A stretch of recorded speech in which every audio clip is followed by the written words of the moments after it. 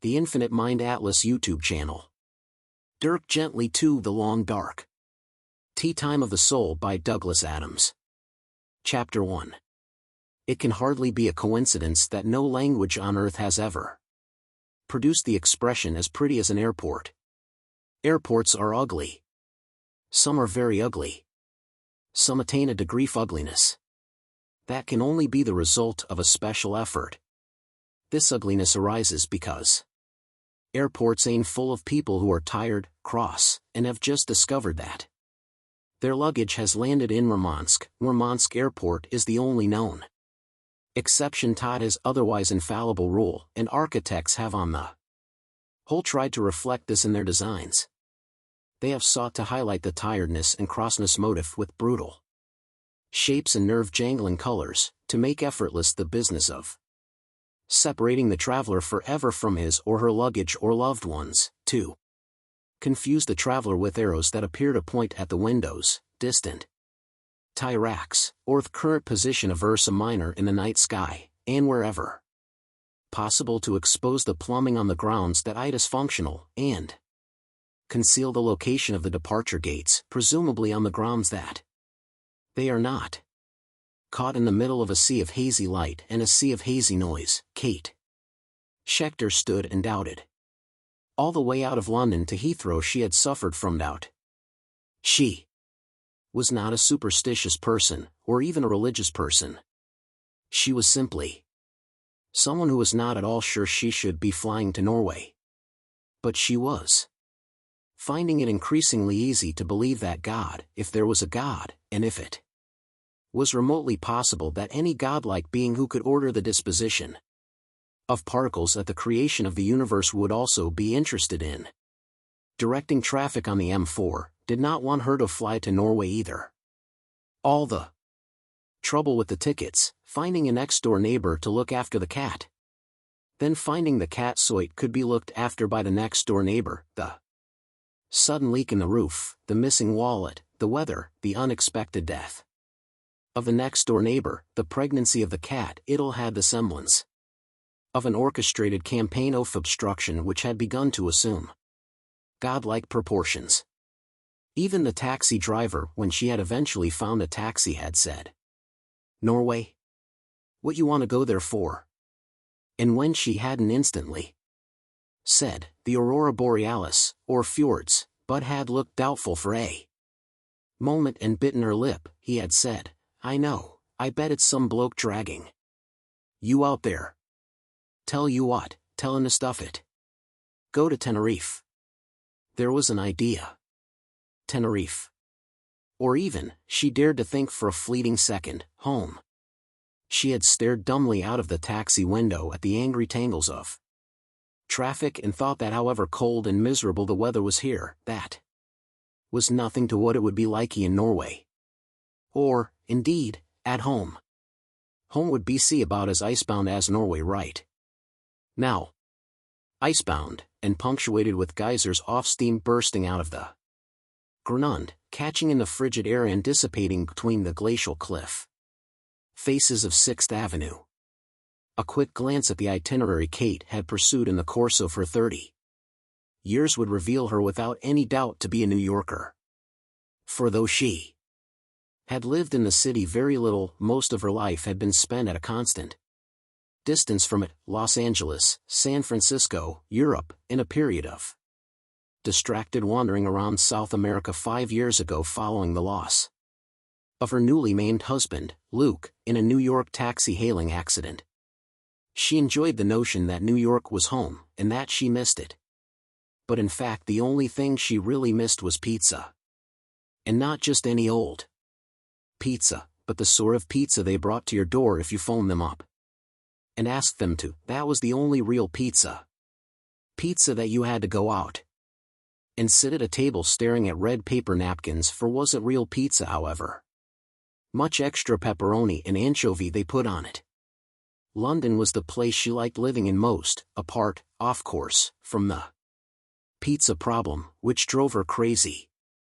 Why would no one deliver pizza? Why did no one understand that it was fundamental to the whole nature of pizza that It aimed at your front door in a hot cardboard box that you slithered it out of. Greaseproof paper and ate it in folded slices in front of the TV? What was the fundamental flaw in the stupid, stuck-up, sluggardly English that they couldn't grasp this simple principle? For some odd reason it was the one frustration she could never learn simply to live with and accept. In about once a month or so she would get very depressed, phone a pizza restaurant, order the biggest, most lavish pizza she could describe, pizza with an extra pizza on it, essentially, and then, sweetly, ask them to deliver it. To what? Deliver.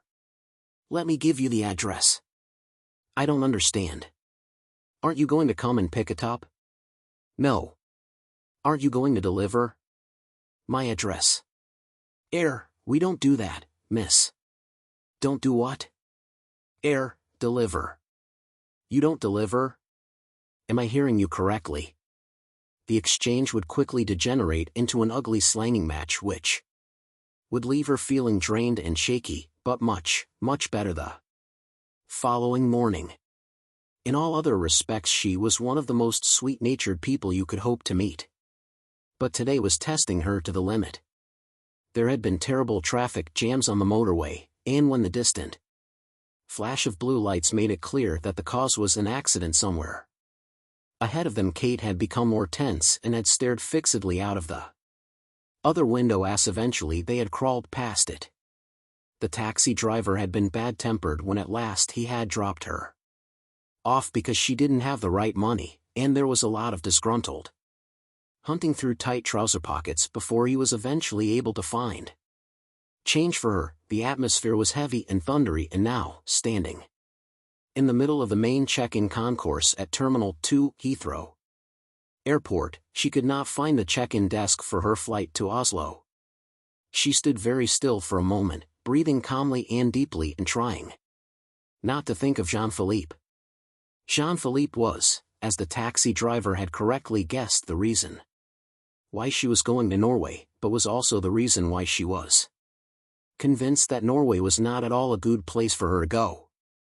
Thinking of him therefore made her head oscillate, and it seemed best not to think about him at all, but simply to go to Norway as if that was where she happened to be going anyway.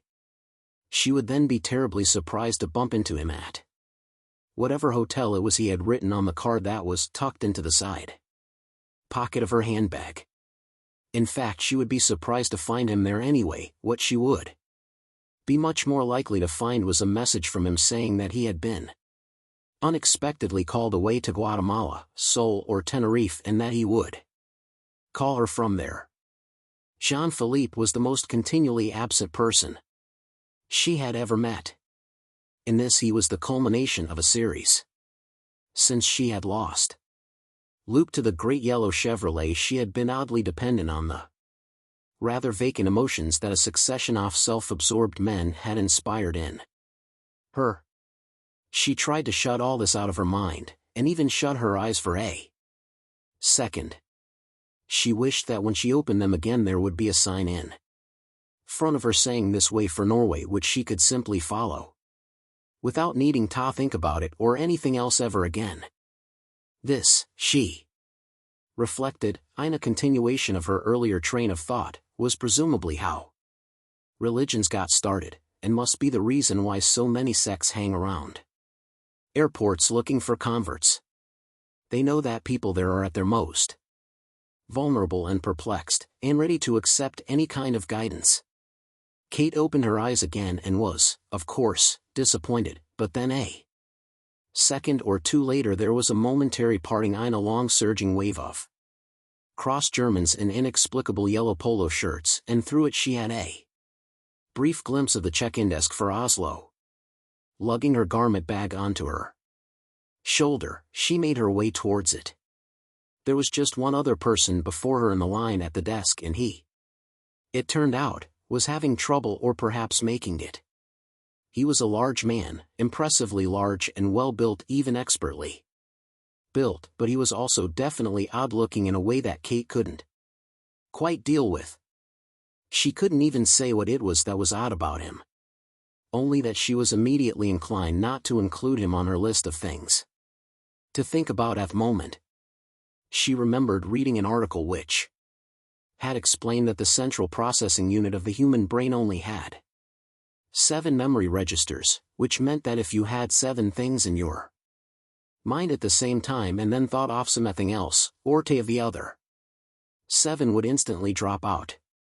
In quick succession she thought about whether or not she was likely to catch the plane, about whether it was just her imagination that the day was a particularly bloody one, about airline staff who smile charmingly and are breathtakingly rude, about duty-free shops which are able to charge much lower prices than ordinary shops but mysteriously don't, about whether or not she felt a magazine article about airports coming in which might help pay for the trip, about whether her garment bag would hurt less on her other shoulder, and finally, in spite of all her intentions to the contrary, about Jean-Philippe, who was another set of at least 7 subtopics all to himself. The man standing arguing in front of her popped right out off her mind. It was only the announcement on the airport tannoy of the last call for her flight to Oslo which forced her attention back to the situation in front of her. The large man was making trouble about the fact that he hadn't been given a first-class seat reservation. It had just transpired that the reason for this was that he didn't in fact have a first-class ticket. Kate's spirits sank to the very bottom of her being and began to prowl around there, making a low growling noise.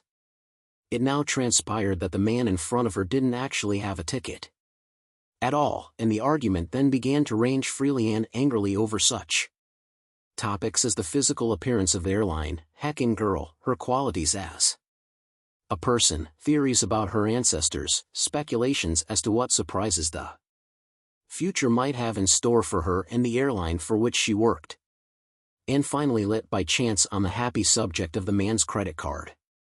He didn't have one. Further discussions ensued, and had to do with checks, and why the airline did not accept them. Kate took a long, slow, murderous look at her watch. "Excuse me," she said, interrupting the transactions. "Is this going to take long? I have to catch the Oslo flight."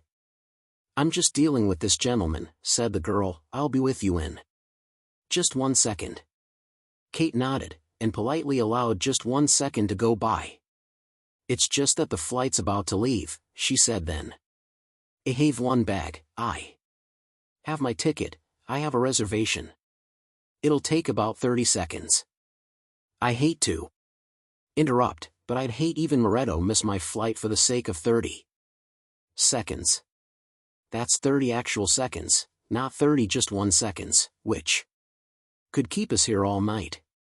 The check-in girl turned the full glare on her lip gloss on to Kate, but before she could speak the large blonde man looked round, and the effect of his face was a little disconcerting. "I, too," he said in a slow, angry Nordic voice, "wish to fly to Oslo." Kate stared at him. He looked thoroughly out of place in an airport, or rather, the airport looked thoroughly out of place around him. "Well," she said, "the way we're stacked up at the moment it looks like neither of us is going to make it. Can we just sort this one out? What's the hold up?" The check-in girl smiled her charming, dead smile and said, "The airline does not accept checks, as a matter of company policy." "Well, I do," said Kate, slapping down her own credit card. "Charge the gentleman's ticket to this, and I'll take a check from him." "Okay," she added to the big man, who was looking at her with slow surprise.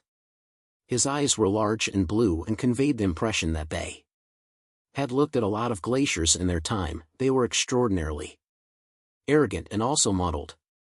"Okay," she repeated briskly.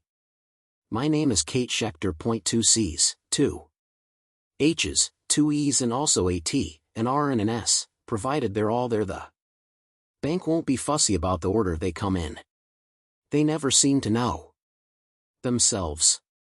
The man very slowly inclined his head a little towards her in a rough bow of acknowledgement. He thanked her for her kindness, courtesy, and some Norwegian word that was lost on her, said that it was a long while since he had encountered anything of the kind, that she was a woman of spirit and some other Norwegian word, and that he was indebted to her. He also added, as an afterthought, that he had no checkbook. Right, said Kate, determined not to be deflected from her course. She fished in her handbag for a piece of paper, took Appin from the check-in counter, scribbled on the paper and thrust it at him. That's my address, she said, send me the money. Hock your fur coat if you have to. Just send it me. Okay? I'm taking a flyer on trusting you. The big man took the scrap of paper, read the few words on it with immense slowness, then folded it with elaborate care and put it into the pocket of his coat. Again he bowed to her very slightly. Kate suddenly realized that the check-in girl was silently waiting for her pen back to fill in the credit card form. She pushed it back at her in annoyance, handed over her own ticket and imposed on herself an icy calm. The airport tannoy announced the departure of their flight. May I see your passports, please, said the girl unhurriedly. Kate handed hers over, but the big man didn't have one. You what? Exclaimed Kate. The airline girl simply stopped moving at all and stared quietly at a random point on her desk waiting for someone else to make a move. It wasn't her problem. The man repeated angrily that he didn't have a passport. He shouted it and banged his fist on the counter so hard that it was slightly dented by the force of the blow. Kate picked up her ticket, her passport and her credit card and hoisted her garment bag back up onto her shoulder. This is when I get off, she said, and simply walked away. She felt that she had made every effort a human being could possibly be expected to make to catch her plane, but that it was not to be. She would send a message to Jean-Philippe saying that she could not be there, and it would probably sit in a slot next to his message to her saying why he could not be there either. For once they would be equally absent. For the time being she would go and cool off. She set off in search of first a newspaper and then some coffee, and by dint of following the appropriate signs was unable to locate either. She was then unable to find a working phone from which to send a message, and decided to give up on the airport altogether. Just get out, she told herself, find a taxi, and go back home. She threaded her way back across the check-in concourse and had almost made it to the exit when she happened to glance back at the check-in desk that had defeated her, and was just in time to see it shoot up through the roof, engulfed in a ball of orange flame. As she lay beneath a pile of rubble, in pain, darkness, and choking dust, trying to find sensation in her limbs, she was at least relieved to be able to think that she hadn't merely been imagining that this was a bad day. So, thinking, she passed out. Chapter 2. The usual people tried to claim responsibility. First the IRA, then the PLO and the gas board. Even British Nuclear Fuels rushed out a statement to the effect that the situation was completely under control, that it was a 1 in a million chance, that there was hardly any radioactive leakage at all, and that the site of the explosion would make a nice location for a day out with the kids and a picnic, before finally having to admit that it wasn't actually anything to do with them at all. No cause could be found for the explosion. It seemed to have happened spontaneously and of its own free will. Explanations were advanced, but most of these were simply phrases which restated the problem in different words along the same principles which had given the world metal fatigue. In fact, a very similar phrase was invented to account for the sudden transition of wood, metal, plastic and concrete into an explosive condition, which was nonlinear catastrophic structural exasperation, or to put it another way, as a junior cabinet minister did on television the following night in a phrase which was to haunt the rest of his career. The check-in desk had just got fundamentally fed up with being where it was. As in all such disastrous events, estimates of the casualties varied wildly. They started at 47 dead, 89 seriously injured, went up to 63 dead, 130 injured, and rose as high as 100. And 17 dead before the figures started to be revised downwards. Once more. The final figures revealed that once all the people who could be accounted for had been accounted for, in fact no one had been killed at all. A small number of people were in hospital suffering from cuts and bruises and varying degrees of traumatized shock, but that, unless anyone had any information about anybody actually being missing, was that.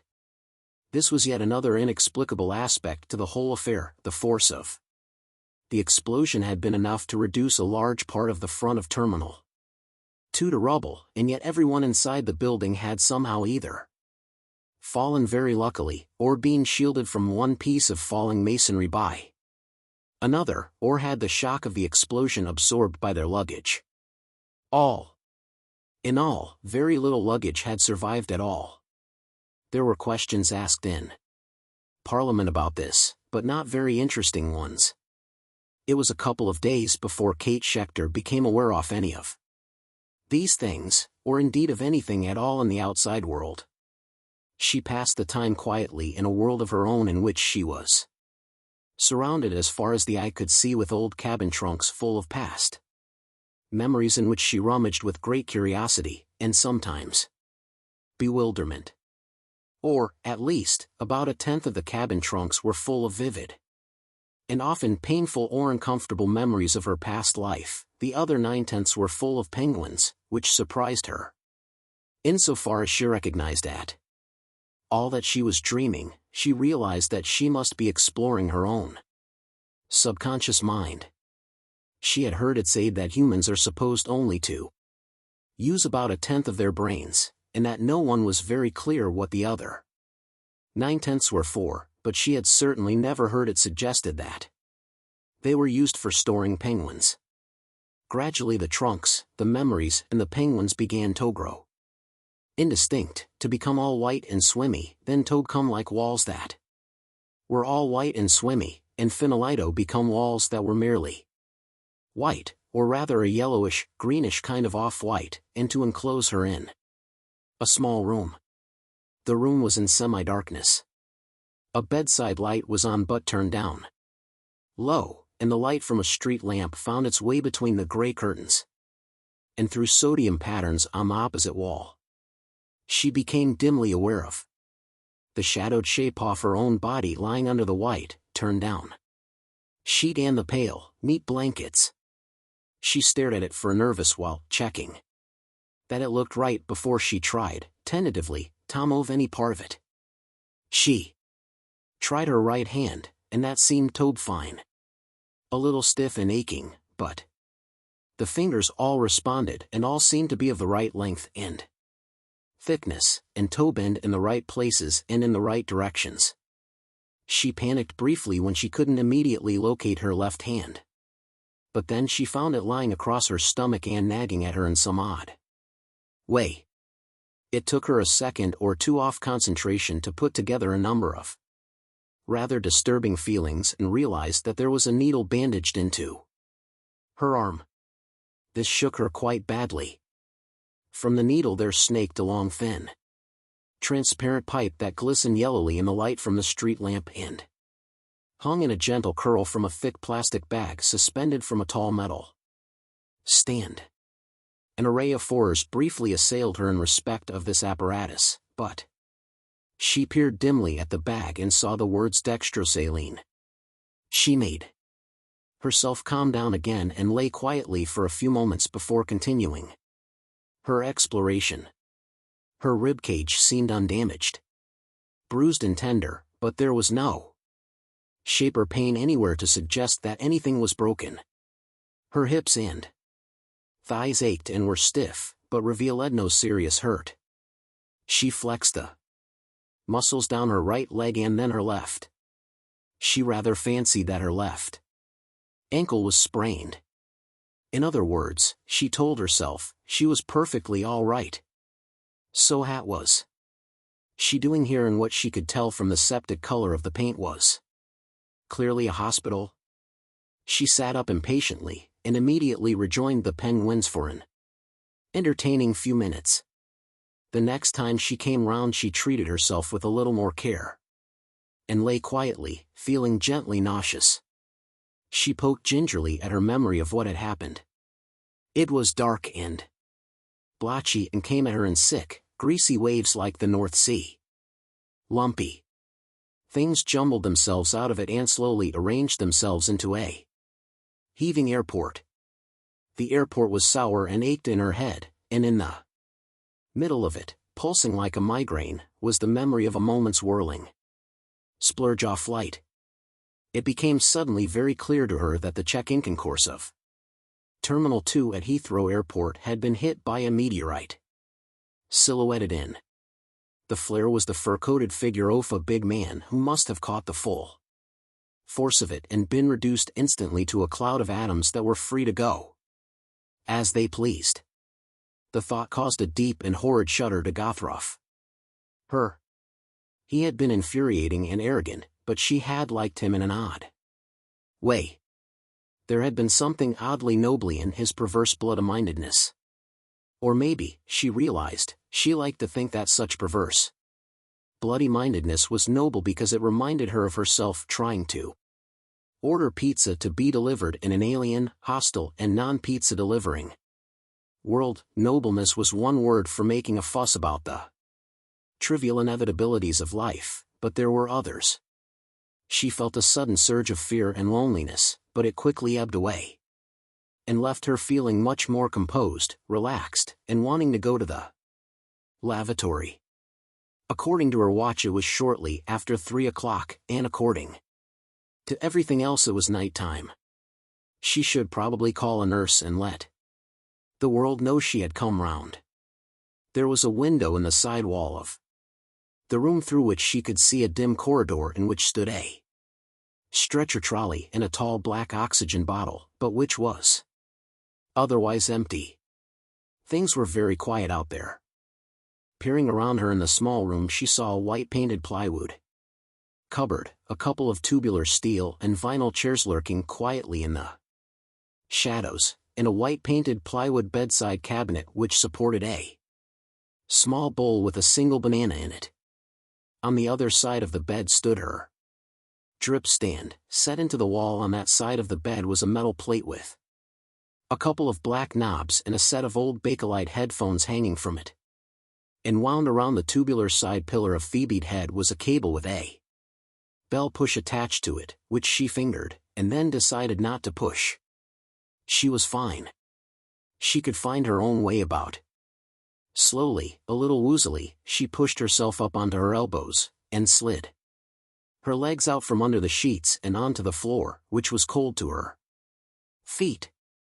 She could tell almost immediately that she shouldn't be doing this, because every part of her feet was sending back streams of messages telling her exactly what every tiniest bit of the floor that they touched felt like, as if it was a strange and worrying thing the like of which they had never encountered before. Nevertheless she sat on the edge of the bed and made her feet accept the floor as something they were just going to have to get used to. Ted Hospital had put her into a large, baggy, striped thing. It wasn't merely baggy, she decided on examining it more closely, it actually was a bag. A bag of loose blue and white striped cotton. It opened up the back and let in chilly night drafts. Perfunctory sleeves flopped halfway down her arms. She moved her arms around in the light, examining the skin, rubbing it and pinching it, especially around the bandage which held her drip needle in place. Normally her arms were lithe and the skin was firm and supple. Tonight, however, they looked like bits off chickens. Briefly she smoothed each forearm with her other hand, and then looked up again, purposefully. She reached out and gripped the drip stand and, because it wobbled slightly less than she did, she was able to use it to pull herself slowly to her feet. She stood there, her tall slim figure trembling, and after a few seconds, she held the drip stand away at a bent arm's length, like a shepherd holding a crook. She had not made it to Norway, but she was at least standing up. The drip stand rolled on 4 small and independently perverse wheels, which behaved like 4 screaming children in a supermarket, but nevertheless Kate was able to propel it to the door ahead of her. Walking increased her sense of wooziness but also increased her resolve not to give into it. She reached the door, opened it, and pushing the drip stand out ahead of her, looked out into the corridor. To her left the corridor ended in a couple of swing doors with circular porthole windows, which seemed to lead into a larger area, an open ward. Perhaps. To her right a number of smaller doors opened off the corridor as it continued on for a short distance before turning a sharp corner. One of those doors would probably be the lavatory. The others? Well, she would find out as she looked for the lavatory. The first 2 were cupboards. The third was slightly bigger and had a chair in it and therefore probably counted as a room since most people don't like to sit in cupboards, even nurses who have to do a lot of things that most people wouldn't like to. It also had a stack of styro beakers, a lot of semi-congealed coffee creamer and an elderly coffee maker, all sitting on top of a small table together and seeping grimly over a copy of the Evening Standard. Kate picked up the dark, damp paper and tried to reconstruct some of her missing days from it. However, what with her own wobbly condition making it difficult to read, and the droopily stuck-together condition of the newspaper, she was able to glean little more than the fact that no one could really say for certain what had happened. It seemed that no one had been seriously hurt, but that an employee of one of the airlines was still unaccounted for. The incident had now been officially classified as an act of God. Nice one, God, thought Kate. She put down the remains of the paper and closed the door behind her. The next door she tried was another small side ward like her own. There was a bedside table and a single banana in the fruit bowl. The bed was clearly occupied. She pulled the door too quickly, but she did not pull it quickly enough. Unfortunately, something odd had caught her attention, but although she had noticed it, she could not immediately say what it was. She stood there with the door half closed, staring at the door, knowing that she should not look again, and knowing that she would. Carefully she eased the door back open again. The room was darkly shadowed and chilly. The chilliness did not give her a good feeling about the occupant of the bed. She listened. The silence didn't sound too good either. It wasn't the silence of healthy deep sleep, it was the silence of nothing but a little distant traffic noise. She hesitated for a long while, silhouetted in the doorway, looking and listening. She wondered about the sheer bulk of the occupant of the bed and how cold he was with just a thin blanket pulled over him. Next to the bed was a small tubular-legged vinyl bucket chair which was rather overwhelmed by the huge and heavy fur coat draped over it, and Kate thought that the coat should more properly be draped over the bed and its cold occupant. At last, walking as softly and cautiously as she could, she moved into the room and over to the bed. She stood looking down at the face of the big Nordic man. Though cold, and though his eyes were shut, his face was frowning slightly as if was still rather worried about something. This struck Kate as being almost infinitely sad. In life the man had had the air of someone who was beset by huge, if somewhat puzzling, difficulties, and the appearance that he had almost immediately found things beyond this life that were a bother to him as well was miserable to contemplate. She was astonished that he appeared to be so unscathed. His skin was totally unmarked.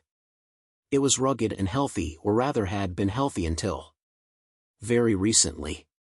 Closer inspection showed a network of fine lines which suggested that he was older than the mid-30s she had originally assumed. He could even have been a very fit and healthy man in his late 40s. Standing against the wall, by the door, was something unexpected. It was a large Coca-Cola vending machine. It didn't look as if it had been installed. There, it wasn't plugged in, and it had a small neat sticker on it explaining that it was temporarily out of order. It looked as if it had simply been left there inadvertently by someone who was probably even now walking around, wondering which room he had left it in. Its large red and white wavy panel stared glassily into the room and did not explain itself. The only thing the machine communicated to the outside world was that there was a slot into which coins of a variety of denominations might be inserted, and an aperture to which a variety of different cans would be delivered if the machine was working, which it was not. There was also an old sledgehammer leaning against it, which was, in its own way, odd. Faintness began to creep over Kate, the room began to develop a slight spin, and there was some restless rustling in the cabin trunks of her mind. Then she realized that the rustling wasn't simply her imagination. There was a distinct noise in the room, a heavy, beating, scratching noise, a muffled fluttering. The noise rose and fell like the wind, but in her dazed and woozy state, Kate could not at first tell where the noise was coming from. At last her gaze fell on the curtains. She stared at them with the worried frown of a drunk, trying to work out why the door is dancing. The sound was coming from the curtains. She walked uncertainly towards them and pulled them apart. A huge eagle with circles tattooed on its wings was clattering and beating against the window, staring in with great yellow eyes and pecking wildly at the glass. Kate staggered back, turned and tried to heave herself out of the room. At the end of the corridor, the porthole doors swung open and two figures came through them. Hands rushed towards her as she became hopelessly entangled in the drip stand and began slowly to spin towards the floor. She was unconscious as they carefully laid her back inert. She was unconscious half an hour later when a disturbingly short figure in a worryingly long white doctor's coat arrived, wheeled the big man away on a stretcher trolley, and then returned after a few minutes for the Coca-Cola machine. She woke a few hours later with a wintry sun seeping through the window. The day looked very quiet and ordinary, but Kate was still shaking. Chapter 3. The same sun later broke in through the upper windows of a house in North London and struck the peacefully sleeping figure off a man. The room in which he slept was large and bedraggled and did not much benefit from the sudden intrusion of light. The sun crept slowly across the bedclothes, as if nervous of what it might find amongst them, slunk down the side of the bed, moved in a rather startled way across some objects it encountered on the floor, toyed nervously with a couple of motes of dust, lit brief lie in a stuffed fruit bat hanging in the corner, and fled. This was about as big an appearance as the sun ever put in here, and it lasted for about an hour or so, during which time the sleeping figure scarcely stirred. At 11 o'clock the phone rang, and still the figure did not respond, any more than it had responded when the phone had rung at 25 to 7. In the morning, again at 20 to 7, again at 10 to 7, and again for 10 minutes continuously starting at 5 to 7, after which it has settled into a long and significant silence, disturbed only by the brain-off police sirens.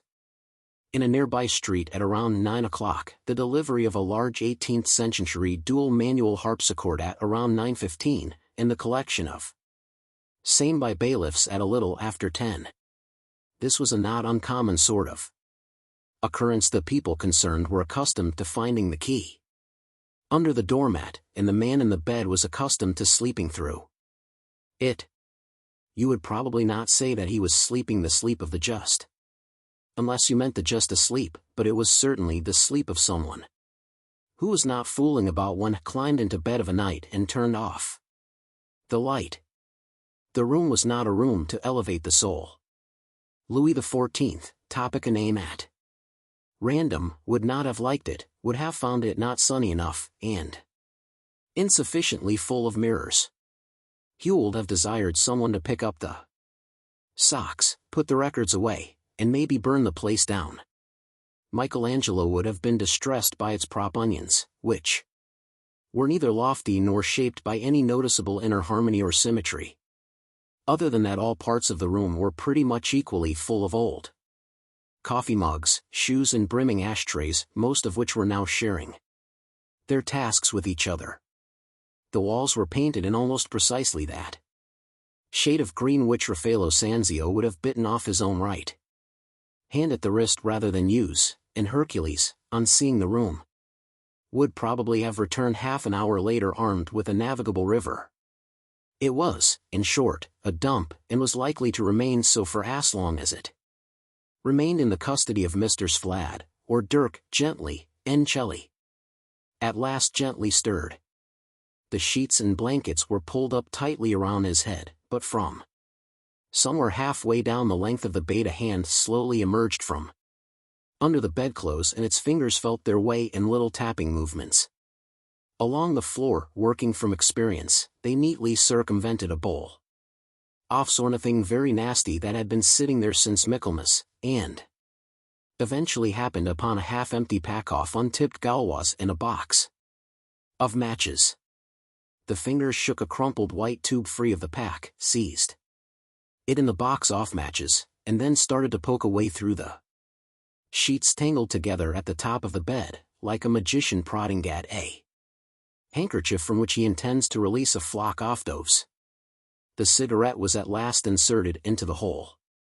The cigarette was lit.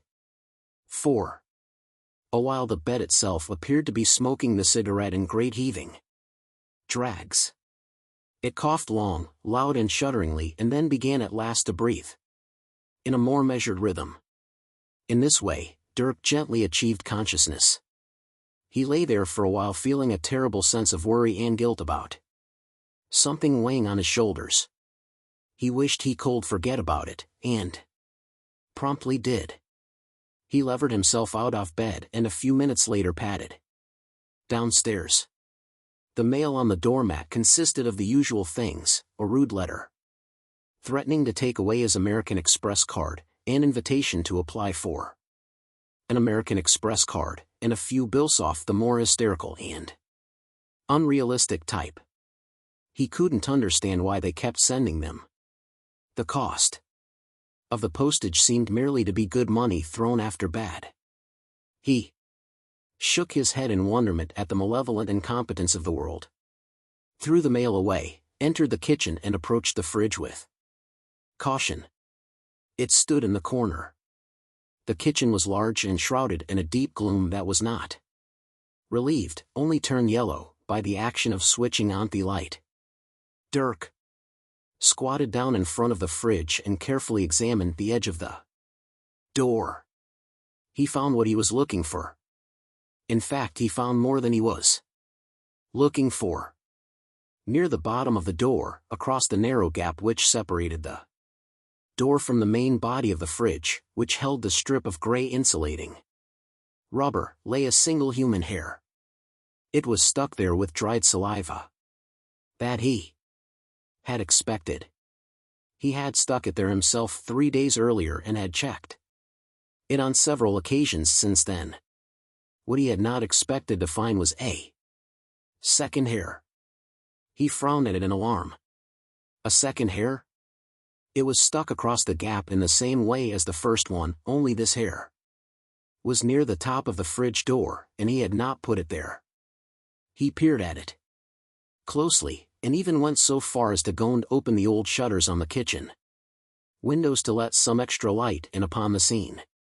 The daylight shouldered its way in like a squad of policemen and did a lot of what's all thising around the room which, like the bedroom, would have presented anyone of an aesthetic disposition with difficulties.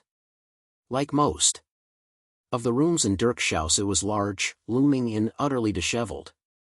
It simply sneered at anyone's attempts to tidy it, sneered at them and brushed them aside like one of the small pile of dead and disheartened flies that lay beneath the window, on top of a pile of old pizza boxes.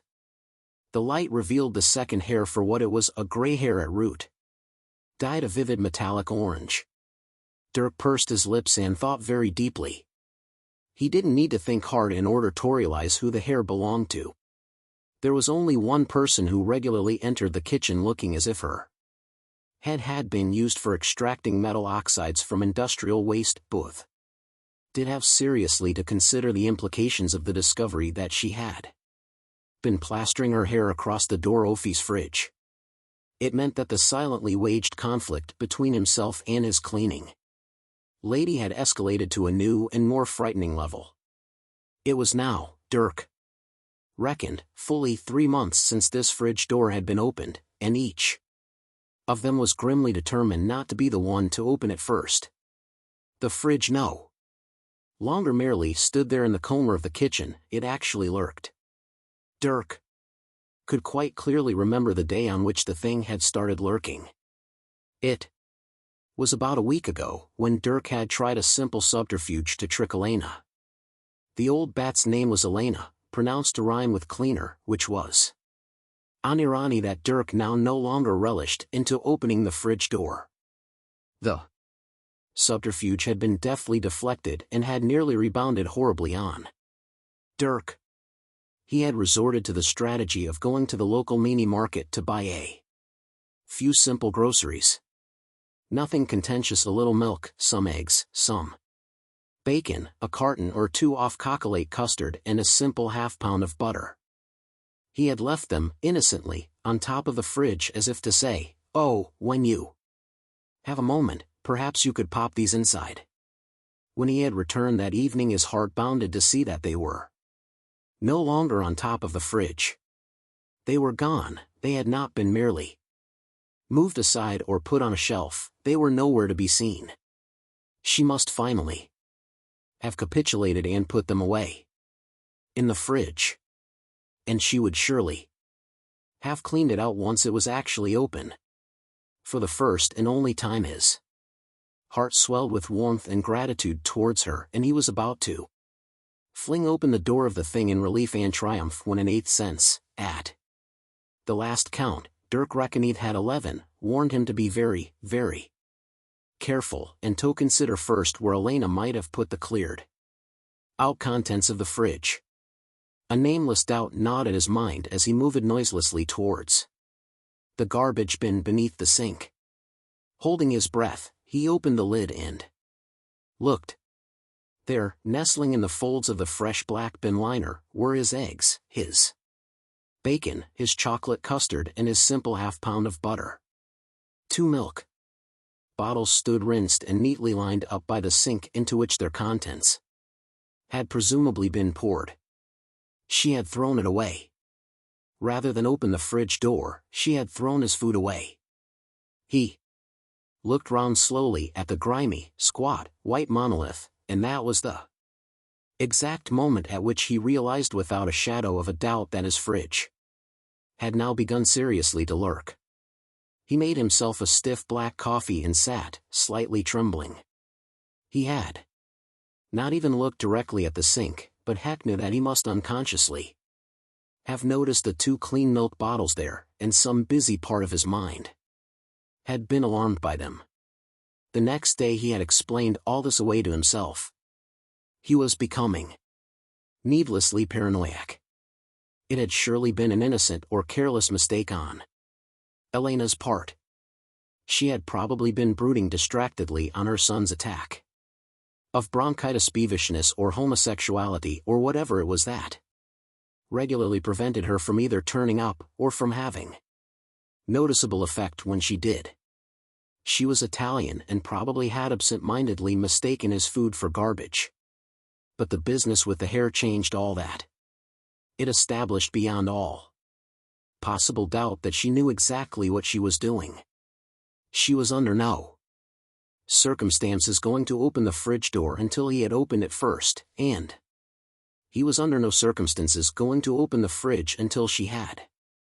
Obviously she had not noticed his hair, otherwise it would have been her most effective course simply to pull it off, thus tricking him into thinking she had opened the fridge.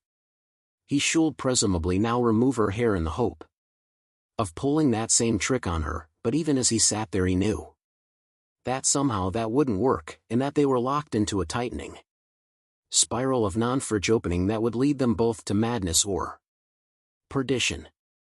He wondered if he could hire someone to come and open the fridge. No. He was not in a position to hire anybody to do anything. He was not even in a position to pay Elena for the last 3 weeks. The only reason he didn't ask her to leave was that sacking somebody inevitably involved paying them off, and she was in no position to do. His secretary had finally left him on her own initiative and gone off to do something reprehensible in the travel business. Dirk had attempted to cast scorn on her preferring monotony of pay over regularity of pay. She had calmly corrected him over job satisfaction. She had nearly said, over what, but at that moment she realized that if she said that, she would have to listen to his reply, which would be bound to infuriate her into arguing back. It occurred to her for the first time that the only way of escaping was just not to get drawn into these arguments.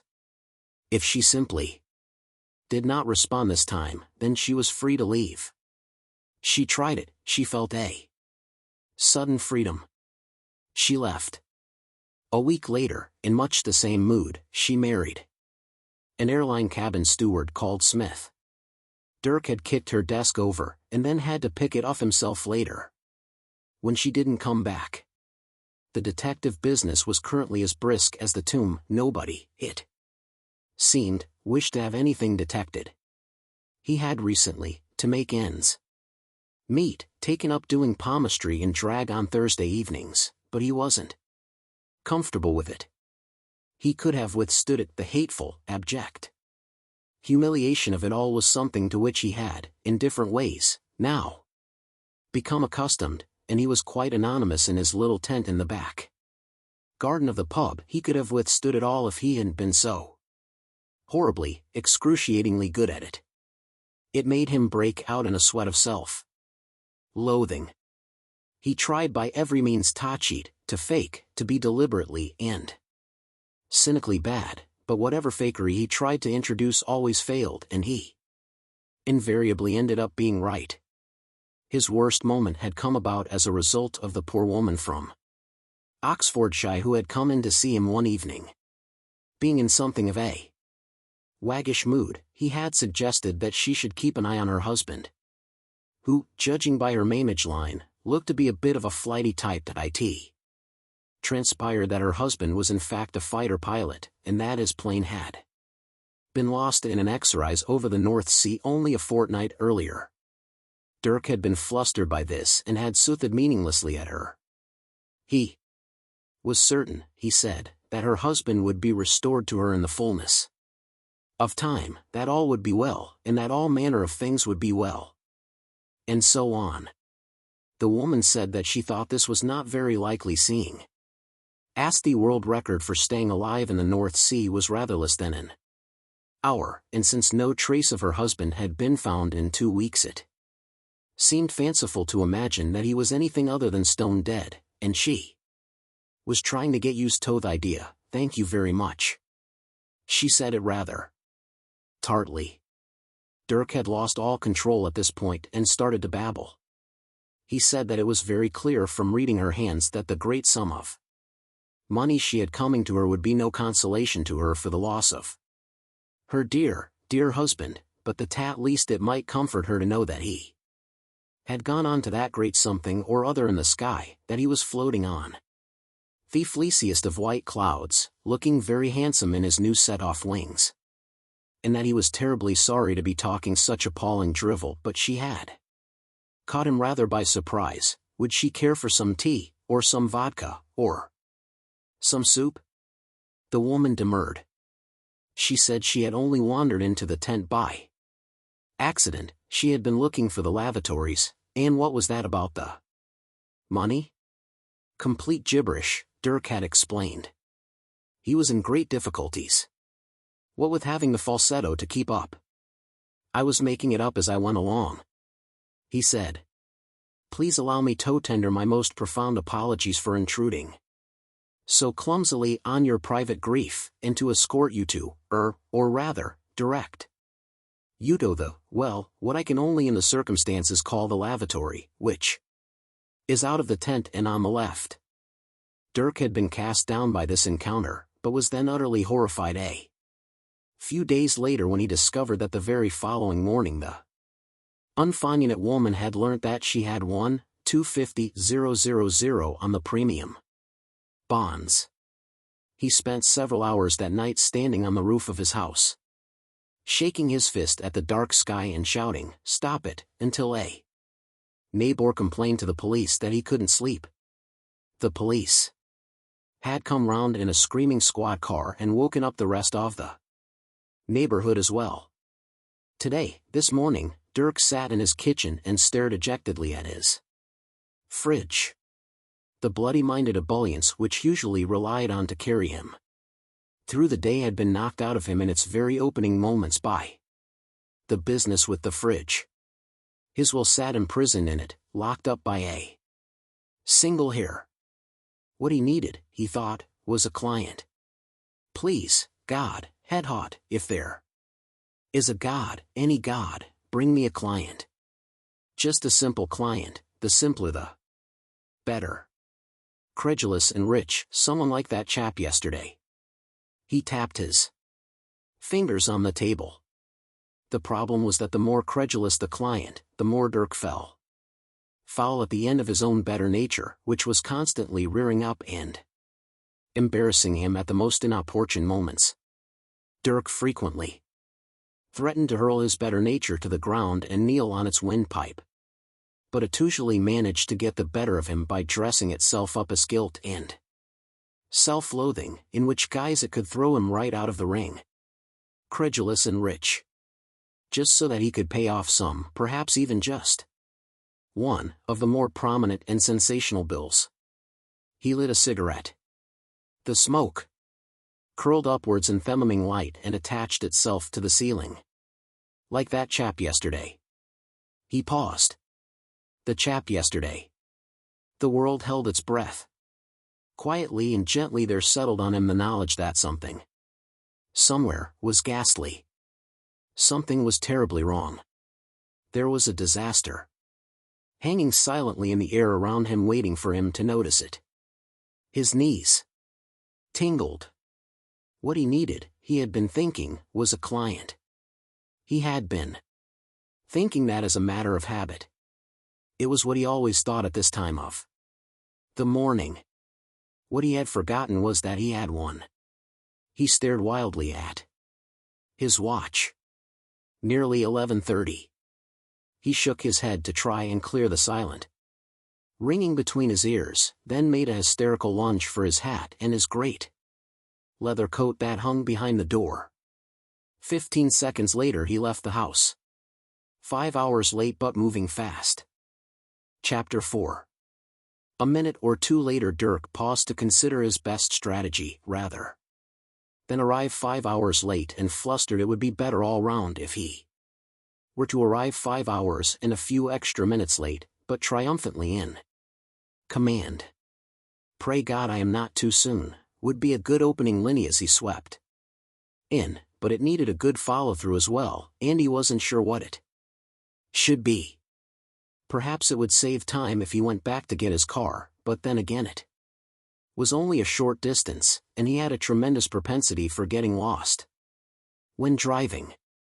This was largely because of his method of Zen navigation, which was simply to find any car that looked as if it knew where it was going and follow it.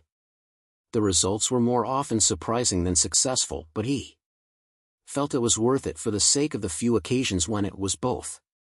Furthermore, he was not at all certain that his car was working.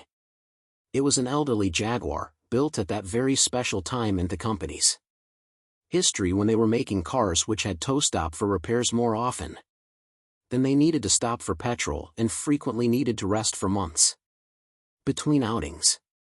He was, however, certain, now that he came to think about it, that the car didn't have any petrol, and furthermore he did not have any cash or valid plastic to enable him to fill it up. He abandoned that line of thought as wholly fruitless. He stopped to buy a newspaper while he thought things over, the clock in. The newsagent said 11:35. Damn. He toyed with the idea of simply dropping the case. Just walking away and forgetting about it. Having some lunch. The whole thing was fraught with difficulties in any event. Or rather, it was fraught with one particular difficulty, which was that of keeping a straight face. The whole thing was complete and utter nonsense. The client was clearly loopy, and Dirk would not have considered taking the case except for one very important thing. £300 a day plus expenses. The client had agreed to it just like that. And when Dirk had started his usual speech to the effect that his methods, involving as they did the fundamental interconnectedness of all things, often led to expenses that might appear to the untutored atop somewhat tangential to the matter in hand, the client had simply waved the matter aside as trifling. Dirk liked that in a client. The only thing the client had insisted upon in the midst of this almost superhuman fit of reasonableness was that Dirk had to bet here, absolutely. Had to be there ready, functioning and alert, without fail, without even the merest smidgen of an inkling of failure, at 6:30 in the morning. Absolute. Well, he was just going to have to see reason about that Oswell. 6:30 was clearly a preposterous time, and he, the client, obviously hadn't meant it seriously. A civilized 6:34 12 noon was almost certainly what he had in mind, and if he wanted to cut up rough about it, Dirk would have no option but to start handing out some serious statistics. Nobody got murdered before lunch. But nobody. People weren't up to it. You needed a good lunch to get both the blood sugar and bloodlust levels up. Dirk had the figures to prove it. Did he? Anstey, the client's name was Anstey, an odd, intense man in his mid-30s with staring eyes, a narrow yellow tie in one of the big houses in Lupton Road. Dirk hadn't actually liked him very much and thought he looked as if he was trying to swallow a fish. Did he know that 67% of all known murderers who expressed a preference had had liver and bacon for lunch? And that another 22% had been torn between either a prawn biryani or an omelette? That dispensed with 89% of the threat at a stroke, and by the time you had further discounted the salad eaters and the turkey and ham sandwich munchers and started to look at the number of people who would contemplate such a course of action without any lunch at all, then you were well into the realms of negligibility and bordering on fantasy. After 2:30, but nearer to 3 o'clock, was when you had to start being on your guard. Seriously. Even on good days, even when you weren't receiving death threats from strange gigantic men with green eyes, you had to watch people like a hawk after the lunching hour. The really dangerous time was after 4 o'clock-ish, when the streets began to fill up with marauding packs of publishers and agents, maddened with Fetusin and KIR and baying for cabs. Those were the times that'est men's souls. 6:30 in the morning? Forget it. Dirk had. With his resolve well stiffened, Dirk stepped back out of the newsagent's into the nippy air of the street and strode off. Ah, I expect you'll be wanting to pay for that paper, then, won't you, Mr. Dirk? Sir, said the newsagent, trotting gently after him. Ah, Bates, said Dirk loftily, you and your expectations, always expecting this and expecting that. May I recommend serenity to you? A life that is burdened with expectations is a heavy life. Its fruit is sorrow and disappointment. Learn to be on with the joy of the moment. I thirk it's 20 pence that one, sir, said Bates, tranquilly. Tell you what I'll do, Bates, seeing as it's you. Do you have a pen on you? At all?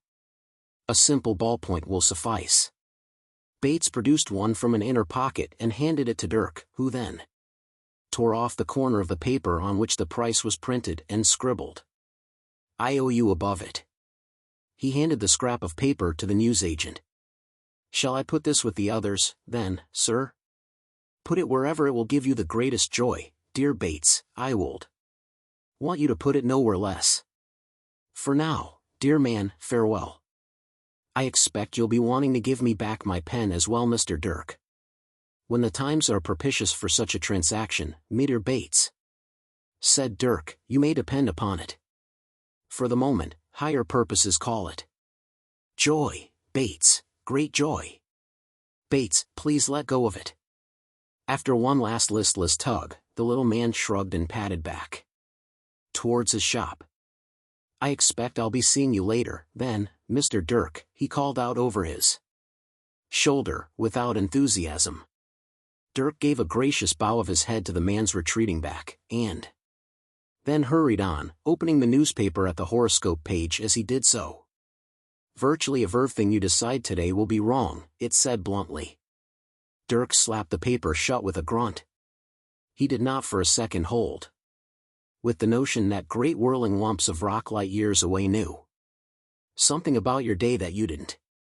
It just so happened that the great Zaganza was an old friend of his who knew when Dirk's birthday was, and always wrote his column deliberately to wind him up. The paper circulation had dropped by nearly a twelfth since he had taken over doing the horoscope. And only Dirk and the great Zaganzak knew why. He hurried on, flapping his way quickly through the rest of the paper. As usual, there was nothing interesting. A lot of stuff about the search for Janice Smith, the missing airline girl from Heathrow, and how she could possibly have disappeared just like that. They printed the latest picture of her, which was on Aswin with pigtails, aged 6. Her father, a Mr. Jim Pierce, was quoted as saying it was quite a good likeness, but she had grown up a lot now and was usually in better focus. Impatiently, Dirk tucked the paper under his arm and strode onwards, his thoughts on a much more interesting topic. £300 a day. Plus expenses. He wondered how long he could reasonably expect to sustain in Mr. Anstey's strange delusions that he was about to be murdered by a 7-foot tall, shaggy-haired creature with huge green eyes and horns, who habitually waved things at him, a contract written in some incomprehensible language and signed with a splash of blood, and also a kind of scythe. The other notable feature of this creature was that no one other than his client had been able to see it, which Mr. Anstey dismissed as a trick off the light. 3 days? 4? Dirk didn't think he'd be able to manage a whole week with a straight face, but he was already looking at something like a grand for his trouble. And he would stick a new fridge down on the list of tangential but non-negotiable expenses. That would be a good one. Getting the old fridge thrown out was definitely part of the interconnectedness of all things. He began to whistle at the thought of simply getting some Anito come round and cart the thing away, turned into Lupton Road and was surprised at all the police cars there. And the ambulance. He didn't like them being there. It didn't feel right, it didn't sit comfortably in his mind alongside his visions of a new fridge. Chapter 5. Dirk knew Lupton Road. It was a wide tree-lined affair, with large late Victorian terraces which stood tall and sturdily and resented police cars. Resented them if they tummed up in numbers, that is, and if their lights were flashing. The inhabitants of Lupton Road liked to see a nice, well-turned-out single police car patrolling up and down the street in a cheerful and robust manner. It kept property values cheerful and robust too. But the moment the lights started flashing in fat knuckle-whitening blue, they cast their pallor not only on the neatly pointed bricks that they flashed across, but also on the very values those bricks represented. Anxious faces peered from behind the glass of neighboring windows and were irradiated by the blue strobes. There were 3 of them, 3 police cars left askew across the road in a way that transcended mere parking. It sent out a massive signal to the world, saying that the law was here now taking charge of things, and that anyone who just had normal, good and cheerful business to conduct in Lupton Road could just fuck off. Dirk hurried up the road, sweat pricking at him beneath his heavy leather coat. A police constable loomed up ahead of him with his arms spread out, playing at being a stop barrier, but Dirk swept him aside in a torrent of words, to which the constable was unable to come up with a good response off the top of his head. Dirk sped onto the house. At the door another policeman stopped him, and Dirk was about to wave an expired Marks and Spencer charge card at him with a deft little flick of the wrist that he had practiced for hours in front of a mirror on those long evenings when nothing much else was on, when the officer suddenly said, "Hey, is your name Gently?" Dirk blinked at him warily. He made a slight grunting noise that could be either yes or no depending on the circumstances. "Because the chief has been looking for you." "Has he?" said Dirk. "I recognized you from his description," said the officer, looking him up and down with a slight smirk. "In fact," continued the officer, "he's been using your name in a manner that some might find highly offensive. He even sent Big Bob the Finder off in a car to find you. I can tell that head and find you from the fact that you're looking reasonably well. Lot of people get found by Big Bob the Finder, they come in a bit wobbly. Just about able to help us with our inquiries, but that's about all. You'd better go in. Rather you than me, head quietly." Dirk glanced at the house.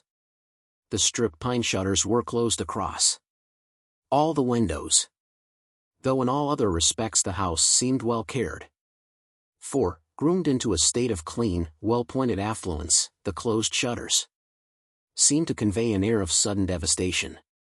Oddly, there seemed to be music coming from the basement, or rather, just a single disjointed phrase of thumping music being repeated over and over again. It sounded as if the stylus had got stuck in the groove of a record, and Dirk wondered why no one had turned it off, or at least nudged the stylus alongside hat the record could continue. The song seemed very vaguely familiar, and Dirk guessed that he had probably heard it on the radio recently, though he couldn't place it. The fragment of lyric seemed to be something like, "Don't pick it up, pick I. Don't pick it up, pick I. Don't pick it up, pick I," and so on. "You'll be wanting to go down to the basement," said the officer impassively, as if that was the last thing that anyone in their right mind would be wanting to do. Dirk nodded to him curtly and hurried up the steps to the front door, which was standing slightly ajar. He shook his head and clenched his shoulders to try and stop his brain fluttering. He went in.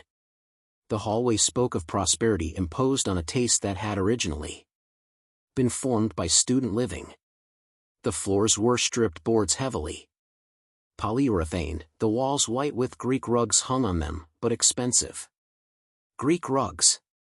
Dirk would be prepared to bet, though probably not to pay up, that a thorough search of the house would reveal, amongst who knew what other dark secrets, 500 British Telecom shares and a set of Dylan albums that was complete up to blood on the tracks. Another policeman was standing in the hall. He looked terribly young, and he was leaning very slightly back against the wall, staring at the floor and holding his helmet against his stomach. His face was pale and shiny. He looked at Dirk blankly, and nodded faintly in the direction of the stairs leading down. Up the stairs came the repeated sound. "Don't pick it up, pick I. Don't pick it up, pick I dash." Dirk was trembling with a rage that was barging around inside him, looking for something to hit or throttle. He wished that he could hotly deny that any of this was his fault, but until anybody tried to assert that it was, he couldn't. "How long have you been here?" he said curtly. The young policeman had to gather himself together. "Tones were. We arrived about half hour ago," he replied in a thick voice. "Hell of a morning. Rushing around." Don't tell me about rushing around, said Dirk. Complete eliminatingly. He launched himself down the stairs. Don't pick it up, pick I. Don't pick it up, pick I dash. At the bottom there was a narrow corridor. The main door off it was heavily cracked and hanging off its hinges. It opened into a large double room. Dirk was about to enter when a figure emerged from it and stood, barring his way. I hate the fact that this case has got you mixed up in it, said the figure. I hate it very much. Tell me what you've got to do with it so I know exactly what it is I'm hating. Dirk stared at the neat, thin face in astonishment. Gilks, he said.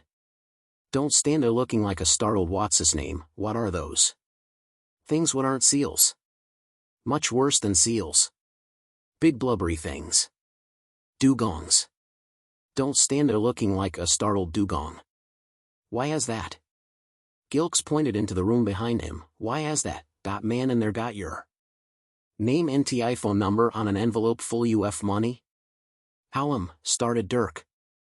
How, may I ask, do you come tobe here? Gilks? What are you doing so far from the fens? Surprised you find it dank. Enough for you here. 300 pounds, said Gilks. Why? Perhaps you would allow me to speak to my client, said Dirk. Your client, said Gilks grimly. Yes. All right. Why didn't you speak to him? I'd be interested to hear what you Avito say. He stood back stiffly and waved Dirk into the room. Dirk gathered his thoughts and entered the room in a state of controlled composure which lasted for just over a second. Most of his client was sitting quietly in a comfortable chair in front of the hi-fi. The chair was placed in the optimal listening position about twice as far back from the speakers as the distance between them, which is generally considered to be ideal for stereo imaging. He seemed generally to be casual and relaxed with his legs crossed and a half-finished cup of coffee on the small table beside him. Distressingly, though, his head was sitting neatly on the middle of the record, which was revolving on the hi-fi turntable, with the tone arms snuggling up against the neck and constantly being deflected back into the same groove. As the head revolved, it seemed once every 1.8 seconds or so to shoot Dirk a reproachful glance, as if to say, see what happens when you don't turn up on time like I asked you to. Then it would sweep on round to the wall, round, and back to the front again with more reproach. Don't pick it up, pick I. Don't pick it up, pick I dash. The room swayed a little around Dirk, and he put his hand out against the wall to steady it. Was there any particular service you were engaged to provide for your client? Said Gilks behind him, very quietly. Oh, just a small matter, said Dirk weakly. Nothing connected with all this. No, he, didn't mention any of this kind of thing at all.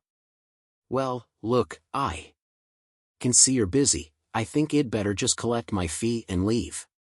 You say he left it out for me? Having said this, Dirk sat heavily on a small bentwood chair standing behind him, and broke it. Gilks hauled him back to his feet again, and propped him against the wall. Briefly he left the room, then came back with a small jug of water and a glass on a tray. He poured some water into the glass, took it to Dirk and threw it at him. Better? No, spluttered Dirk, can't you at least turn the record off? That's forensics job. Can't touch anything till the clever dicks have been. Maybe that's them now. Go out onto the patio and get some air. Chain yourself to the railing and beat yourself up a little. I'm pushed for time myself. And try to look less green, will you? It's not your color. Don't pick it up, pick I. Don't pick it up, pick I dash. Gilks turned round, looking tired and cross, and was about to go out and up the stairs to meet the newcomers whose voices could be heard up on the ground floor, when he paused and watched the head revolving patiently on its Heavy platter for a few seconds. You know, he said at last, these smart aleck show-off suicides really make me tired. They only do it to annoy. Suicide, said Dirk. Gilks glanced round at him. Windows secured with iron bars half an inch thick, he said. Door locked from the inside with the key still in the lock, furniture piled against the inside of the door. French windows tove patio locked with mortise door. Bolts. No signs of a tunnel.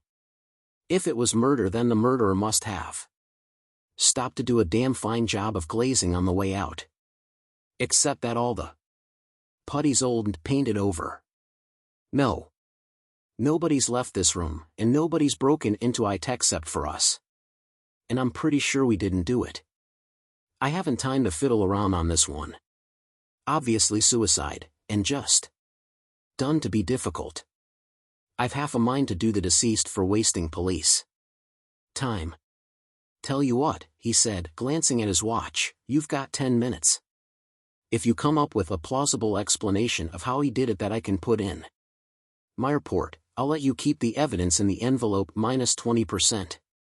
Compensation to me for the emotional wear and tear involved in not punching you in the mouth.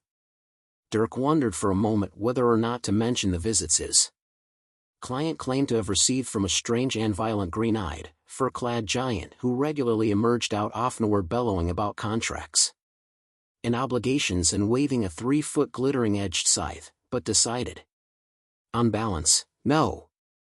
Don't pick it up, pick it up, pick I. Don't pick it up, pick it up, pick I dash. He was seething at himself at last.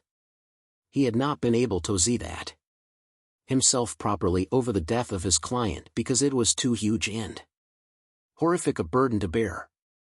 But now he had been humiliated by Gilks, and found himself in too wobbly and disturbed a state to fight back, so he was able to seethe himself about that. He turned sharply away from his tormentor and let himself out into the patio garden to be alone with his seethings. The patio was a small, paved, west-facing area at the rear which was largely deprived of light, cut off as it was by the high back wall of the house, and by the high wall of some industrial building that backed onto the rear. In the middle of it stood, for who knew what possible reason, a stone sundial. If any light at il fell on the sundial, you would know that it was pretty close to noon, GMT. Other than that, birds perched on it. A few plants sulked in pots. Dirk jabbed a cigarette in his mouth and burnt a lot of the end off it. Fiercely. Don't pick it up, pick it up, pick I. Don't pick it up, pick it up, pick I dash still nagged from inside the house. Neat garden walls separated the patio on either side from the gardens of neighboring houses.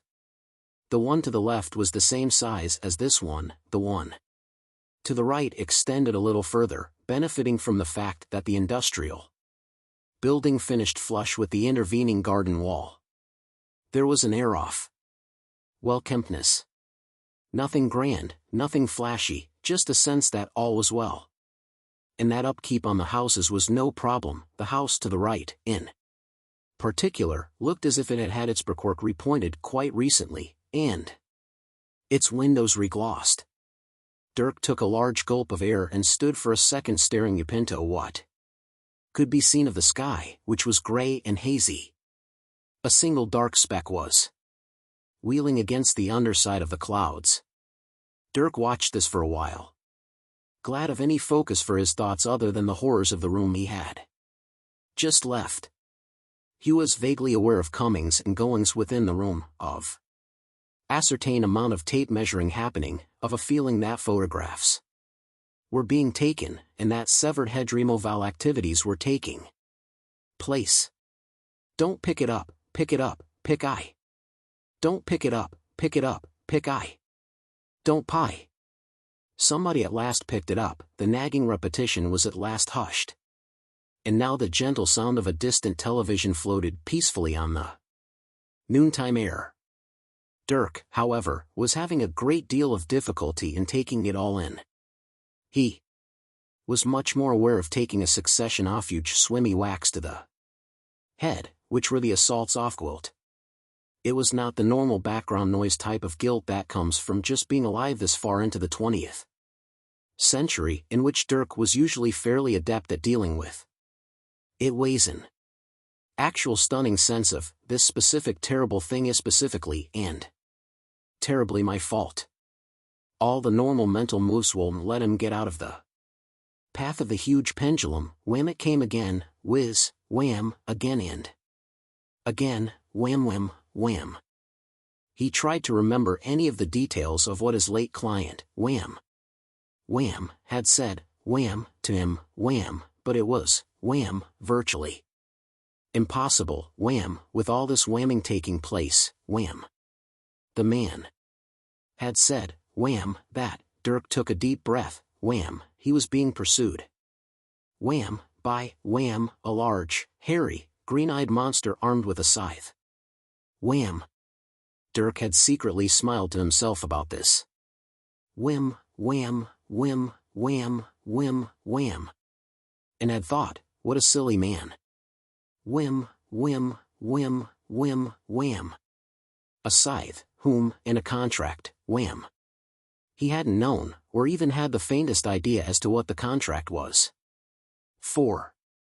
Of course, Dirk had thought, wham. But he had a vague feeling that it might have something to do with a potato. There was a bit of a complicated story attached to had, whim, whim. Whim.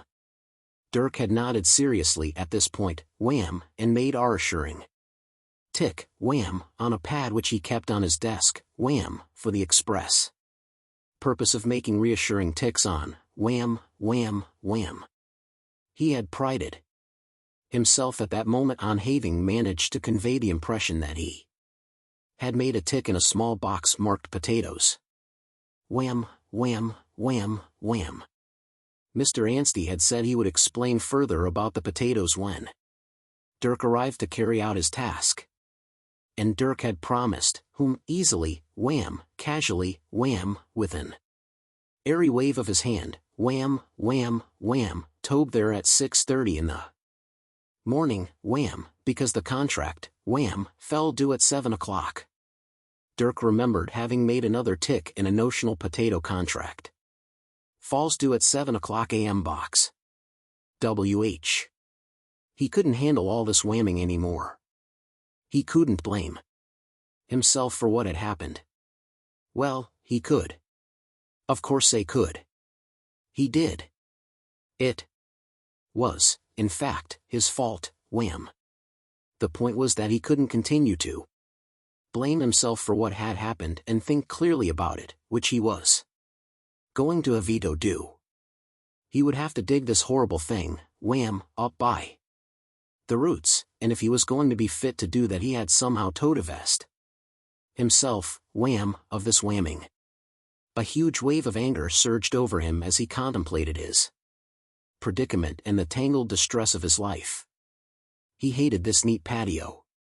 He hated all this sundial stuff, and all these neatly painted windows, all these hideously trim roofs. He wanted to blame it all on the paintwork rather than on himself, on their revoltingly tidy patio paving stones, on the sheer disgusting abomination of the neatly repointed brickwork. Excuse me. What? He whirled round, caught unawares by this intrusion into his private raging of a quiet, polite voice. Are you connected with? The woman indicated all the unpleasantness and the lower ground floorness and the horrible sort of policeness of things next door to her with a little floating movement of her wrist. Her wrist wore a red bracelet which matched the frames of her glasses. She was looking over the garden wall from the house on the right, with an air of slightly anxious distaste. Dirk glared at her speechlessly. She looked about 40-something-ish and neat, with an instant and unmistakable quality of advertising about her. She gave a troubled sigh. I know it's probably all very terrible and everything, she said, but do you think it will take long? We only called in the police because the noise of That ghastly record was driving us up the wall. It's all a bit. She gave him a look of silent appeal, and Dirk decided that it could all be her fault. She could, as far as he was concerned, take the blame for everything. While he sorted it out, she deserved it, if only for wearing a bracelet like that. Without a word, he turned his back on her, and took his fury back inside the house, where it began rapidly to freeze into something hard and efficient. "Gilks," he said. "You're smart, Alex. Suicide theory. I like it. It works for me. And I think I see how the clever bastard pulled it off. Bring me pen. Bring me paper." He sat down with a flourish at the cherrywood farmhouse table which occupied the center of the rear portion of the room, and deftly sketched out a scheme of events which involved a number of household or kitchen implements, a swinging, weighted light fitting, some very precise timing, and hinged on the vital fact that the record turntable was Japanese.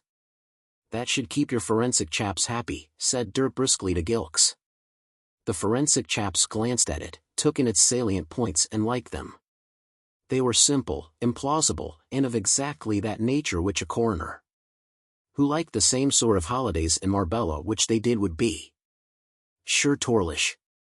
"Unless," said Dirk casually, "you are interested in the notion that the deceased had entered into some kind of diabolical contract with a supernatural agency for which payment was now being exacted." The forensic chaps glanced at each other and shook their heads. There was a strong sense from them that the morning was wearing on, and that this kind of talk was only introducing unnecessary complications into a case which otherwise could be well behind them before lunch. Dirk made a satisfied shrug, peeled off his share of the evidenque, and, with a final nod to the constabulary, made his way back upstairs. As he reached the hallway, it suddenly became apparent to him that the gentle sounds of daytime television which he had heard from out in the garden had previously been masked from inside by the insistent sound of the record stuck in its groove. He was surprised now to realize that they were in fact coming from somewhere upstairs in this house. With a quick look round to see that he was not observed, he stood on the bottom step of the staircase leading to the upstairs floors of the house and glanced up them in surprise. Chapter 6. The stairs were carpeted with a tastefully austere matting type of substance. Dirk quietly made his way up them, past some tastefully dried large things in a pot that stood on the first landing, and looked into the rooms on the first floor. They, too, were tasteful and dried. The larger of the two bedrooms was the only one that showed any signs of current use. It had clearly been designed to allow the morning light to play on delicately arranged flowers and evettes stuffed with something like hay, but there was a feeling that socks and used shaving heads were instead beginning to gather the room into their grip. There was a distinct absence of anything female in the room, the same sort of absence that a missing picture leaves behind it on a wall. There was an air of tension and of sadness and of things needing to be cleaned out from under the bed. The bathroom, which opened out from it, had a gold disc hung on the wall in front of the lavatory, for sales of 500,000 copies of a record called Hot Potato by a band called Pugilism and the Third Autistic Cuckoo. Dirk had a vague recollection of having read part of an interview with the leader of the band. There were only two of them, and one of them was the leader, in a Sunday paper. He had been asked about their name, and he had said that there was an interesting story about it, though it turned out not to be. "It can mean whatever people want it to mean," he had added with a shrug. From the sofa of his manager's office somewhere off Oxford Street, Dirk remembered visualizing the journalist nodding politely and writing this down. A vile knot had formed in Dirk's stomach which he had eventually softened with gin. Hot potato, thought Dirk. It suddenly occurred to him, looking at the gold disc hanging in its red frame, that the record in which the late Mr. Anstey's head had been perched was obviously this one. Hot potato. Don't Pick it up. What could that mean? Whatever people wanted it to mean, Dirk thought with bed grace. The other thing that he remembered now about the interview was that Pain. The leader of pugilism in the third autistic cuckoo was called Pain. Claimed to have written the lyrics down more or less verbatim from a conversation which he or somebody had overheard in a cafe or a sauna or an airplane or something like that. Dirk wondered how the originators of the conversation would feel to hear their words being repeated in the circumstances in which he had just heard them. He peered more closely at the label in the center of the gold record. At the top of the label it said simply, ARRGH, while underneath the actual title were the writer's credits, Painton, Mulville, Anstey. Mulville was presumably the member of pugilism and the third autistic cuckoo who wasn't the leader. And Jeff Anstey's inclusion on the writing credits of a major selling single was probably what had paid for this house. When Anstey had talked about the contract having something to do with potato, he had assumed that Dirk knew what he meant. And he, Dirk, had as easily assumed that Anstey was blithering. LT was very easy to assume that someone who was talking about green-eyed monsters with scythes was also blithering. When he talked about potatoes, Dirk sighed to himself with deep uneasiness. He took Addis-like to the neat way the trophy was hanging on the wall and adjusted it a little so that it hung at a more humane and untidy angle. Doing this caused an envelope to fall out from behind the frame and flutter towards the floor. Dirk tried unsuccessfully to catch it. With an unfit grunt he bent over and picked the thing up. It was a largish, cream envelope of rich, heavy paper, roughly slit open at one end, and resealed with sellotape. In fact it looked as if it had been opened and resealed with fresh layers off tape many times, an impression which was borne out by the number of names to which the envelope had in its time been addressed, each successively crossed out and replaced by another. The last name on it was that of Jeff Anstey. At least Dirk assumed it was the last name because it was the only one that had not been crossed out, and crossed out heavily. Dirk peered at some of the other names, trying to make them out. Some memory was stirred by a couple of the names which he could just about discern, but he needed to examine the envelope much more closely. He had been meaning to buy himself a magnifying glass ever since he had become a detective, but had never got around to it. He also did not possess a penknife.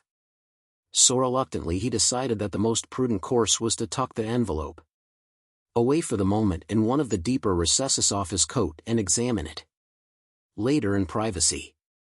He glanced quickly behind the frame of the gold disc to see if any other goodies might emerge, but was disappointed, and so heck with the bathroom and resumed his exploration of the house. The other bedroom was neat and soulless. Unused. A pine bed, a duvet, and an old battered chest of drawers that had been revived by being plunged into a vat of acid were its main features.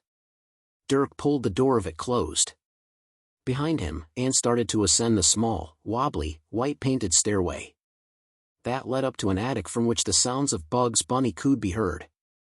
At the top of the stairs was a minute landing which opened an own side into a bathroom so small that it would best be used by standing outside and sticking into it whichever limb you wanted to wash.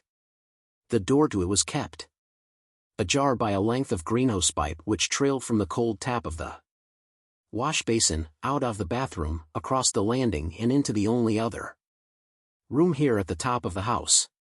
It was an attic room with a severely pitched roof which offered only a few spots where a person of anything approaching average height could stand up.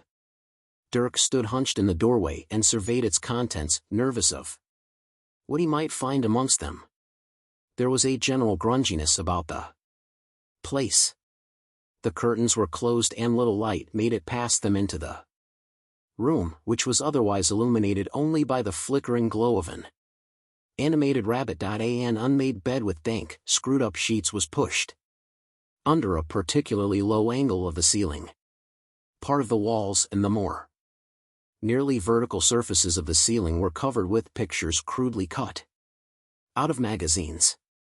There didn't seem to be any common theme or purpose behind the cuttings, as well as a couple of pictures of flashy German cars and the odd bra advertisement. There were also a badly torn picture of a fruit flan, part of an advertisement for life insurance, and other random fragments which suggested they had been selected and arranged with a dull, bovine indifference tone, meaning that any of them might have or effect they might achieve. The hosepipe curled across the floor and led around the side off an elderly armchair pulled up in front of the television set. The rabbit rampaged. The glow of his rampagings played on the frayed edges of the armchair. Bugs was wrestling with the controls of an airplane, which was plunging to the ground. Suddenly he saw a button marked autopilot and pressed it. A cupboard opened and a robot pilot clambered out, took one look at the situation and bailed out. The plane hurtled on towards the ground but, luckily, ran out of fuel just before reaching it, and Sud Rabbit was saved. Dirk could also see the top of a head. The hair of this head was dark, matted and greasy. Dirk watched it for a long, uneasy moment before advancing slowly into the room to see what, if anything, it was attached to. His relief at discovering, as he rounded the armchair, that the head was, after all, attached to a living body was a little marred by the sight of the living body to which it was attached. Slumped in the armchair was a boy. He was probably about 13 or 14, and although he didn't look ill in any specific physical way, he was definitely not a well person. His hair sagged on his head sagged on his shoulders, and he lay in the armchair in a sort of limp, crumpled way, as if he'd been hurled there from a passing train. He was dressed merely in a cheap leather jacket and sleeping bag. Dirk stared at him. Who was he?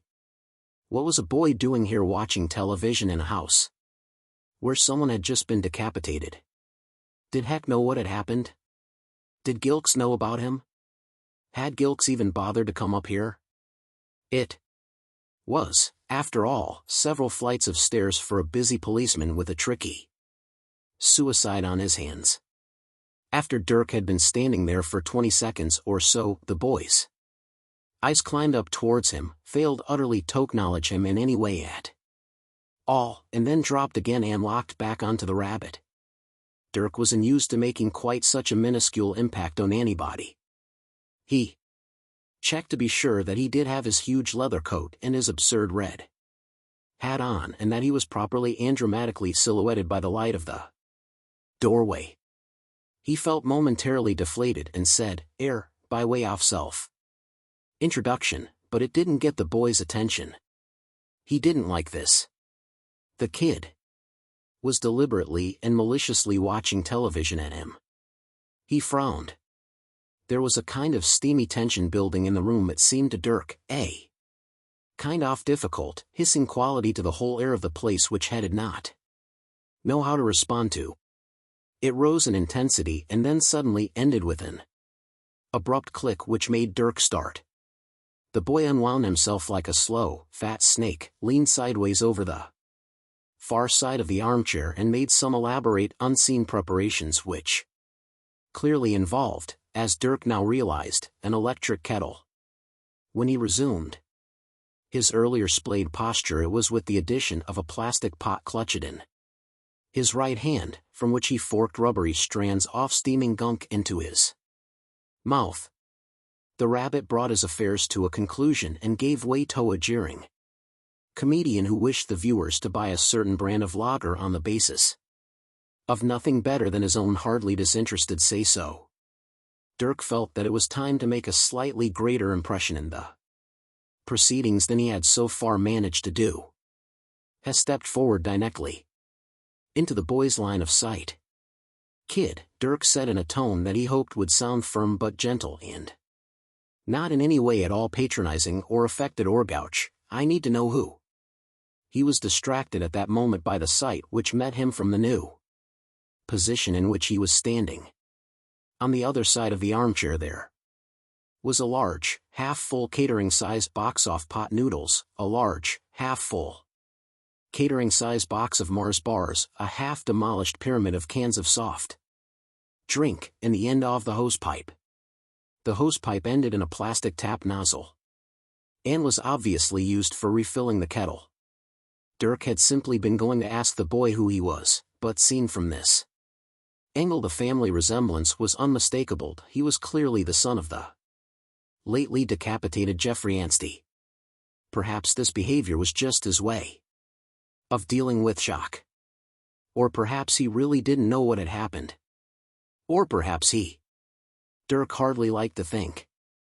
In fact, he was finding it hard to think clearly while the television beside him was, on behalf of a toothpaste manufacturing company, trying to worry him deeply about some of the things which might be going on in his mouth. "Okay," he said, "I don't like to disturb you at what I know must be a difficult and distressing time for you, but I need to know first of all if you actually realize that this is a difficult and distressing time for you." "Nothing." "All right," thought Dirk, "time for a little judicious toughness." He leant back against the wall, stuck his hands in his pockets in an "okay if that's the way you want to play it" manner, stared moodily at the floor for a few seconds, then swung his head up and let the boy have a hard look right between the eyes. "I have to tell you, kid," he said tersely, "your father's dead." This might have worked if it hadn't been for a very popular and long-running commercial which started at that moment. It seemed to Dirk to be a particularly astounding example of the genre. The opening sequence showed the angel Lucifer being hurled from heaven into the pit of hell, where he then lay on a bumming lake until a passing demon amped and gave him a can of a fizzy soft drink called Shades. Lucifer took it and tried it. He greedily guzzled the whole contents of the can and then tummed to camera, slipped on some Porsche-designed sunglasses, said, "Now we're really cooking," and lay back basking in the glow of the burning coals being heaped around him. At that point an impossibly deep and growly American voice, which sounded as if it had itself crawled from the pit of hell, one, or at least from a Soho basement drinking club to which it was keen to return as soon as possible to marinate itself into shape for the next voiceover, said, "Shades. The drink. From hell." And the can revolved a little to obscure the initial S, and thus spell Hades. The theology of this seemed a little confused, reflected Dirk, but what was one tiny extra droplet of misinformation in such a raging torrent? Lucifer then mugged at the camera again and said, "I could really fall for this stuff," and just in case the viewer had been rendered completely insensate by all these goings-on, the opening shot of Lucifer being hurled from heaven was briefly replayed in order to emphasize the word fall. The boy's attention was entirely captivated by this. Dirk squatted down in between the boy and the screen. "Listen to me," he began. The boy craned his neck round to look past Dirk at the screen. He had to redistribute his limbs in the chair in order to be able to do this and continue to fork pot noodle into himself. "Listen," insisted Dirk again. Dirk felt he was beginning to be in serious danger of losing the upper hand in the situation. It wasn't merely that the boy's attention was on the television, it was that nothing else seemed to have any meaning or independent existence for him at all. Dirk was merely a featureless object in the way of the television. The boy seemed to bear him no malice, he merely wished to see past him. "Look, can we turn this off for a moment?" Dirk said, and he tried not to make it sound testy. The boy did not respond. Maybe there was a slight stiffening off the shoulders, maybe it was a shrug. Dirk turned around and was at a loss to find which button to push to turn the television off. The Hawaii control pane seemed to be dedicated to the single purpose of keeping itself turned on. There was no single button marked on or off. Eventually Dirk simply disconnected the set from the power socket on the wall and turned back to the boy, who broke his nose. Dirk felt his septum crunching from the terrific impact of Thebois forehead as they both toppled heavily backwards against the set, but the noise of the bone breaking, and the noise of his own cry of pain as it broke was completely obliterated by the howling screams of rage that erupted from the boy's throat. Dirk flailed helplessly to try and protect himself from the fury of the onslaught, but the boy was on top with his elbow in Dirk's eye, his knees pounding first on Dirk's ribcage, then his jaw, and then in Dirk's already traumatized nose, as he scrambled over him to connect the power to the television. He then settled back comfortably into the armchair and watched with a moody and unsettled eye as the picture reassembled itself. "You could at least have waited for the news," he said in a dull voice. Dirk gaped at him. He sat huddled on the floor, coddling his bleeding nose in his hands, and gaped at the monstrously disinterested creature. "WHHFFF. FFFMMNNGGH," he protested, and then gave up for the time being, while he probed his nose for the damage. There was definitely a wobbly bit that clicked nastily between his fingers. And the whole thing seemed suddenly to be a horribly unfamiliar shape. He fished a handkerchief out of his pocket and held it up to his face. Blood spread easily through it. He staggered to his feet, brushed aside non-existent offers awful, stomped out of the room and into the tiny bathroom. There, he yanked the hosepipe angrily off the tap, found a towel, soaked it in cold water, and held it to his face for a minute or two until the flow of blood gradually slowed to a trickle and stopped. He stared at himself in the mirror. His nose was quite definitely leaning at a slightly rakish angle. He tried bravely to shift it, but not bravely enough. It hurt abominably, so he contented himself with dabbing at it a little more with the wet towel and swearing quietly. Then he stood there for a second or two longer, leaning against the basin, breathing heavily, and practicing saying "all right" fiercely into the mirror. It came out as "obwy," and lacked any real authority. When he felt sufficiently braced, or at least as braced as he was likely to feel in the immediate future, he turned and stalked grimly back into the den of the beast. The beast was sitting quietly absorbing news of some of the exciting and stimulating game shows that the evening held in store for the determined viewer, and did not look up as Dirk entered. Dirk walked briskly over to the window and drew the curtains sharply back, half hoping that the beast might shrivel up shrieking if exposed to daylight, but other than wrinkling up its nose, it did not react. A dark shadow flapped briefly across the window, but the angle was such that Dirk could not see what caused it. He turned and faced the boy beast. The midday news bulletin was starting on television, and the boy seemed somehow a little more open, a little more receptive to the world outside the flickering colored rectangle. He glanced up at Dirk with a sour, tired look. "What do you want anyway?" he said. "I tell you what I wad," said Dirk, fiercely but hopelessly. "I wad, hag. Oh dia bobed, I know thad faith." Dirk's attention had switched suddenly to the television screen, where a rather more up-to-date photograph of the missing airline check-in girl was being shown. "What do you doinger?" said the boy. "JJCHHHHH," said Dirk, and perched himself down on the arm off the chair, peering intently at the face on the screen. It had been taken about a year ago, before the girl had learned about corporate lip gloss. She had frizzy hair and a frumpy, put-up-in look. "Were you? What's going on?" insisted the boy. "Look, chut up," snapped Dirk. "I be tried to watch thith."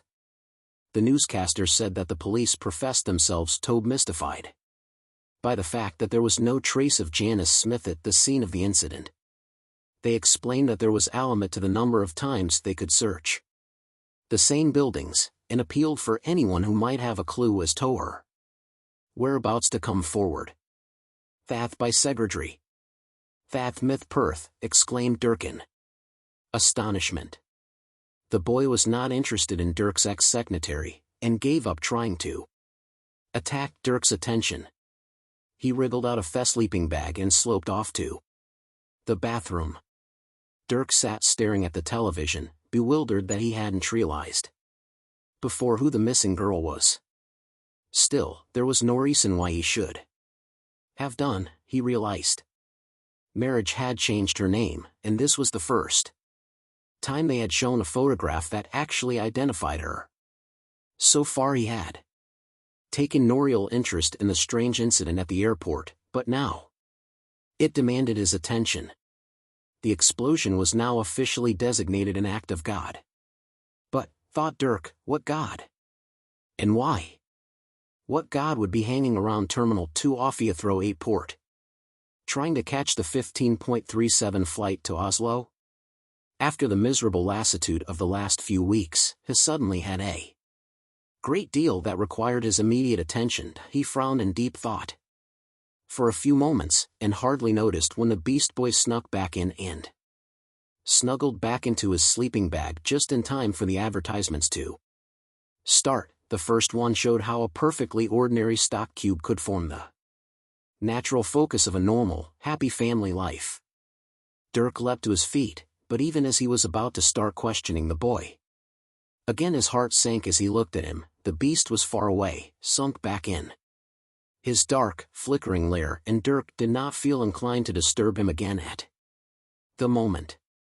He contented himself with barking at the unresponding child that he would be back, and bustled heavily down the stairs, his big leather coat flapping madly behind him. In the hallway he encountered the loathed Gilks once more. "What happened to you?" said the policeman sharply, catching sight of Dirk's bruised and bulging nose. "Only what you told me," said Dirk, innocently. "I bed Bethelfob." Gilks demanded to know what he had been doing, and Dirk generously explained that there was a witness upstairs with some interesting information to impart. He suggested that Gilks go and have a word with him, but that it would be best if he turned off the television first. Gilks nodded curtly. He started to go up the stairs, but Dirk stopped him. "Doth edithig thrike you ath thrage abood thith, he said. "What did you say?" said Gilks in irritation. "Something thrage," said Dirk. "Something what?" "Thrage," insisted Dirk. "Strange?" "Thath right, thrage." Gilks shrugged. "Like what?" he said. "I deed thinkth to be cobbled thulth." "Completely what?" "Thulth," he tried again. "Thuleth. I'd think that very itterthig." With that he doffed his hat politely, and swept on out of the house and up the street, where an eagle swooped out of the sky at him and came within a whisker of causing him to fall under a 73 bus on its way south. For the next 20 minutes, hideous yells and screams emanated from the top floor of the house in Lupton Road, and caused much tension among the neighbors. The ambulance took away the upper and lower remains of Mr. Anstey and also a policeman with a bleeding face. For a short while after this, there was quietness. Then another police car drew up outside the house. "A lot o' Bob's here." Type of remarks floated from the house, as an extremely large and burly policeman heaved himself out of the car and bustled up the steps.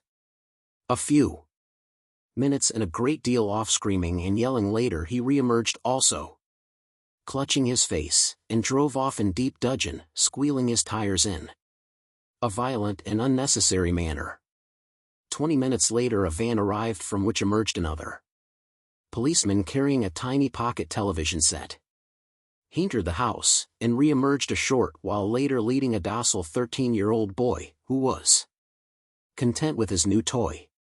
Once all policemen had departed, save for the single squad car which remained parked outside to keep watch on the house, a large, hairy, green-eyed figure emerged from its hiding place behind one of the molecules in the large basement room. It propped its scythe against one of the hi-fi speakers, dipped a long, gnarled finger in the almost congealed pool of blood that had collected on the deck of the turntable, smeared the finger across the bottom of a sheet of thick, yellowing paper, and then disappeared off into a dark and hidden otherworld. whistling a strange and vicious tune and returning only briefly to collect. It's Scythe. Chapter 7. A little earlier in the morning, at a comfortable distance from all these events, sat at a comfortable distance from a well-proportioned window, through which cool mid-morning light was streaming, lay an elderly one-eyed man in a white bed. A newspaper sat like a half-collapsed tent on the floor, where it had been hurled 2 minutes before, at shortly after 10 o'clock by the clock on the bedside table. The room was not large, but was furnished in excessively bland good taste, as if it were a room in an expensive private hospital or clinic, which is exactly what it was. The Woodshed Hospital, set in its own small but well-kept grounds on the outskirts of a small but well-kept village in the Cotswolds. The man was awake but not glad to be. His skin was very delicately old, like finely stretched, translucent parchment, delicately freckled. His exquisitely frail hands lay slightly curled on the pure white linen sheets and quivered very faintly. His name was variously given as Mr. Odwin, or Woden, or Odin. He is a god, and furthermore he was that least good of all gods to be alongside a cross god. His one eye glinted. He was cross because of what he had been reading in the newspapers, which was that another god had been cutting loose and making a nuisance of himself. It didn't say that in the papers, of course. It didn't say, God cuts loose, makes nuisance of himself in airport. It merely described the resulting devastation and was at a loss to draw any meaningful conclusions from it. The story had been deeply unsatisfactory in all sorts of ways on account of its perplexing inconclusiveness, its going nowhereness, and the irritating, from the newspaper's point of view, lack of any good solid carriage. There was of course a mystery attached to the lack of carnage, but a newspaper preferred a good whack of carnage to a mere mystery any day of the week. Odin, however, had no such difficulty in knowing what was going on. The accounts had Thor written all over them in letters much too big for anyone other than another god to see. He had thrown this morning's paper aside in irritation, and was now trying to concentrate on his relaxation exercises in order to avoid getting too disturbed about all this. These involved breathing in a certain way and breathing out in a certain other way, and were good for his blood pressure and so on. It was not as if he was about to die or anything. But there was no doubt that at his time of life, he preferred to take things easy and look after himself. Best of all, he liked to sleep. Sleeping was a very important activity for him. He liked to sleep for longish periods, great swathes of time. Merely sleeping overnight was not taking the business seriously. He enjoyed a good night's sleep and wouldn't miss one for the world, but hadn't regarded it as anything even half approaching enough healthy to be asleep by 11:30 in the morning.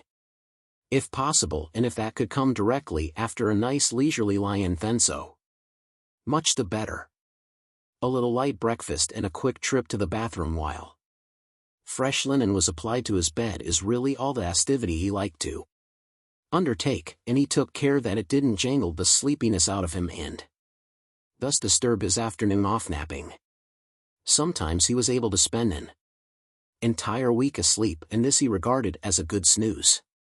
He had also slept through the whole of 1986 and hadn't missed it. But he knew to his deep disgruntlement that he would shortly have to arise and undertake a sacred and irritating trust. Sacred, because it was godlike, or at least involved gods, and irritating because of the particular god that it involved. Sneakily, he twitched the curtains at a distance, using nothing but his divine will. He sighed heavily. He needed to think, and, what was more, it was time for his morning visit to the bathroom. He rang for the orderly. The orderly arrived promptly in his well-pressed loose green tunic, good morning cheerfully, and bustled around locating bedroom slippers and dressing gown. He helped Odin out oft, which was a little like rolling a stuffed crow out of a box, and escorted him slowly to the bathroom. Odin walked stiffly, like a head hung between two heavy stilts draped in striped viella and white toweling. The orderly knew Odin as Mr. Odwin, and didn't realize that he was a god, which was something that Odin tended to keep quiet about, and wished that Thor would too. Thor was the god of thunder and, frankly, acted like it. It was inappropriate. He seemed unwilling, or unable, or maybe just too stupid to understand or accept. Odin stopped himself. He sensed that he was beginning mentally to rant. He would have to consider calmly what next to do about Thor, and he hastened his way to the right place for a good think. As soon as Odin had completed his stately hobble to the bathroom door, two nurses hurried in and stripped and remade the bed with immense precision, patting down the fresh linen, pulling it taut, turning it and tucking it. One of the nurses, clearly the senior, was plump and matronly, the other younger, darker, and more generally bird-like. The newspaper was whisked off the floor and neatly refolded. The floor was briskly hoovered, the curtains hooked back, the flowers and the untouched fruit replaced with fresh flowers. And fresh fruit that would, like every piece of fruit before them, remain untouched. When after a little while the old god's morning ablutions had been completed and the bathroom door reopened, the room had been transformed. The actual differences were tiny, of course, but the effect was of a subtle but magical transformation into something cool and fresh. Odin nodded in quiet satisfaction to see it. He made a little show of inspecting the bed, like a monarch inspecting a line of soldiers. "Is it well tucked?" he asked in his old and whispery voice. "It is very well tucked, Mr. Odwin," said the senior nurse with an obsequious beam. "Is it neatly turned?" It clearly was. This was merely a ritual. "Turned very neatly indeed, Mr. Odwin," said the nurse. "I supervised the turning down of the sheets myself." "I'm glad of that, Sister Bailey, very glad," said Odin. "You have a fine eye for a trimly turned fold. It alarms me to know what I shall do without you." "Well, I'm not about to go anywhere, Mr. Odwin," said Sister Bailey, oozing happy reassurance. "But you won't last forever, Sister Bailey," said Odin. It was a remark that puzzled Sister Bailey on the times she had heard it, because of its apparent extreme callousness. "Sure, and none of us lasts for over, Mr. Odwin," she said gently as she and the other nurse between them managed the difficult task of lifting Odin back into head while keeping his dignity intact. "You're Irish, aren't you, Sister Bailey?" he asked, once he was properly settled. "I am indeed so, Mr. Odwin. Knew an Irishman once. Fin something. Told me a lot of stuff I didn't need to know. Never told me about the linen. Still know now." He nodded curtly at this memory and lowered his head stiffly back onto the firmly plumped-up pillows and ran the back of his finely freckled hand over the folded back linen sheet. Quite simply, he was in love with linen. Clean, lightly starched, white Irish linen, pressed, folded, tucked. The words themselves were almost a litany of desire for him. In centuries nothing had obsessed him or moved him so much as linen now did. He could not for the life of him understand how he could ever have cared for anything else. Linen. And sleep. Sleep in linen. Sleep in linen. Sleep. Sister Bailey regarded him with a sort of proprietary fondness. She did not know that he was a god as such. In fact, she thought he was probably an old film producer or Nazi war criminal. Certainly he had an accent she couldn't quite place in his careless civility. His natural selfishness and his obsession with personal hygiene spoke of a past that was rich with horrors. If she could have been transported to where she might see her secretive, patient enthroned, warrior father of the Whammer gods of Asgard, she would not have been surprised. That is not quite true, in fact.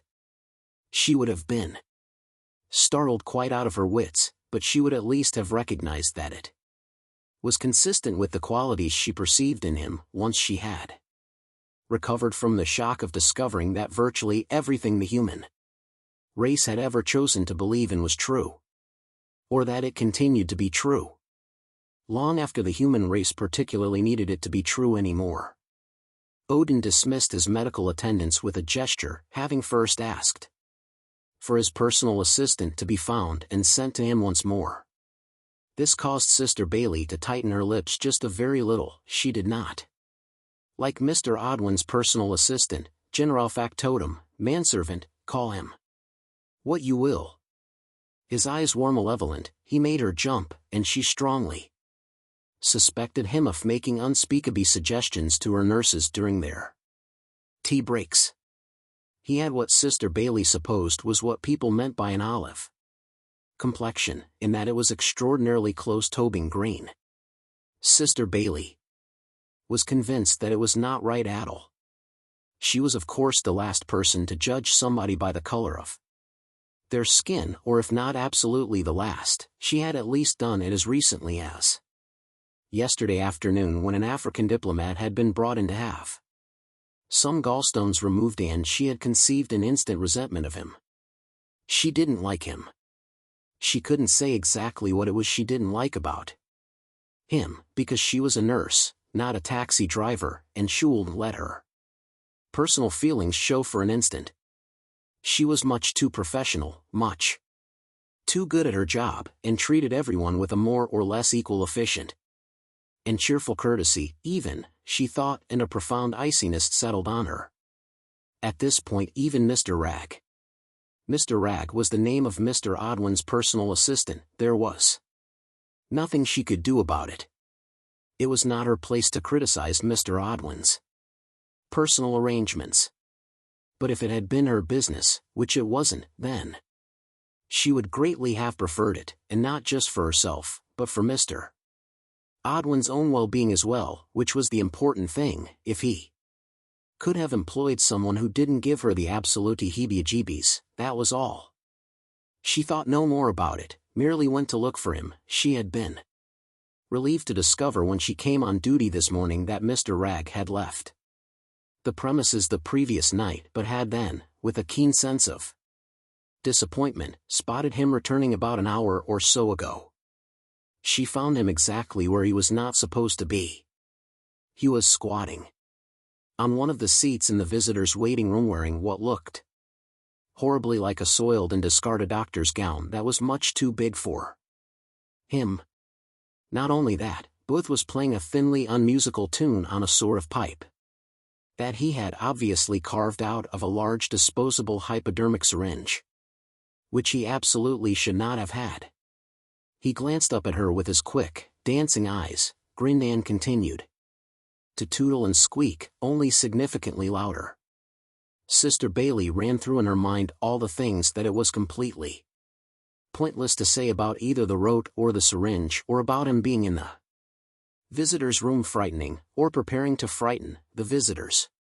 She knew she wouldn't be able to stand the air of injured innocence with which he would reply, or the preposterous absurdity of his answers. Her only course was simply to let it pass and just get him away from the room and out of the way as quickly as possible. Mr. Odwin would like to see you, she said. She tried to jam some of her normal lilting quality into her voice, but it just wouldn't go. She wished his eyes would stop dancing like that, apart from finding it highly disturbing from both a medical and aesthetic point of view. She also could not help but be piqued by the impression it conveyed that there were at least 37 things in the room more interesting than her. He gazed at her in this disconcerting manner for a few seconds, then, muttering that there was no peace for the wicked, not even the extremely wicked, he pushed past Sister Bailey and scuttled up the corridor to receive instructions from his lord and master, quickly, before his lord and master fell asleep. Chapter 8. By the end of the morning Kate had discharged herself from hospital. There were some initial difficulties involved in this because first the ward sister and then the doctor in charge of Kate's case were adamant that she was in no fit state to leave. She had only just emerged from a minor coma and she needed care. She needed pizza, insisted Kate. Rest, she needed my own home and fresh air. The air in here is horrible. It smells like a vacuum cleaner's armpit. Further medication, and should definitely remain under observation for another day or so until they were satisfied that she had made a full recovery. At least, they were fairly adamant. During the course of the morning, Kate demanded and got a telephone and started trying to order pizza to be delivered to her ward. She phoned around the least cooperative pizza restaurants she knew in London, harangued them, then made some noisily unsuccessful attempts to muster a motorbike to roam around the West End and try and pick up for her an American hot with a list of additional peppers and mushrooms and cheeses which the controller of the courier service refused even to attempt to remember, and after an hour or so of this sort of behavior, the objections to Kate discharging herself from the hospital gradually fell away like petals from an autumn rose. And so, a little after lunchtime, she was standing on a bleak West London street feeling weak and shaky but in charge of herself. She had with her the empty, tattered remains of the garment bag which she had refused to relinquish, and also a small scrap of paper in her purse, which had a single name scribbled on it. She hailed a taxi and sat in the back with her eyes closed most of the way back to her home in Primrose Hill. She climbed up the stairs and let herself into her top-floor flat. There were 10 messages on her answering machine, which she simply erased without listening to. She threw open the window in her bedroom and for a moment or two leaned out of it at the rather dangerous and awkward angle which allowed her to see a patch of the park. It was a small Comer patch, with just a couple of plain trees standing in it. The backs of some of the intervening houses framed it, or other, just failed totally to obscure it, and made it very personal and private to Kate in a way which a vast, sweeping vista would not have been. On one occasion she had gone to this corner of the park and walked around the invisible perimeter that marked out the limits off what she could see, and had come very close to feeling that this was her own domain. She had even patted the plane trees in a proprietorial sort of way, and had then sat beneath them watching the sun going down over London, over its badly spoiled skyline and its non-delivering pizza restaurants, and had come away with a profound sense of something or other, though she wasn't quite certain what. Still, she had told herself, these days she should feel grateful for a profound sense of anything at all, however unspecific. She hauled herself in from the window, left it wide open in spite of the chill of the outside air, padded through into the small bathroom and ran the bath. It was a bath of the sprawling Edwardian type which took up a wonderfully disproportionate amount of the space available, and encompassed most of the rest of the room with cream-painted pipes. The taps seethed as soon as the room was sufficiently full of steam to be warm. Kate undressed and then went and opened the large bathroom cupboard. She felt faintly embarrassed by the sheer profusion of things she had for putting in baths, but she was for some reason incapable of passing any chemist or herb shop without going in to be seduced by some glass-stoppered bottle of something blue or green or orange and oily that was supposed to restore the natural balance of some vague substance she didn't even know she was supposed to have in her pores. She paused, trying to choose something pink? Something with extra vitamin B? Vitamin B12? B13? Just the number of things with different types of vitamin B in them was an embarrassment of choice in itself. There were powders as well as oils, tubes of gel, even packets of some kind of pungent-smelling seed that was meant to be good for some obscure part of you in some arcane way. How about some of the green crystals? One day, she had told herself in The past, she would not even bother trying to choose but would simply put a bit of everything in. When she really felt in need of it. She rather thought that today was the day, and with a sudden reviving rush of pleasure she set about pulling a drop or two of everything in the cupboard into the seething bath. Until it was confused with mingling, muddying colors and verging in the glutinous to touch. She turned off the taps, went to her handbag for a moment, then returned and lowered herself into the bath, where she lay with her eyes closed, breathing slowly for fully 3 minutes before at last turning her attention to the scrap of paper she had brought with her from the hospital. It had one word on it, and it was a word she had dragged out of an oddly reluctant young nurse who had taken her temperature that morning. Kate had questioned her about the big man. The big man whom she had encountered at the airport, whose body she had seen in a nearby side ward in the early hours of the night. Oh no, the nurse had said, he wasn't dead. He was just in some sort of coma. Could she see him? Kate had asked. What was his name? She had tried to ask idly, in passing as it were, which was a difficult trick to pull off with a thermometer in her mouth, and she wasn't at all certain she had succeeded. The nurse had said that she couldn't really say, she wasn't really meant to talk about other patients. And anyway, the man wasn't there anymore, he had been taken somewhere else. They had sent an ambulance to collect him and take him somewhere else. This had taken Kate considerably by surprise. Where had they taken him? What was this special place? But the nurse had been unwilling to say anything much more, and a second or two later had been summoned away by the sister. The only word the nurse had said was the one that Kate had then scribbled down on the piece of paper she was now looking at. The word was Wood's Head. Now that she was more relaxed, she had a feeling that the name was familiar to her in some way, though she could not remember where she had heard it.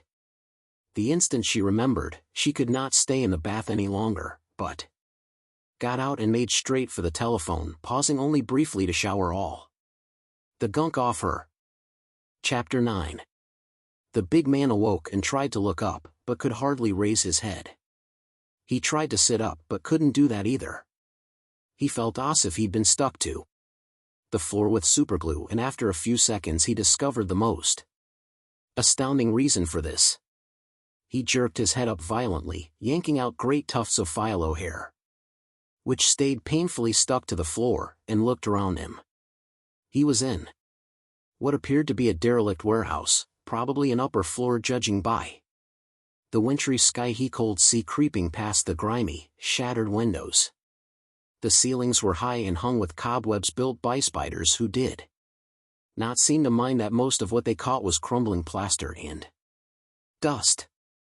They were supported by pillars made from upright steel joists on which the dirty old cream paint was bubbled and flaking, and these in turn stood on a floor off battered old oak onto which he had clearly been glued, extending out for a foot or two in a rough oval all around his naked body. The floor glistened darkly and dully. Thin, nostril-cleaning fumes rose from it. He could not believe it. Harrowed with rage, tried to wriggle and shake himself, but succeeded only in tugging painfully at his skin where it was stuck fast to the oak planks. This had to be the old man's doing. He threw his head back hard against the floor in a blow that cracked the boards and made his ears sing. He roared again and took some furious satisfaction in making as much hopeless, stupid noise as he could. He roared until the steel pillars rang and the cracked remains of the windows shattered into finer shards. Then, as he threw his head angrily from one side to the other, he caught sight of his sledgehammer leaning against the wall a few feet from him, heaved it up into the air with a word, and sent it hurtling round the great space, beating and clanging in every pillar until the whole building reverberated like a mad gong. Another word and the hammer flew back at him, missed his head by a hand's width, and punched straight down through the floor, shattering the wood and the plaster below.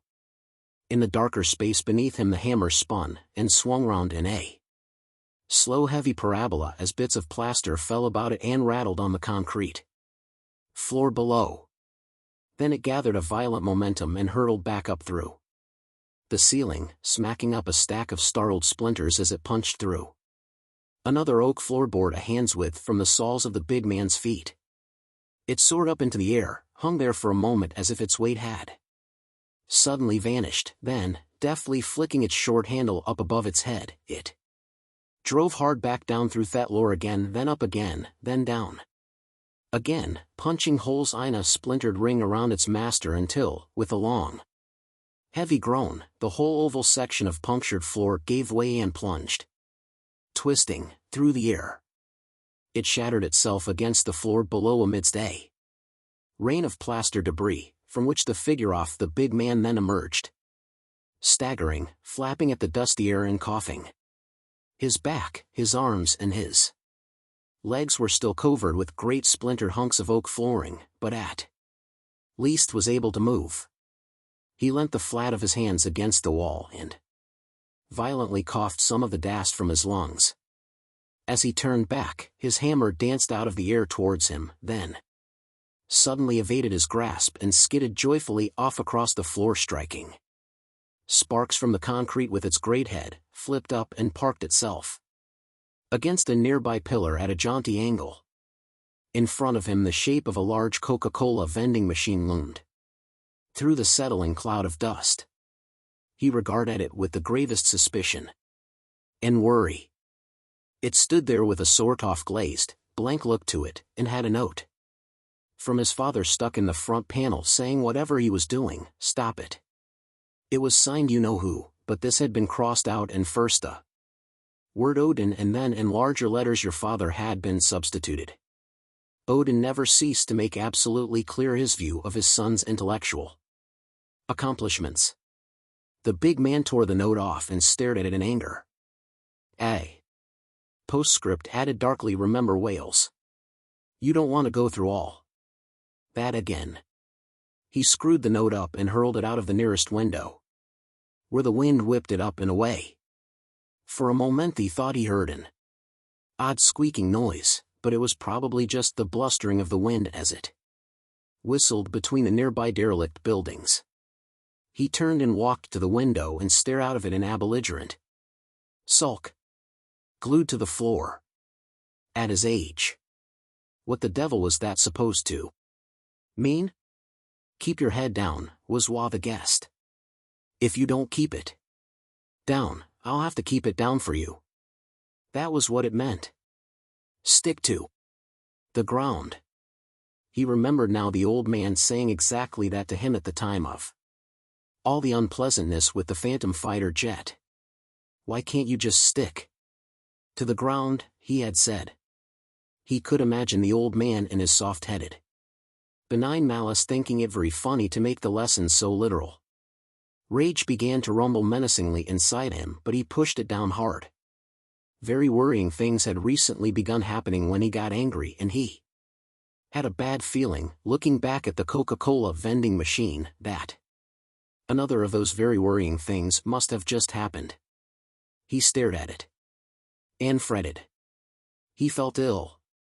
He had felt ill a lot of late, and he found it impossible to discharge what were left of his godly duties when he felt he was suffering from a sort of continual low-grade flu. He experienced headaches, dizzy spells, guilt and all the sorts of ailments that were featured so often in television advertisements. He even suffered terrifying blackouts whenever the great rage gripped him. He always used to have such a wonderful time getting angry, great gusts of marvelous anger would hurl him through life. Felt huge. He felt flooded with power and light and energy. He had always been provided with such wonderful things to get angry about, immense acts of provocation or betrayal. People hiding the Atlantic Ocean in his helmet, dropping continents on him, or getting drunk and pretending to be trees. Stuff you could really work up a rage about and hit things. In short, he had felt good about being a thunder god. Now suddenly it was headaches, nervous tension, nameless anxieties, and guilt. These were new experiences for a god, and not pleasant ones. "You look ridiculous." The voice screeched out and affected Thor like fingernails scratched across a blackboard lodged in the back of his brain. It was a mean voice, a spiteful, jeering voice, a cheap white nylon shirt of a voice, a shiny trousered pencil mustache of a voice, in short, which Thor did not like. He reacted very badly to it at the best of times, and was particularly provoked to have to hear it while standing naked in the middle of a decrepit warehouse, with large sections of an oak floor still stuck to his back. He spun round angrily. He wanted to be able to turn round calmly and with crushing dignity, but no such strategy ever worked with this creature, and since he, Thor, would only end up feeling humiliated and ridiculous whatever posture had opted, he might as well go with one he felt comfortable with. "Did you do this to me?" roared Thor. "Did you?" Thor searched for any way of saying "glue me to the floor" that didn't sound like "glue me to floor," but eventually the pause got too long and he had to give up. "Glue me to the floor," he demanded at last. He wished he hadn't asked such a stupid question. "Don't even answer that," he added angrily, and wished he hadn't said that either. He stamped his foot and shook the foundations of the building a little, just to make the point. He wasn't certain what the point was, but he felt that it had to be made. Some dust settled gently around him. Torag watched him with his dancing, glittering eyes. "I merely carry out the instructions given to me by your father," he said in a grotesque parody of obsequiousness. "It seems to me," said Thor, "that the instructions my father has been giving since you entered his service have been very odd. I think you have some kind of evil grip on him. I don't know what kind of evil grip it is, but it's definitely a grip, and it's definitely, synonyms failed him, evil," he concluded. Torag reacted like an iguana to whom someone had just complained about the wine. "Me," he protested. "How can I possibly have a grip on your father? Odin is the greatest of the gods of Asgard, and I am his devoted servant in all things. Odin says, do this, and I do it. Odin says, go there, and I go there. Odin says, go and get my big stupid son out of hospital before he causes any more trouble, and then, I don't know, glue him to the floor or something, Andy. Do exactly as he asks. I am merely the most humble of functionaries. However small or menial the task, Odin's bidding is what I am there to perform." Thor was not sufficiently subtle a student of human nature or, for that matter, divine or goblin nature, to be able to argue that this was in fact a very powerful grip to hold over anybody, particularly a fallible and pampered old god. He just knew that it was all wrong. "Well then," he shouted, "take this message back to my father, Odin. Tell him that I, Thor, the god of thunder, demand to meet him. And not in his damned hospital either. I'm not going to hang about reading magazines and looking at fruit while he has his bed changed. Tell him that Thor, the god of thunder, will meet Odin, the father of the gods of Asgard, tonight, at the challenging hour in the halls of Asgard." "Again," said Torag, with a sly glance sideways at the Coca-Cola vending machine. Yes," said Thor. "Yes," he repeated in a rage. "Again."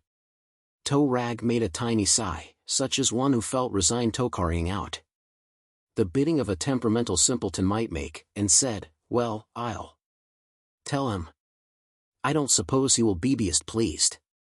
"It is no matter of yours whether he is pleased or not," shouted Thor, disturbing the foundations of the building once more. "This is between my father and myself. You may think yourself very clever, Torag, and you may think that I am not." Torag arched an eyebrow. He had prepared for this moment. He stayed silent and merely let the stray beaten off sunlight glint on his dancing eyes. It was a silence of the most profound eloquence. I may not know what you do up to, toe rag, I may not know a lot of things, but I do know one thing. I know that I am Thor, the god of thunder. And that I will not be made a fool of by a goblin. Well, said Toe Rag with a light grin, when you know two things I expect you'll be twice as clever. Remember to put your clothes on before you go out. He gestured casually at the pile beside him and departed. Chapter 10. The trouble with the sort of shop that sells things like magnifying glasses and penknives is that they tend also to sell all kinds of other fascinating things, like the quite extraordinary device with which Dirk eventually emerged after having been hopelessly unable to decide between the knife with the built-in Phillips screwdriver, toothpick and ballpoint pen and the one with the 13-tooth gristle saw and the TIG-welded rivets. The magnifying glasses had held him in thrall for a short while.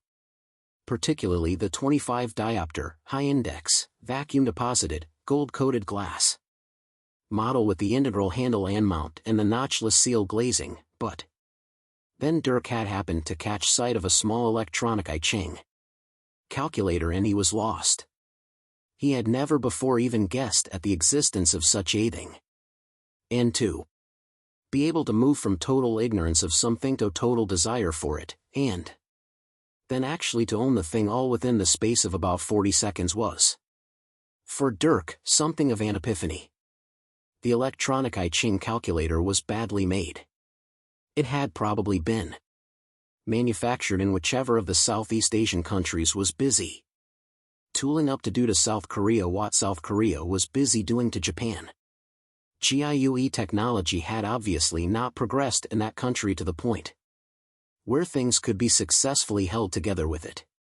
Already the back had half fallen off and needed to be stuck back on with sellotape. It was much like an ordinary pocket calculator, except that the LCD screen was a little larger than usual, in order to accommodate the abridged judgments of King 1 on each of the 64 hexagrams, and also the commentaries of his son, the Duke of Cho, on each of the lines of each hexagram. These were unusual texts to see marching across the display of a pocket calculator, particularly as they had been translated from the Chinese via the Japanese and seemed to have enjoyed many adventures on the way. The device also functioned as an ordinary calculator, but on litho a limited degree. It could handle any calculation which returned an answer of anything up to 4. 1 plus 1 it could manage, 2, and 1 plus 2, 3, and 2 plus 2, 4, or tan.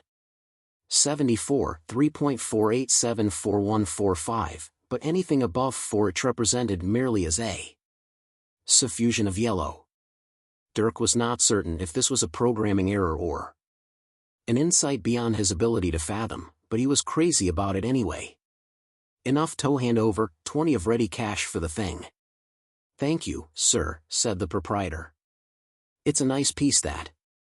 I think you'll be happy with it. Ayub, said Dirk. Glad to hear it, sir, replied the proprietor.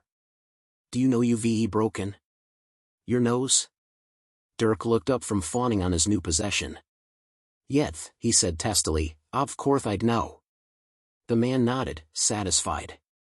Just that a lot of my customers wouldn't always know about a thing like that, he explained. Dirk thanked him tersely and hummed out with his purchase. A few minutes later he took up residence at the small corner table of an Islington CAF. Ordered a small but incredibly strong cup of coffee, and attempted to take stock of his day. A moment's reflection told him that he was almost certainly going to need a small but incredibly strong beer as well, and he tempted to add this to his order. Awa, said the waiter. His hair was very black and filled with brilliantine. He was tall, incredibly fit and too cool to listen to customers or say consonants. Dirk repeated his order, but what with having the CAF's music system, a broken nose, and the waiter's insuperable colto contend with, he eventually found it simpler to write out the order on a napkin with a stub of pencil. The waiter peered at it in an offended manner, and left. Dirk exchanged a friendly nod with the girl sitting half-reading a book at the next table, who had watched this exchange with sympathy. Then he set about laying out his morning's acquisitions on the table in front of him: the newspaper, the electronic I-Ching calculator, and the envelope which he had retrieved from behind the gold disc on Jeffrey Anstey's bathroom wall. He then spent a minute or two dabbing at his nose with a handkerchief, and prodding it tenderly to see how much it hurt, which turned out to be quite a lot. He sighed and stuffed the handkerchief back in his pocket. A few seconds later the waiter returned bearing a herb omelette and a single breadstick. Dirk explained that this wasn't what he had ordered. The waiter shrugged and said that it wasn't his fault. Dirk had no idea what to say to this, and said so. He was still having a great deal of difficulty speaking. The waiter asked Dirk if he knew that he had broken his nose, and Dirk said that yet, "Thad you berry budge," he did. The waiter said that his friend Neil had once broken his nose, and Dirk said that he hoped dithered like hell, which seemed to draw the conversation to a close. The waiter took the omelette and left, vowing never to return. When the girl sitting at the next table looked away for a moment, Dirk leaned over and took her coffee. He knew that he was perfectly safe doing this because she would simply not be able to believe that this had happened. He sat sipping at the lukewarm cup and casting his mind back over the day. He knew that before consulting the I-Ching, even an electronic one, he should try and compose his thoughts and allow them to settle calmly. This was a tough one. However much he tried to clear his mind and think in a calm and collected way, he was unable to stop Jeffrey Anstey's head revolving incessantly in his mind. It revolved disapprovingly, as if pointing an accusing finger at Dirk. The fact that it did not have an accusing finger with which to pointedly served to drive the point it was trying to make home all the harder.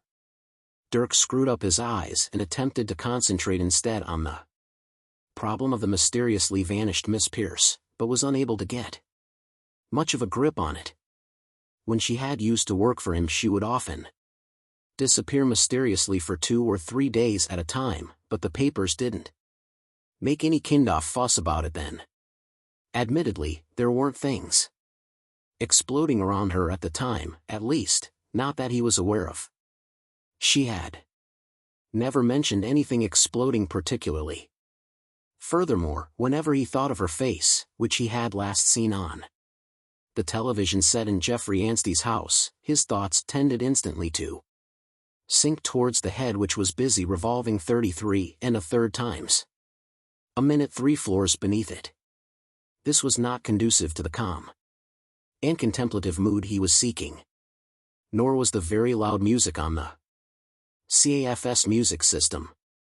He sighed, and stared at the electronic I-Ching calculator. If he wanted to get his thoughts into some kind of order, then maybe chronological order would be as good a one as any.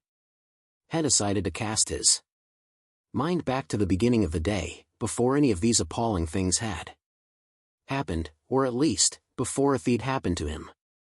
First there had been the fridge. It seemed to him that by comparison with everything else, the problem of what to do about his fridge had now shrunk to fairly manageable proportions. It still provoked a dissemblable twinge of fear and guilt, but here, he thought, was a problem which he could face up to with relative calm.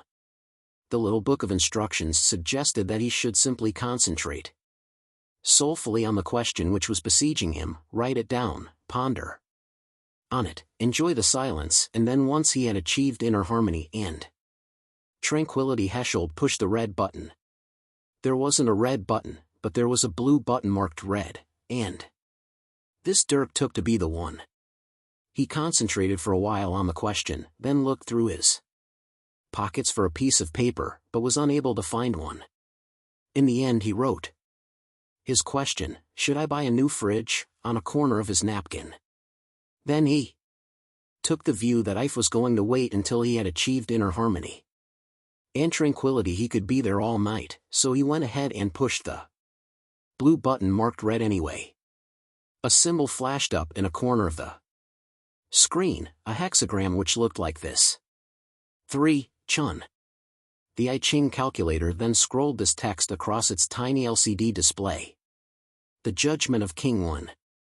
Chun signifies difficulties at outset, as of blade of grass pushing up against stone.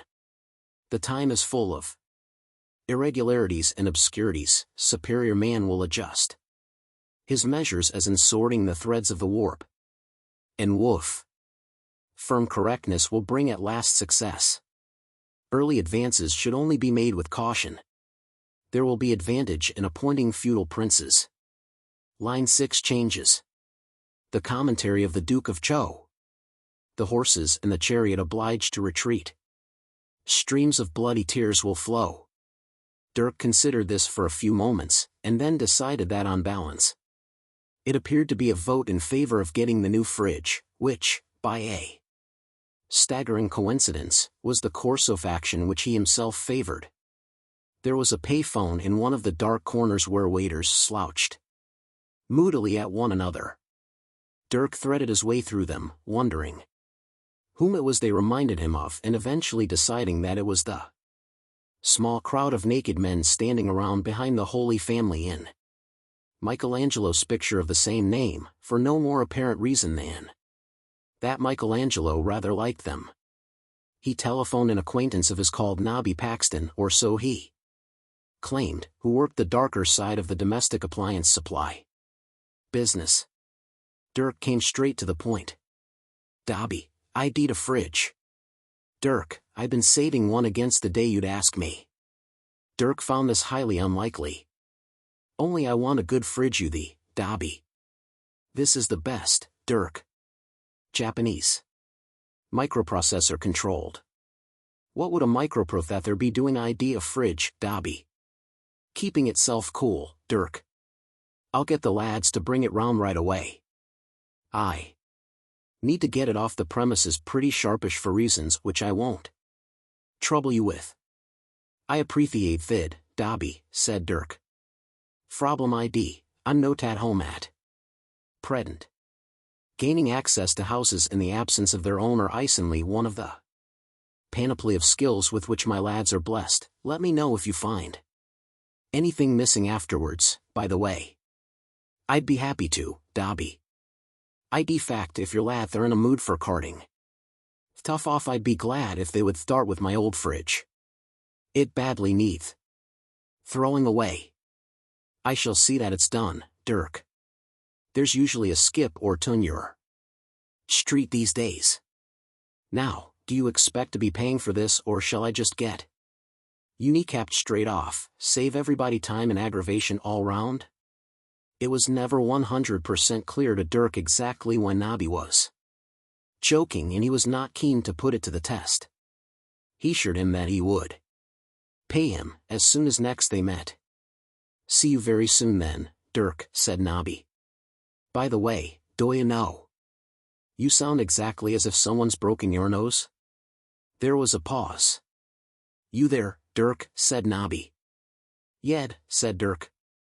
"I wad Judd lidning to a reg gourd." "Hot potato," roared the hi-fi in the CAF. "Don't pick it up. Pick it up, pick it up. Quick, pass it on, pass it on, pass it on." I said, "Do you know you sound exactly as if someone's broken your nose?" repeated Nobby. Dirk said that he did know this, thanked Nobby for pointing it out, said goodbye, stood thoughtfully for a moment, made another quick couple of phone calls, and then threaded his way back through the huddle of posing waiters to find the girl whose coffee he had appropriated sitting at his table. "Hello," she said, meaningfully. Dirk was as gracious as he knew how. He bowed to her very politely, doffed his hat, since all this gave him a second or so to recover himself, and requested her permission to sit down. "Go ahead," she said, "it's your table." She gestured magnanimously. She was small, her hair was neat and dark, she was in her mid-20s, and was looking quizzically at the half-empty cup of coffee in the middle of the table. Dirk sat down opposite her and leant forward conspiratorially.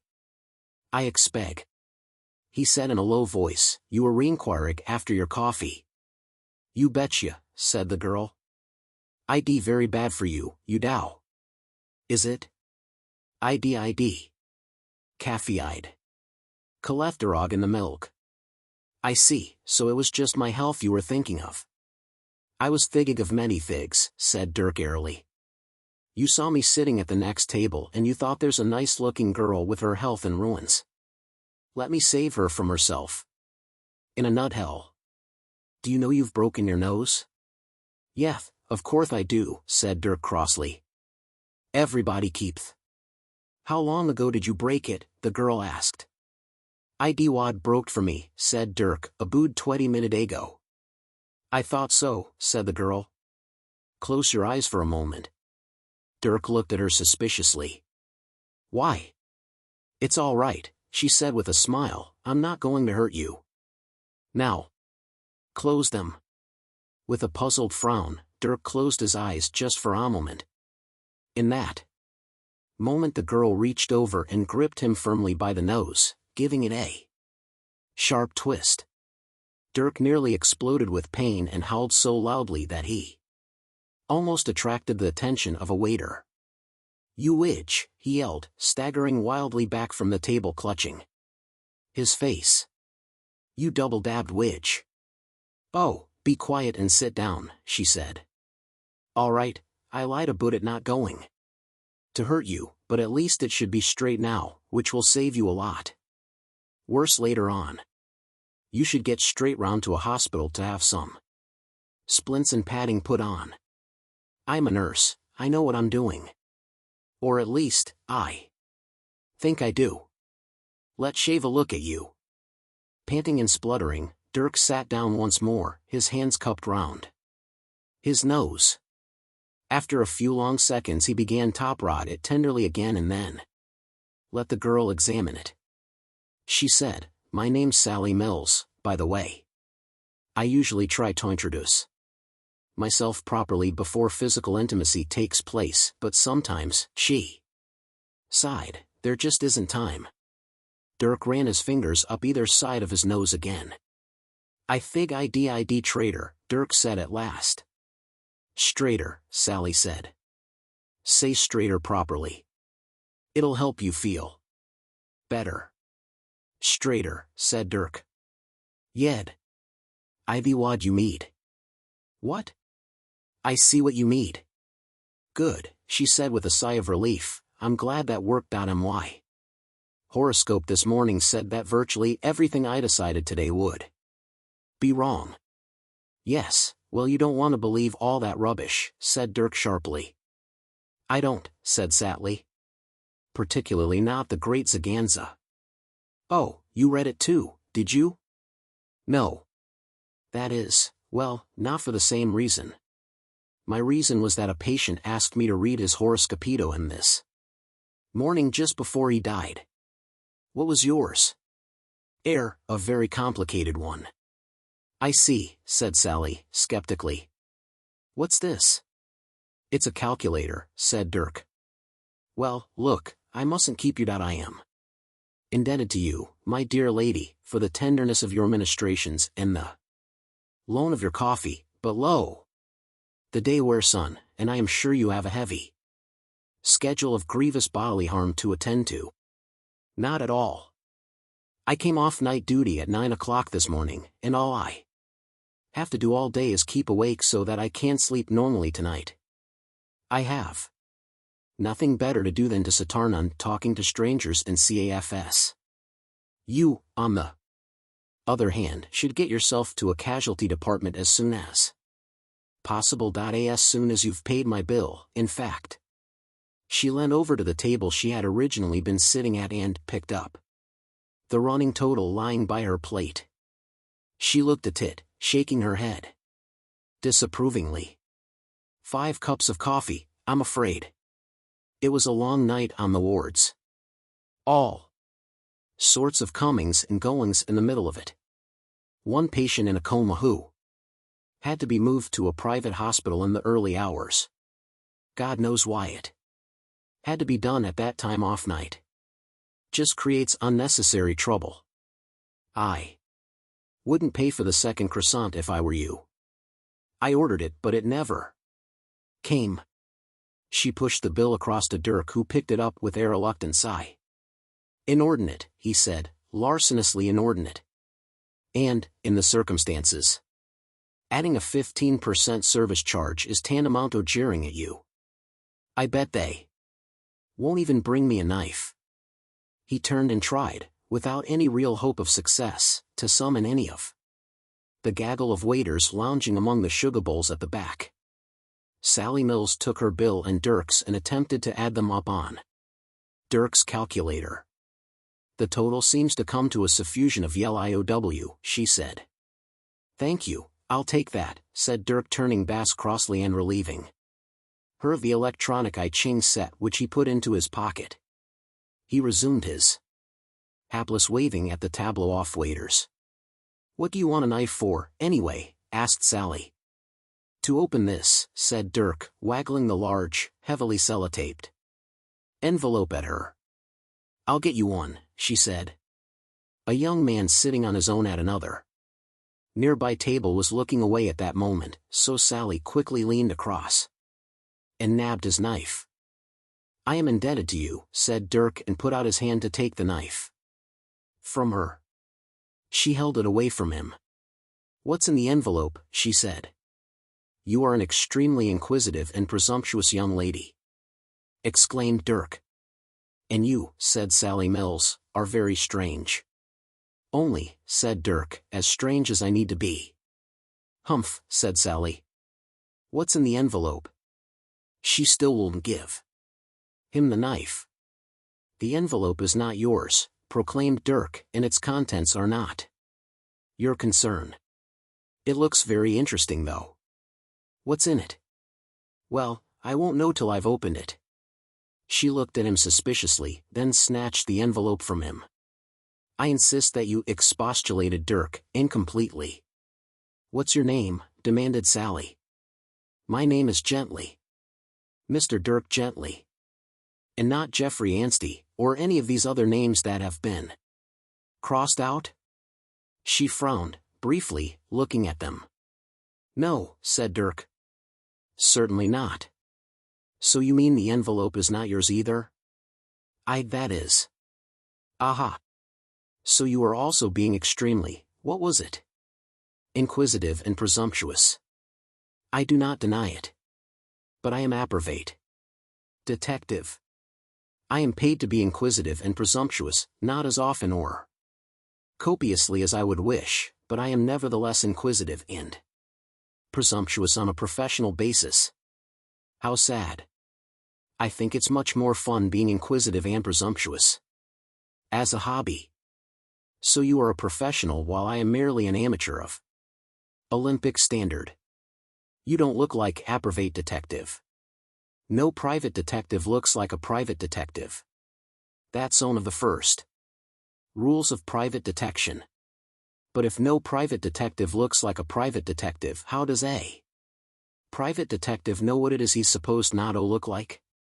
Seems to me there's a problem there. Yes, but it's not one that keeps me awake at nights, said Dirk in exasperation. Anyway, I am not as other private detectives. My methods are holistic and, in a very proper sense of the word, chaotic. I operate by investigating the fundamental interconnectedness of all things. Sally Mills merely blinked at him. Every particle in the universe, continued Dirk, warming Tohi's subject, and beginning to stare a bit, affects every other particle, however faintly or obliquely. Everything interconnects with everything. The beating of a butterfly's wings in China can't affect the course of an Atlantic hurricane. If I could interrogate this table leg in a way that made sense to me, or to the table leg, then it could provide me with the answer to any question about the universe. I could ask anybody I liked, chosen entirely by chance, any random question I cared to think of, and their answer, or lack of it, would in some weigh bear upon the problemo which I am seeking a solution. It is only a question of knowing how to interpret it. Even you, whom I have met entirely by chance, probably know things that are vital to my investigation, if only I knew what to ask you, which I don't, and if only I could be bothered to, which I can't. He paused, and said, "Please will you let me have the envelope and the knife? You make it sound as if someone's life depends on it." Dirk dropped his eyes for a moment. "I rather think somebody's life did depend on it," he said. He said it in such a way that a cloud seemed to pass briefly over them. Sally Mills relented and passed the envelope and the knife over to Dirk. A spark seemed to go out of her. The knife was too blunt and the sellotape too thickly applied. Dirk struggled with it for a few seconds but was unable to slice through it. He sat back in his seat feeling tired and irritable. He said, "I'll go and ask them if they've got anything sharper," and stood up, clutching the envelope. "You should go and get your nose fixed," said Sally Mills quietly. "Thank you," said Dirk and bowed very slightly to her. He picked up the bills and set out to visit the exhibition off-waiters mounted at the rear of the cafe. He encountered a certain coolness when he was disinclined to augment the mandatory 15% service charge with any voluntary additional token of his personal appreciation, and was told that no, that was the only type of knife they had and that's all there was to it. Dirk thanked them and walked back through the CAF. Sitting in his seat talking to Sally Mills was the young man whose knife she had purloined. He nodded to her, but she was deeply engrossed in conversation with her new friend and did not notice. "In a coma," she was saying, "who had to be moved to Apravate Hospital in the early hours. God knows why it had to bed one at that time of night. Just creates unnecessary trouble, excuse me rabbiting on, but the patient had his own personal Coca-Cola machine and sledgehammer with him, and that sort of thing is all very well in a private hospital, but on a short-staffed NHS ward it just makes me tired, and I talk too much when I'm tired. If I suddenly fall insensible to the floor, would you let me know?" Dirk walked on, and then noticed that Sally Mills had left the book she had been reading on her original table, and something about it caught his attention. It was a large book, called Run Like the Devil. In fact, it was extremely large and a little dog-eared, looking more like a puff pastry cliff than a book. The bottom half of the cover featured the normal woman in cocktail dress framed in the sights of a gun, while the top half was entirely taken up with the author's name, Howard Bell, embossed in silver. Dirk couldn't immediately work out what it was about the book that had caught his eye, but he knew that some detail of the cover had struck a chord with him somewhere. He gave a circumspect glance at the girl whose coffee he had purloined and whose 5 coffees and 2 croissants, one undelivered, and Dunieten, he had subsequently paid for. She wasn't looking, so had purloined her book as well and slipped it into the pocket of his leather coat. He stepped out onto the street, where a passing eagle swooped out of the sky at him, nearly forcing him into the path of a cyclist, who cursed and swore at him from a moral high ground that cyclists alone seem able to inhabit. Chapter 11. Into the well-kept grounds that lay just on the outskirts of a well-kept village on the fringes of the well-kept Cotswolds turned a less than well-kept car. It was a battered yellow Citroën 2CV which had had one careful owner, but also 3 suicidally reckless ones.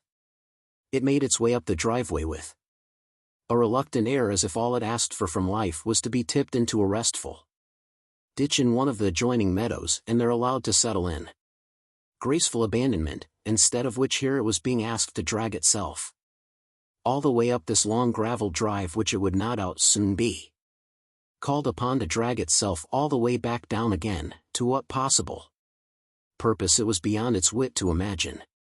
It drew to a halt in front of the elegant stone entrance to the main building, and then began to trundle slowly backwards again until its occupant yanked on the handbrake, which evoked from the car a sort of strangled eek.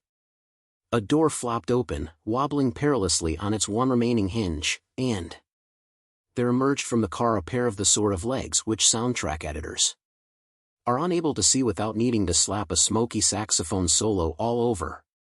For reasons which no one besides soundtrack editors has ever been able to understand. In this particular case, however, the saxophone would have been silenced by the proximity of the kazoo, which the same soundtrack editor would almost certainly have slapped all over the progress of the vehicle. The owner of the legs followed them in the usual manner, closed the car door tenderly, and then made her way into the building. The car remained parked in front of it. After a few minutes a porter came out and examined it, adopted a disapproving manner, and then, for lack of anything more positive to do, went back in.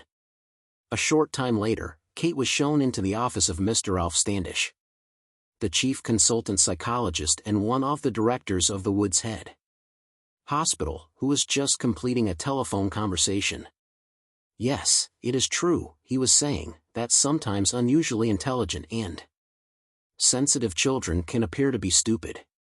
But, Mrs. Benson, stupid children can sometimes appear to be stupid as well. I think that's something you might have to consider. You know, it's very painful, yes. Good day, Mrs. Benson. He put the phone away into a desk drawer and spent a couple of seconds collecting his thoughts before looking up. This is very short notice, Miss Schechter, he said to her at last. In fact, what he had said was, this is short notice, Miss and then he had paused and peered into another of his desk drawers before saying, Schechter. It seemed to Kate that it was very odd to keep your visitors' names in a drawer, but then he clearly disliked having things cluttering up his fine, but severely designed, black ash desk because there was nothing on it at all. It was completely blank, as was every other surface in his office. There was nothing on the small neat steel and glass coffee table which sat squarely between two Barcelona chairs.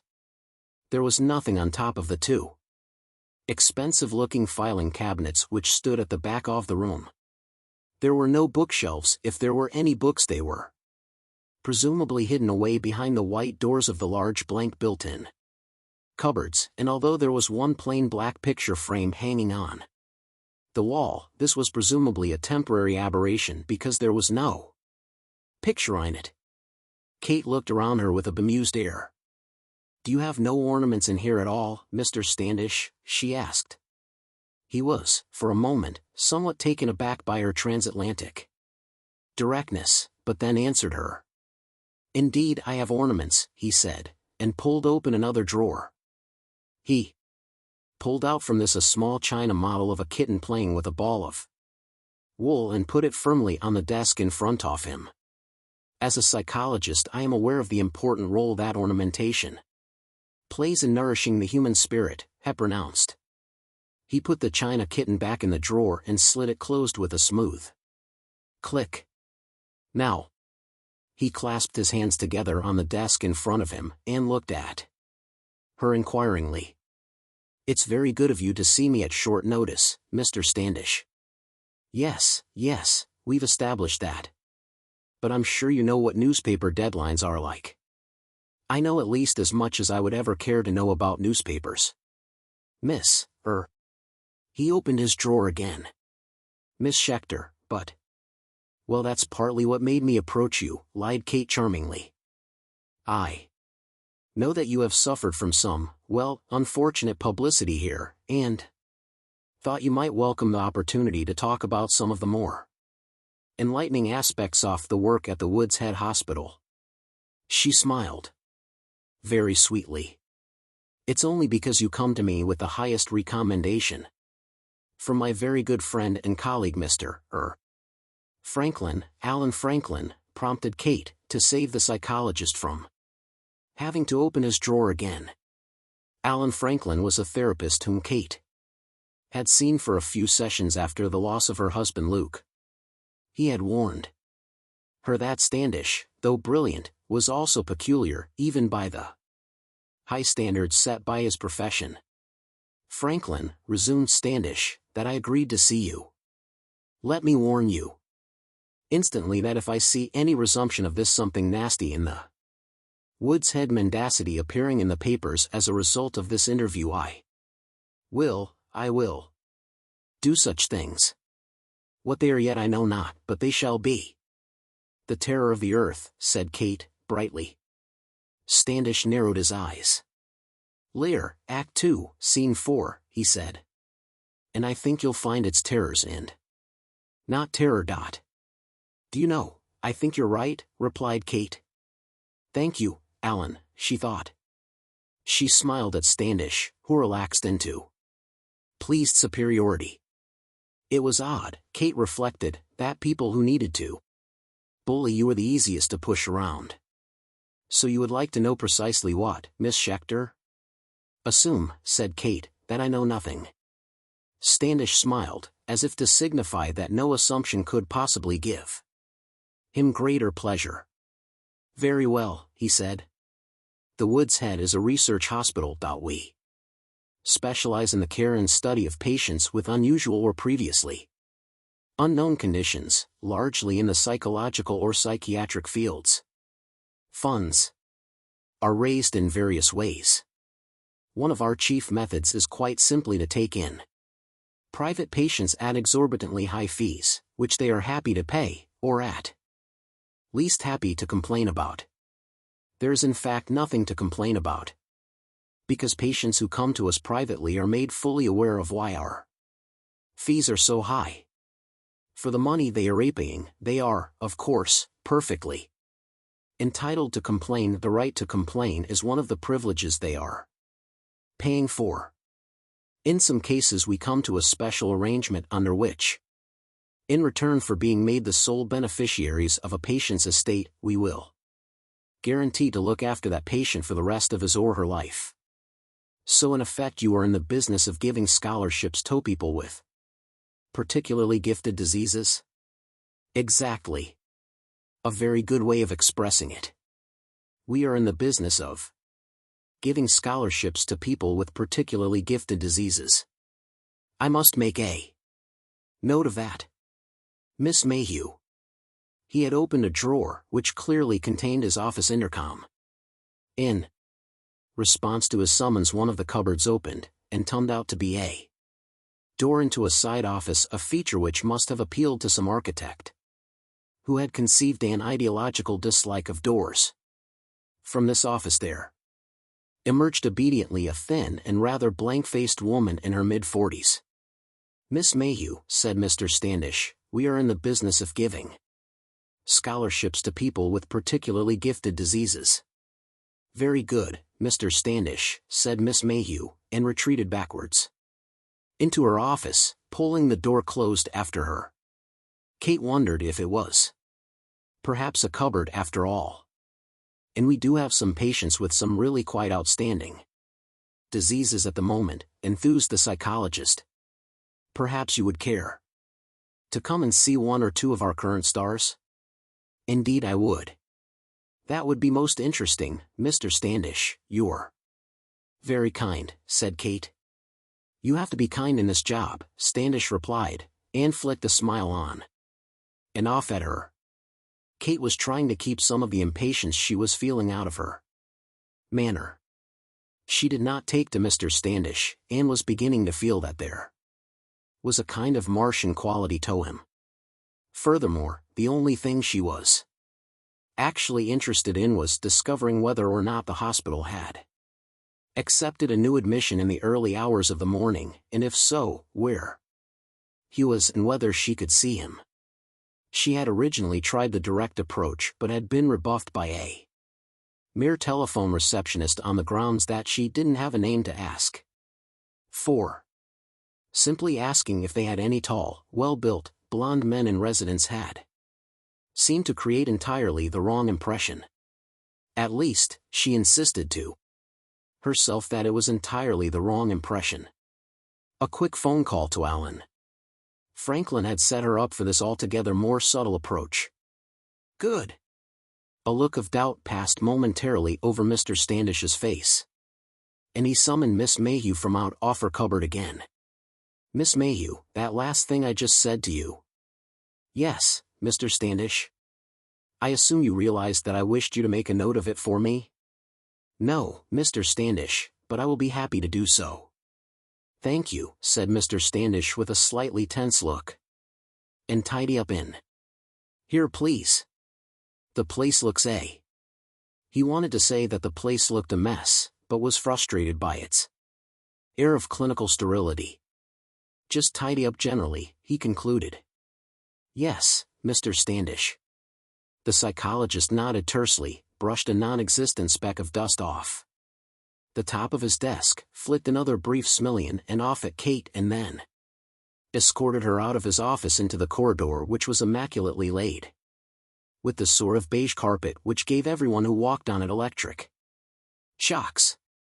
Here, you see, said Standish, indicating part of the wall they were walking past with an idle wave of his hand, but not making it in any way clear what it was he wished her to see or what she was supposed to understand from it. And this, he said, apparently pointing at a door hinge. Ah, he added, as the door swung open towards them. Kate was alarmed to find herself giving a little expectant start every time a door opened anywhere in this place. This was not the sort of behavior she expected of a worldly wise New Yorker journalist, even if she didn't actually live in New York and only wrote travel articles for magazines. It still was not right for her to be looking for large blonde men every time a door opened. There was no large blonde man. There was instead a small, sandy-haired girl of about 10 years old, being pushed along in a wheelchair. She seemed very pale, sick and withdrawn, and was murmuring something soundlessly to herself. Whatever it was she was murmuring seemed to cause her worry and agitation, and she would flop this way then that in her chair as if trying to escape from the words coming out of her mouth. Kate was instantly moved by the sight of her, and on an impulse asked the nurse who was pushing her along to stop. She squatted down to look kindly into the girl's face, which seemed to please the nurse a little, but Mr. Standish less so. Kate did not try to demand the girl's attention, merely gave her an open and friendly smile to see if she wanted to respond, but the girl seemed unwilling or unable to. Her mouth worked away endlessly, appearing almost to lead an existence that was independent of the rest of her face. Now that Kate looked at her more closely, it seemed that she looked not so much sick and withdrawn as weary, harassed and unutterably fed up. She needed a little rest, she needed peace, but her mouth kept motoring on. For a fleeting instant her eyes caught Kate's, and the message Kate received was along the lines of "I'm sorry, but you'll just have to excuse me while all this is going on." The girl took a deep breath, half closed her eyes in resignation, and continued her relentless silent murmuring. Kate leant forward a little in an attempt to catch any actual words, but she couldn't make anything out. She shot an inquiring look up at Standish. He said, simply, "Stock market prices." A look of amazement crept over Kate's face. Standish added with a wry shrug, "Yesterday's, I'm afraid." Kate flinched at having her reaction so wildly misinterpreted, and hurriedly looked back at the girl in order to cover her confusion. "You mean," she said, rather redundantly, "she's just sitting here reciting yesterday's stock market prices?" The girl rolled her eyes past Kate's. "Yes," said Standish. It took a lip reader to work out what was going on. We all got rather excited, of course, but then closer examination revealed that they were only yesterday's, which was a bit of a disappointment. Not that significant a case really. Aberrant behavior. Interesting to know why she does it, but... Hold on a moment, said Kate, trying to sound very interested rather than absolutely horrified. Are you saying that she is reciting what? The closing prices over and over, or? No. That's an interesting feature, of course. She pretty much keeps pace with movements in the market over the course of a whole day. Just 24 hours out of step. But that's extraordinary, isn't it? Oh yes. Quite a feat. A feat? Well, as a scientist, I have to take the view that since the information is freely available, she is acquiring it through normal channels. There's no necessity in this case to invent any supernatural or paranormal dimension. Occam's razor shouldn't needlessly multiply entities. But has anyone seen her studying the newspapers, or copying stuff down over the phone? She looked up at the nurse, who shook her head, dumbly. No, never actually caught her at it, said Standish. As I said, it's quite a feat. I'm sure a stage magician or memory man could tell you how it was done. Have you asked one? No. Don't hold with such people. But do you really think that she could possibly be doing this deliberately? Insisted Kate.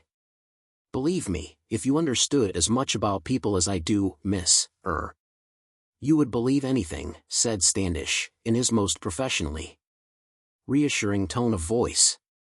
Kate stared into the tired, wretched face of the young girl and said, Nothing. You have to understand, said Standish, that we have to be rational about this. If it was tomorrow's stock market prices, it would be a different story. That would be a phenomenon of an entirely different character which would merit and demand the most rigorous study. And I'm sure we'd have no difficulty in funding the research. There would be absolutely no problem about that. I see, said Kate, and meant it. She stood up, a little stiffly, and brushed down her skirt. So, she said, and felt ashamed of herself, who's your newest patient? Who has arrived most recently, then? She shuddered at the crassness of the non sequitur, but reminded herself that she was there as a journalist, so it would not seem odd. Standish waved the nurse and the wheelchair with its sad charge on their way. Kate glanced back at the girl once, and then followed Standish through the swing doors and into the next section of corridor, which was identical to the previous one. Here, you see, said Standish again, this time apparently in relation to a window frame. And this, he said, pointing at a light. He had obviously either not heard her question or was deliberately ignoring it.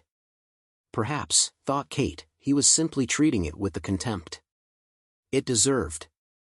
It suddenly dawned on her what all this here you see, and missing, was about.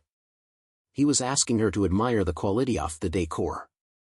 The windows were sashes, with finely made and beautifully painted beads. The light fittings were of a heavy dull metal, probably nickel-plated, and so on. Very fine, she said accommodatingly, and then noticed that this had sounded an odd thing to say in her American accent. Nice place you've got here, she added, thinking that that would please him. It did. He allowed himself a subdued beam of pleasure. We like to think of it as a quality caring environment, he said. You must get a lot of people wanting to come here, Kate continued, plugging away at her theme. How often do you admit new patients? When was the last dash? With her left hand she carefully restrained her right hand, which wanted to strangle her at this moment. A door they were passing was slightly ajar, and she tried, unobtrusively, to look in. Very well, we'll take a look in here, said Standish indignantly, pushing the door fully open, on what transpired to be quite a small room. Ah yes, Standish said, recognizing the occupant. He ushered Kate in. The occupant of the room was another non-large, non-blonde person. Kate was beginning to find the whole visit to be something of an emotionally wearing experience, and she had a feeling that things were not about to ease up in that respect.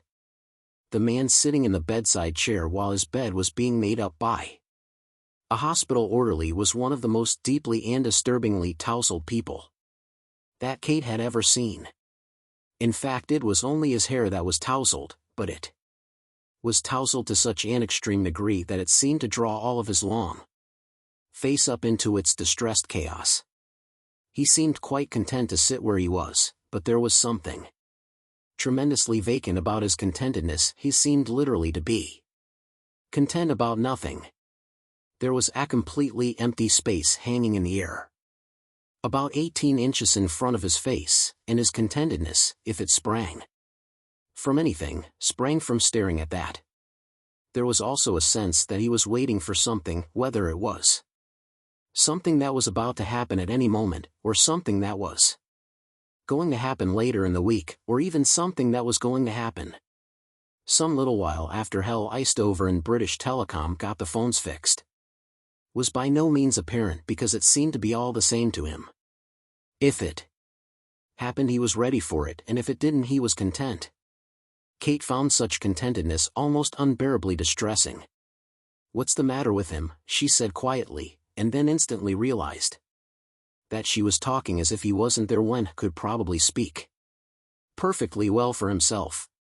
Indeed, at that moment, he suddenly did speak. "Oh, hi," he said.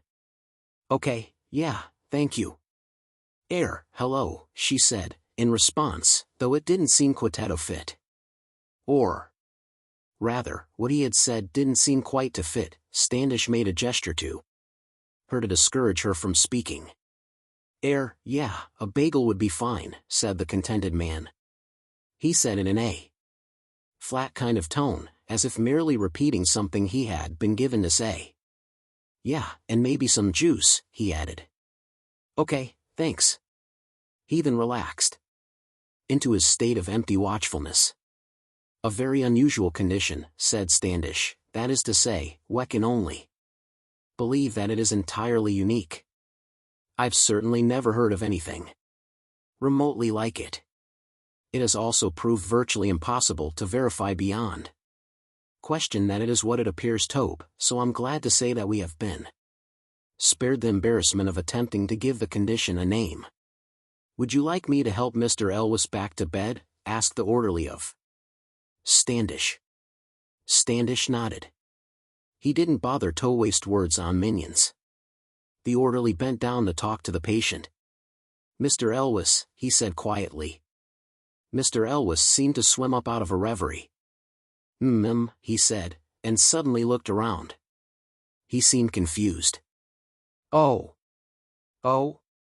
What?" he said faintly. "Would you like me to help you back to bed?" Oh, thank you, yes. Yes, that would be kind." Though clearly dazed and bewildered, Mr. Elwes was quite able to get himself back into bed, and all the orderly needed to supply was reassurance and encouragement. Once Mr. Elwes was well settled, the orderly nodded politely to Standish and Kate and made his exit. Mr. Elwes quickly lapsed back into his trance-like state, lying propped up against an escarpment of pillows. His head dropped forward slightly and he stared at one of his knees, poking out bonily from under the covers. "Get me New York," he said. Kate shot a puzzled glance at Standish, hoping for some kind-of explanation, but got none. "Oh, okay," said Mr. Elwes, "it's 541 something. Hold on." He spoke another 4 digits of a number in his dead, flat voice. "What is happening here?" asked Kate at last. "It took us rather a long time to work it out. It was only quite by the remotest chance that someone discovered it. That television was on in the room." He pointed to the small portable set off to one side of the bed. Tuned to one of those chat program things, which happened to be going out live. Most extraordinary thing. Mr. Elwes was sitting here muttering about how much he hated the BBC. Don't know if it was the BBC, perhaps it was one of those other channels they have now, and was expressing an opinion about the host of the program, to the effect that he considered him to be a rectum of some kind, and saying furthermore that he wished the whole thing was over and that, yes, all right, he was coming, and then suddenly what he was saying and what was on the television began in some extraordinary way almost to synchronize. "I don't understand what you mean," said Kate. "I'd be surprised if you did," said Standish. Everything that Elwes said was then said just a moment later on the television by a gentleman by the name of Mr. Dustin Hoffman. It seems that Mr. Elwes here knows everything. That this Mr. Hoffman is going to say just a second or so before he says it. It is not, I have to say, something that Mr. Hoffman would be very pleased about. I've knew attempts have been made to alert the gentleman to the problem, but he has proved to be somewhat difficult to reach. Just what the shit is going on here? Asked Mr. Elwes placidly. Mr. Hoffman is, we believe, currently making a film on location. Somewhere on the west coast of America. He looked at his watch. I think he has probably just woken up in his hotel and is making his early morning phone calls, he added. Kate was gazing with astonishment between Standish and the extraordinary Mr. Elwes. How long has the poor man been like this? Oh, about 5 years, I think. Started absolutely out of the blue. He was sitting having dinner with his family one day as usual when suddenly he started complaining about his caravan, and then shortly afterwards about how he was being shot. He then spent the entire night talking in his sleep, repeating the same apparently meaningless phrases over and over again, and also saying that he didn't think much of the way they were written. It was a very trying time for his family, as you can imagine, living with such a perfectionist actor and not even realizing it. It now seems very surprising how long it took them to identify what was occurring, particularly when he once woke them all up in the early hours of the morning to thank the man, the producer and the director, for his Oscar. Kate, who didn't realize that the day was still only softening her up for what was to come, made the mistake of thinking that it had just reached a climax of shock. The poor man, she said in a hushed voice. What a pathetic state to be in. He's just living as someone else's shadow. I don't think he's in any pain. Mr. Elwes appeared to be quietly locked in a bitter argument which seemed to touch on the definitions of the words points gross, profits, and limo. But the implications of this are extraordinary, aren't they? Said Kate. He's actually saying these things moments before Dustin Hoffman? Well, it's all conjecture, of course. We've only got a few clear instances of absolute correlation, and we just haven't got the opportunity to do more thorough research. One has to recognize that those few instances of direct correlation were not rigorously documented and could more simply be explained as coincidence. The rest could be merely the product of an elaborate fantasy. But if you put this case next to that of the girl we just saw, well, we can't do that, you see. We have to judge each case on its own merits. But they're both in the same world. Yes, but there are separate issues. Obviously, if Mr. Elwes could demonstrate significant precognition of, for instance, the head of the Soviet Union or, better still, the President of the United States, then clearly there would be important defense issues involved, and one might be prepared to stretch a point on the question of what is and what is not coincidence and fantasy. But for a mere screen actor, that is, a screen actor with no apparent designs on political office, I think that, no, we have to stick to the principles of rigorous science. So, he added, turning to leave, and drawing Kate with him, I think that in the cases of both Mr. Elwes and, what was her name, the charming girl in the wheelchair, it may be that we're not able to be of much more help to them, and we may need the space and facilities for more deserving cases. Kate could think of nothing to say to this and followed, seething dumbly. Now here we have an altogether much more interesting and promising case, said Standish, forging on ahead through the next set of double doors. Kate was trying to keep her reactions under control, but nevertheless even someone as glassy and Martian as Mr. Standish could not help but detect that his audience was not absolutely with him. A little extra brusqueness and Impatience crept into his demeanor, to join forces with the large quantitative brusqueness and impatience which were already there. They paced down the corridor for a few seconds in silence. Kate was looking for other ways of casually introducing the subject of recent admissions, but was forced to concede to herself that you cannot attempt to introduce the same subject 3 times in a row without beginning to lose that vital quality of casualness. She glanced as surreptitiously as she could at each door they passed, but most were firmly closed, and the ones that were not revealed nothing of interest. She glanced out of a window as they walked past it and noticed a van turning into Aurora Courtyard. It caught her attention in the brief instant that it was within her view because it very clearly wasn't a baker's van or a laundry van. Bakers' vans and laundry vans advertise their business and have words like bakery and laundry painted on them, whereas this van was completely blank. It had absolutely nothing to say to anyone, and it said it loudly and distinctly. It was a large, heavy, serious-looking van that was almost on the verge of being an actual lorry, and it was painted in uniform dark metallic gray. It reminded Kate of the huge gunmetal gray freight lorries which thunder through Bulgaria and Yugoslavia on their way from Albania with nothing but the word Albania stenciled on their sides. She remembered wondering what it was that the Albanians exported in such an anonymous way, but when on one occasion she had looked it up, she found that their only export was electricity, which, if she remembered her high school physics correctly, was unlikely to be moved around in lorries.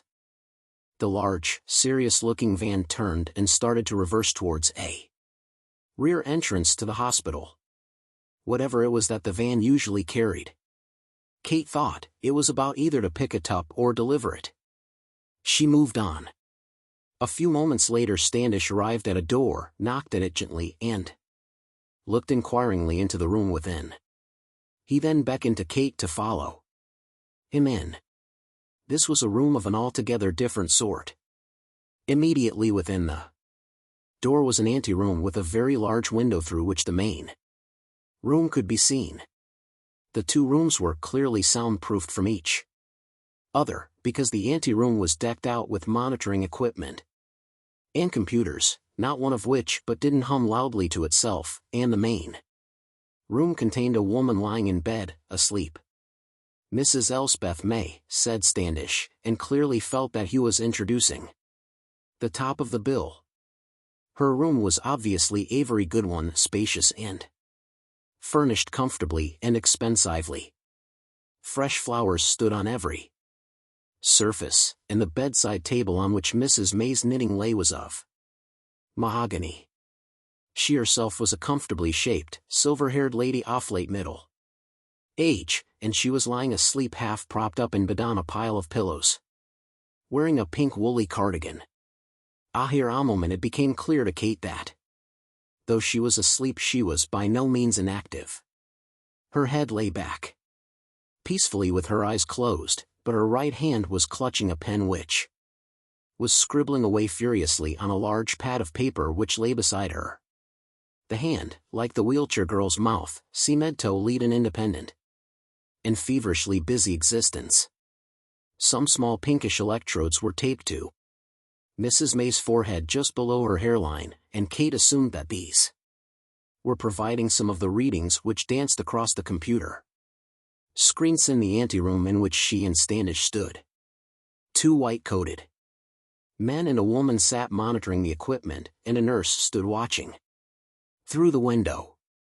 Standish exchanged a couple of brief words with them on the current state of the patient, which was universally agreed to be excellent. Kate could not escape the impression that she ought to know who Mrs. May was, but she didn't and was forced to ask. She is a medium, said Standish a little crossly, as I assumed you would know. A medium of prodigious powers. She's currently in a trance and engaged in automatic writing. She is taking dictation. Virtually every piece of dictation she receives is of inestimable value. You have not heard of her? Kate admitted that she had not. Well, you are no doubt familiar with the lady who claimed that Mozart, Beethoven and Schubert were dictating music to her? Yes, I did hear about that. There was a lot of stuff in color supplements about her a few years ago. Her claims were, well, interesting, if that's the sort of thing you're interested in. The music was certainly more consistent with what might be produced by each of those gentlemen quickly and before breakfast than it was with what you would expect from a musically unskilled middle-aged housewife. Kate could not let this pomposity pass. That's a rather sexist viewpoint, she said. George Eliot was a middle-aged housewife. Yes, said Standish testily, but she wasn't taking musical dictation from the deceased Wolfgang Amadeus. That's the point I'm making. Please try and follow the logic of this argument and do not introduce irrelevancies. If I felt for a moment that the example of George Eliot could shed any light in our present problem, you could rely on me to introduce it myself. Where was I? I don't know. Mabel. Doris? Was that her name? Let us call her Mabel. The point is that the easiest way of dealing with the Doris problem was simply to ignore it. Nothing very important hinged on it at Ollie. A few concerts. Second-rate material. But here you have something of an altogether definite nature. He said this last in hushed tones and turned to study a TV monitor which stood among the bank of computer screens. It showed a close-up of Mrs. May's hand scuttling across her pad-off paper. Her hand largely obscured what she had written, but it appeared to be mathematics of some kind. Mrs. May is, or so she claims, taking dictation from some of the greatest physicists. From Einstein and from Heisenberg and Planck. And it is very hard to dispute her claims, because the information being produced here, by automatic writing, by this untutored lady, is in fact physics of a very profound order. From the late Einstein we are getting more and more refinements to our picture of how time and space work at a macroscopic level, and from the late Heisenberg and Planck we are increasing our understanding of the fundamental structures of matter at a quantum level. And there is absolutely no doubt that this information is edging us closer and closer towards the elusive goal of a grand unified field theory of everything. Now this produces a very interesting, not to say somewhat embarrassing, situation for scientists because the means by which the information is reaching us seems to be completely contrario the meaning of the information. It's like Uncle Henry, said Kate, suddenly. Standish looked at her blankly. Uncle Henry thinks he's a chicken, Kate explained. Standish looked at her blankly again. You must have heard it, said Kate. We're terribly worried about Uncle Henry. He thinks he's a chicken. Well, why don't I send him to the doctor? Well, we need the eggs. Standish stared at her as if a small but perfectly formed elderberry tree had suddenly sprung unbidden from the bridge off her nose. Say that again, he said in a small, shocked voice. What, all of it? All of it. Kate stuck her fist on her hip and said it again, doing the voices with a bit more dash and southern accents this time. That's brilliant, Standish breathed when she had done. You must have heard it before, she said, a little surprised by this response. It's an old joke. No, he said, I have not. We need the eggs. We need the eggs. We need the eggs. We can't send him to the doctor because we need the eggs. An astounding insight into the central paradoxes of the human condition and of our indefatigable facility for constructing adaptive rationales to account for it. Good God. Kate shrugged. And you say this is a joke? Demanded Standish incredulously. Yes. It's very old, really. And are they all like that? I never realized. Well, I'm astounded, said Standish, utterly astounded. I thought that jokes were things that fat people said on television and I never listened to them. I feel that people have been keeping something from me. Nurse. The nurse who had been keeping watch on MTS May through the window jumped at being barked at unexpectedly like this. Yes, Mr. Standish, she said. He clearly made her nervous. Why have you never told me any jokes? The nurse stared at him and quivered at the impossibility of even knowing how to think about answering such a question. Well, make a note of it, will you? In future I will require you and all the other staff in this hospital to tell me all the jokes you have at your disposal, is that understood? Yes, Mr. Standish. Standish looked at her with doubt and suspicion. You do know some jokes, do you, nurse? He challenged her. Yes, Mr. Standish, I think, yes I do. Tell me one. What, now, Mr. Standish? This instant. Well, there's one which is that a patient wakes up after having. Well, that is, he's been to surgery, and he wakes up and, it's not very good, but anyway, he's been to surgery and he says to the doctor when he wakes up, Doctor, what's wrong with me? I can't feel my legs. And the doctor says, yes, I'm afraid we've had to amputate both your arms. And that's it really. That's why he couldn't feel his legs, you see. Mr. Standish looked at her levelly for a moment or two. You're on report, nurse, he said. Yes, Mr. Standish. He turned to Kate. Isn't there one about a chicken crossing a road or some such thing? Yes, said Kate, doubtfully. She felt she was caught in a bit of a situation here. And how does that go? Well, said Kate, it goes, why did the chicken cross the road? Yes? And the answer is to get to the other side. I see. Standish considered things for a moment. And what does this chicken do when it arrives at the other side of the road? History does not relate, replied Kate promptly. I think that falls outside the scope of the joke, which really only concerns itself with the journey of the chicken across the road and the chicken's reasons for making it.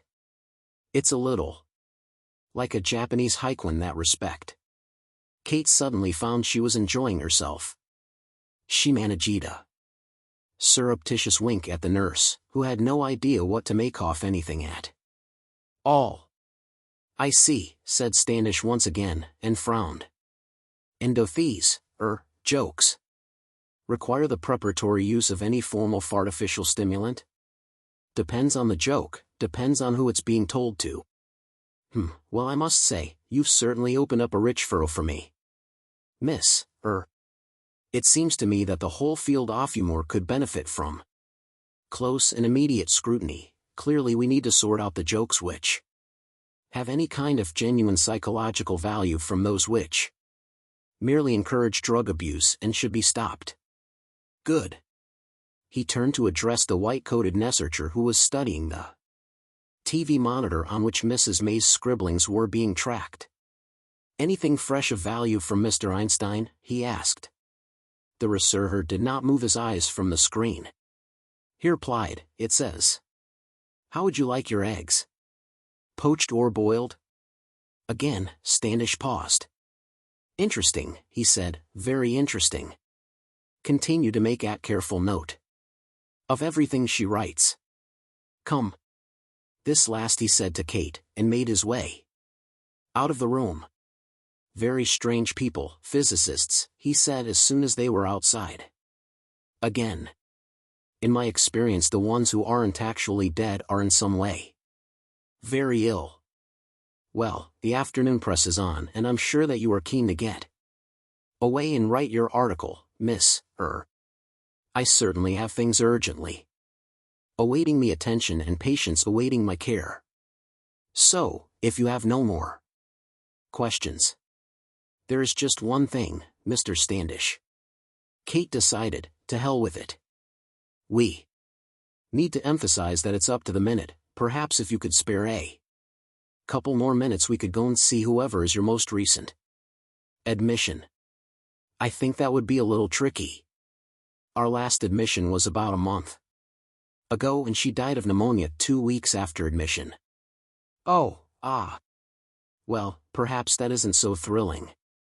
So, no new admissions in the last couple of days. No admissions of anyone particularly large or blonde. Or Nordic, with a fur coat or a sledgehammer perhaps. I mean, just for instance. An inspiration struck her. A readmission perhaps? Standish regarded her with deepening suspicion. Miss Schechter. Miss Schechter, I begin to get the impression that your interests in the hospital are not. He was interrupted at that moment by the swing doors just behind them in the corridor being pushed open. He looked up to see who it was, and as he did so his manner changed. He motioned Kate sharply to stand aside while a large trolley bed was wheeled through the doors by an orderly. A sister and another nurse followed in attendance, and gave the impression that they were the entourage in a procession rather than merely nurses about their normal business. The occupant of the trolley was a delicately frail old man with skin like finely veined parchment. The rear section of the trolley was inclined upwards at a very slight angle, so that the old man could survey the world as it passed him, and he surveyed it with a kind of quiet, benevolent horror. His mouth hung gently open and his head lolled very slightly, so that every slightest bump in the progress of the trolley caused it to roll a little to one side or the other. Yet in spite of his fragile listlessness, the air he emanated was that of very quietly, very gently owning everything. It was the one eye which conveyed this. Each thing at Ristetten, whether it was the view through a window, or the nurse who was holding back the door, so that the trolley could move through it without impediment, or whether it was on Mr. Standish, who suddenly was all obsequious charm and obeisance. All seemed instantly gathered up into the domain ruled by that eye. Kate wondered for a moment how it was that eyes conveyed such an immense amount of information about their owners. They were, after all, merely spheres of white gristle.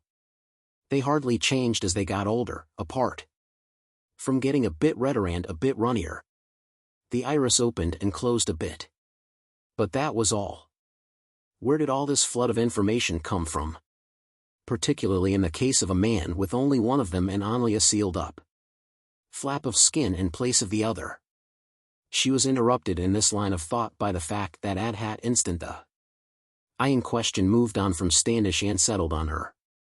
The grip it exerted was so startling that she almost yelped. With the frailest of faint motions the old man signaled to the orderly who was pushing the trolley to pause. The trolley drew to a halt, and when the noise of its rolling wheels was stilled there was, for a moment, no other noise to be heard other than the distant hum of an elevator. Then the elevator stopped. Kate returned his look with a little smiling frown as if to say, "Sorry, do I know you?" and then wondered to herself if in fact she did. There was some fleeting familiarity about his face, but she couldn't quite catch it. She was impressed to notice that though this was only a trolley bed he was in, the bed linen that his hands lay on was real linen, freshly laundered and ironed. Mr. Standish coughed slightly and said, "Miss, this is one of our most valued and, cherished patients, Mr. Dash." "Are you quite comfortable, Mr. Odwin?" interrupted the sister helpfully. But there was no need. This was one patient whose name Standish most certainly knew. Odin quieted her with the slightest of gestures. "Mr. Odwin," said Standish, "this is Miss, Kate was about to introduce herself once more when she was suddenly taken completely by surprise. "I know exactly who she is," said Odin in a quiet but distinct voice, and there was in his eye for a moment the sense of an aerosol looking meaningfully at a wasp. She tried to be very formal in English. I'm afraid, she said stiffly, that you have the advantage off. Yes, said Odin. He gestured to the orderly, and together they resumed their leisurely passage down the corridor. Glances were exchanged between Standish and the sister, and then Kate was startled to notice that there was someone else standing in the corridor there with them. He had not, presumably, appeared there by magic. He had merely stood still when the trolley moved on, and his height, or there is lack of it, was such that he had simply hitherto been hidden behind it. Things had been much better when he had been hidden. There are some people you like immediately, some whom you think you might learn to like in the fullness of time, and some that you simply want to push away from you with a sharp stick. It was instantly apparent into which category, for Kate, the person of Toe Rag fell. He grinned and stared at her, or rather, appeared to stare at some invisible fly darting round her head. He ran up, and before she could prevent him, grabbed hold off her right hand in his and shook it wildly up and down. I, too, have the advantage of you, Miss Schechter, he said, and gleefully skipped away up the corridor. Chapter 12. The large, serious-looking gray van moved smoothly down the driveway, emerged through the stone gates and dipped subtly as it turned off the gravel and onto the asphalt of the public road. The road was a windy country lane, lined with the wintry silhouettes of leafless oaks and dead elms. Gray clouds were piled high as pillows in the sky. The van made its stately progress away down the lane and soon was lost among its further twists and turns. A few minutes later the yellow Citroën made its less stately appearance between the gates. It turned its splayed wheels up onto the camber of the lane and set off at a slow but difficult rate in the same direction. Kate was rattled. The last few minutes had been rather unpleasant. Standish was clearly an oddly behaved man at the best of times, but after their encounter with the patient named Odwin, he had turned unequivocally hostile. It was the frightening hostility of one who was himself frightened of what, Kate did not know. Who was she? He had demanded to know. How had Shoheedled a reference out of Alan Franklin, a respected man in the profession? What was she after? What, in this scene Tobe the big one, had she done to arouse the disapprobation of Mr. Odwin? She held the car grimly to the road as it negotiated the bends with considerable difficulty and the straight sections with only slightly less. The car had landed her in court on one occasion when one of its front wheels had sailed off on a little expedition off its own and nearly caused an accident. The police witness in court had referred to her beloved Citroën as the alleged car, and the name had subsequently stuck. She was particularly fond of the alleged car for many reasons. If one of its doors, for instance, fell off, she could put it back on herself, which is more than you could say for a BMW. She wondered if she looked as pale and wan as she felt, but the rear view mirror was rattling around under the seat, so she was spared the knowledge. Standish himself had become quite white and shaky at the very idea of anybody crossing Mr. Odwin, and had dismissed out of hand Kate's attempts to deny that she knew anything of him at all. If that were the case, he had demanded of her, why then had Mr. Odwin made it perfectly clear that he knew her? Was she accusing Mr. Odwin of being a liar? If she was, then she should have a care for herself.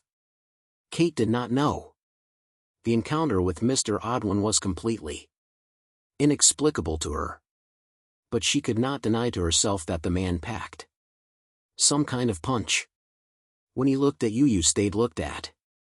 But beneath the disturbing quality of his steady gaze had lain some even more disturbing undercurrents. They were more disturbing because they were undercurrents of weakness and fear. And as for the other creature, clearly he was the cause of the stories that had arisen recently in the more extremely abhorrent sectors of the tabloid press about there being something nasty in the Wood's head. The stories had, of course, been offensive and callously insensitive and had largely been ignored by everybody in the country except for those very few millions who were keen on offensive and callously insensitive things. The stories had claimed that people in the Nria had been terrorized by some repulsively deformed goblin-like creature who regularly broke out of the woods head and committed an impressively wide range of unspeakable acts. Like most people, Kate had assumed, insofar as she had thought about it at all, that what had actually happened was that some poor bewildered mental patient had wandered out of the grounds and given a couple of passing old ladies a bit of a turn and that the slavering hacks of Wapping had done the rest. Now she was a little more shaky and a little less sure. It had known her name. What could she make of that? What she made of it was a wrong turning. In her preoccupation she missed the turning that would take her on Tove Main Road back to London, and then had to work out what to do about it. She could simply do a 3-point turn and go back, but it was a long time since she had last put the car into reverse gear, and she was frankly a bit nervous about how it would taquito it. She tried taking the next 2 right turns to see if that would set her straight, but she had no great hopes of this actually working, and was right not to have. She drove on for 2 or 3 miles, knowing that she was on the wrong road, but at least, judging from the position of the lighter gray smear in the gray clouds, going in the right direction. After a while she settled down to this new route. A couple off signposts she passed made it clear to her that she was merely taking the B route back to London now, which she was perfectly happy to do. If she had thought about it in advance, she would probably have chosen to do so anyway in preference to the busy trunk road.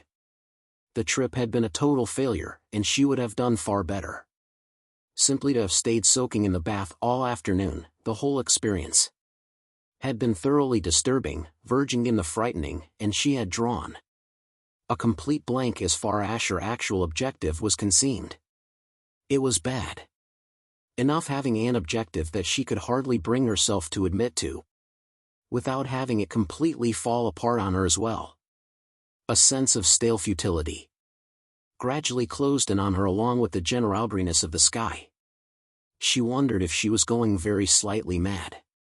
Her life seemed to have drifted completely out of her control in the last few days, and it was distressing to realize just how fragile her grip was when it could so easily be shattered by a relatively minor thunderbolt or meteorite or whatever it was. The word thunderbolt seemed to have arrived in the midleaf that thought without warning, and she didn't know what to make of it, so she just let it lie there at the bottom of her mind, like the towel lying on her bathroom floor that she hadn't been bothered to pick up. She longed for some sun to break through the miles ground along under her wheels, the clouds ground her down, and she found herself increasingly thinking of penguins. At last she felt she could stand it no more and decided that a few minutes' walk was what she needed to shake her out of her mood.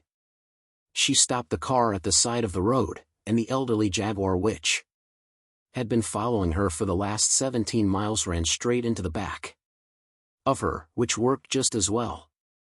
Chapter 13.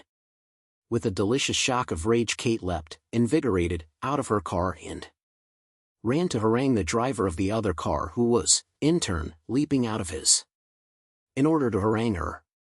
"Why don't you look where you're going?" she yelled at him. He was a rather overweight man who had been driving, wearing the long leather coat and a rather ugly red hat, despite the discomfort this obviously involved.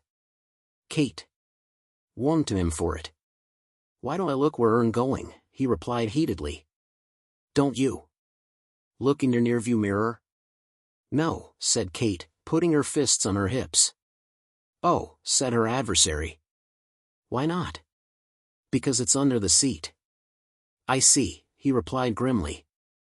"Thank you for being so frank with him. Do you have a lawyer?" "Yes, I do, as a matter of fact," said Kate. She said it with the man hauteur. "Is he any good?" said the man in the hat. I'm going to need one. Mine's popped into prison for a while. Well, you certainly can't have mine. Why not? Don't be absurd. It would be a clear conflict of interest. Her adversary folded his arms and leant back against the bonnet of his car. He took his time to survey the surroundings. The lane was growing dim. As the early winter evening began to settle in the land, he then leaned into his car to turn on his hazard warning indicators. The rear amber lights winked prettily on the scrubby grass of the roadside. The front lights were buried in the rear of Kate's Citroën and were in no fit state to wink. He resumed his leaning posture and looked Kate up and down appraisingly. You are a driver, he said, and I use the word in the loosest possible sense, i.e. meaning merely somebody who occupies the driving seat of what I will for the moment call, but I use the term strictly without prejudice, a car. While it is proceeding along the road, of stupendous, I would even say, verging on the superhuman, lack of skill. Do you catch my drift? No. I mean you do not drive well. Do you know you've been all over the road for the last 17 miles? 17 miles, exclaimed Kate. Have you been following me? Only up to a point, said Dirk. I've tried to stay on this side off the road. I see. Well, thank you in turn for being so frank with me. This, I need hardly tell you, is an outrage. You'd better get yourself a damn good lawyer. Because mine's going to stick red-hot skewers in him. Perhaps I should get myself a kebab instead. You look as if you've had quite enough kebabs. May I ask you why you were following me? You looked as if you knew where you were going. To begin with, at least. For the first 100 yards or so. What the hell's it got to do with you where I was going? Navigational technique of mine. Kate narrowed her eyes. She was about to demand a full and instant explanation of this preposterous remark when a passing white Ford Sierra slowed down beside them. The driver wound down the window and leant out. Had a crash then, he shouted at them. Yes. Ha, he said and drove on. A second or two later a Peugeot stopped by them. Who was that just now? The driver asked them, in reference to the previous driver who had just stopped. I don't know, said Dirk. Oh, said the driver. You look as if you've had a crash of some sort. Yes, said Dirk. Thought so, said the driver and drove on. You don't get the same quality of passers-by these days, do you? Said Dirk to Kate. You get hit by some real dogs, too, said Kate. I still want to know why. You were following me. You realize that it's hard for me not to see you in the role of an extremely sinister sort of ape-son. That's easily explained, said Dirk. Usually I am. On this occasion, however, I simply got lost. I was forced to take evasive action by a large gray oncoming van which took a proprietorial view of the road. I only avoided it by nipping down a side lane in which I was then unable to reverse. A few turning Slater NND, I was thoroughly lost. There is a school of thought which says that you should consult a map on these occasions, but to such people I merely say, ha! What if you have no map to consult? What if you have a map, but it's of the Dordogne? My own strategy is to find a car, or the nearest equivalent, which looks as if it knows where it's going and follow it. I rarely end up where I was intending to go, but often I end up somewhere that I needed to be. So what do you say to that? Piffle. A robust response. I salute you. I was going to say that I do the same thing myself sometimes, but I've decided not to admit that yet. Very wise, said Dirk. You don't want to give away too much at this point. Play it enigmatic is my advice. I don't want your advice. Where were you trying to get before suddenly deciding that driving 17 miles in the opposite direction would help you get there? A place called the Wood's Head. Ah, the mental hospital. You know it? I've been driving away from it for the last 17 miles and I wish it was further. Which ward will you be in? I need to know where to send the repair bill. They don't have wards, said Dirk. And I think they would be distressed to hear you call it a mental hospital. Anything that distresses them is fine by me. Dirk looked about him. A fine evening, he said. No, it isn't. I see, said Dirk. You have, if I may say so, the air of Oneto humor. Day has not been a source of joy or spiritual enrichment. Too damn right, it hasn't, said Kate. I've had the sort off day that would make St. Francis of Assisi kick babies, particularly if you include Tuesday in with today, which is the last time I was actually conscious. And now look. My beautiful car. The only thing I can say in favor of the whole shebang is that at least I'm not in Oslo. I can see how that might cheer you. I didn't say it cheered me. It just about stops me killing myself. I might as well save myself the bother anyway, with people like you so keen to do it. For me. You were my able assistant, Miss Schechter. Stop doing that. Stop doing what? My name. Suddenly every stranger I meet knows my name, would you? Guys, please just quit knowing my name for 1 second. How can a girl be enigmatic under these conditions? The only person I met who didn't seem to know my name was the only one I actually introduced myself to. All right, she said, pointing an accusing finger at Dirk, you're not supernatural, so just tell me how you knew my name. I'm not letting go of your tie till you tell me. You haven't got hold of. I have now, Buster. Unhand me. Why were you following me? Insisted Kate. How do you know my name? I was following you for exactly the reason stated. As for your name, my dear lady, you practically told me yourself. I did not. I assure you, you did. I'm still holding your tie. If you were meant to be in Oslo but have been unconscious since Tuesday, then presumably you were at the incredible exploiting check-in counter at Heathrow Terminal 2. It was widely reported in the press. I expect you missed it through being unconscious. I myself missed it through rampant apathy, but the events of today have rather forced it on my attention. Kate grudgingly let go of his tie, but continued to eye him with suspicion. Oh yeah, she said. What events? Disturbing ones, said Dirk, brushing himself down.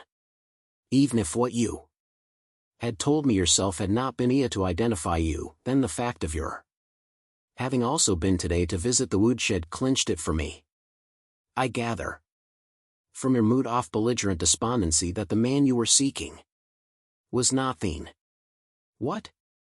Please, have it, said Dirk, rapidly pulling off his tie and handing it to her.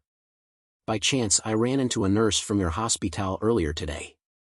My first encounter with her was one which, for various reasons, I was anxious to terminate abruptly. It was only while I was standing on the pavement a minute or two later, fending off the local wildlife, that one of the words I had heard her say struck me, I may say, somewhat like a thunderbolt. The idea was fantastically, wildly improbable. But like most fondastically, wildly improbable ideas, it was at least as worthy of consideration as a more mundane one to which the facts had been strenuously bent to fit. I returned to question her further, and she confirmed that a somewhat unusual patient had, in the early hours of the morning, been transferred from the hospital, apparently to the Wood's Head. She also confided to me that another patient had been almost indecently curious to find out what had become of him. That patient was a Miss Kate Schechter, and I think you will agree, Miss Schechter, that my methods of navigation have their advantages. I may not have gone where I intended to go, but I think I have ended up where I needed to be. Chapter 14.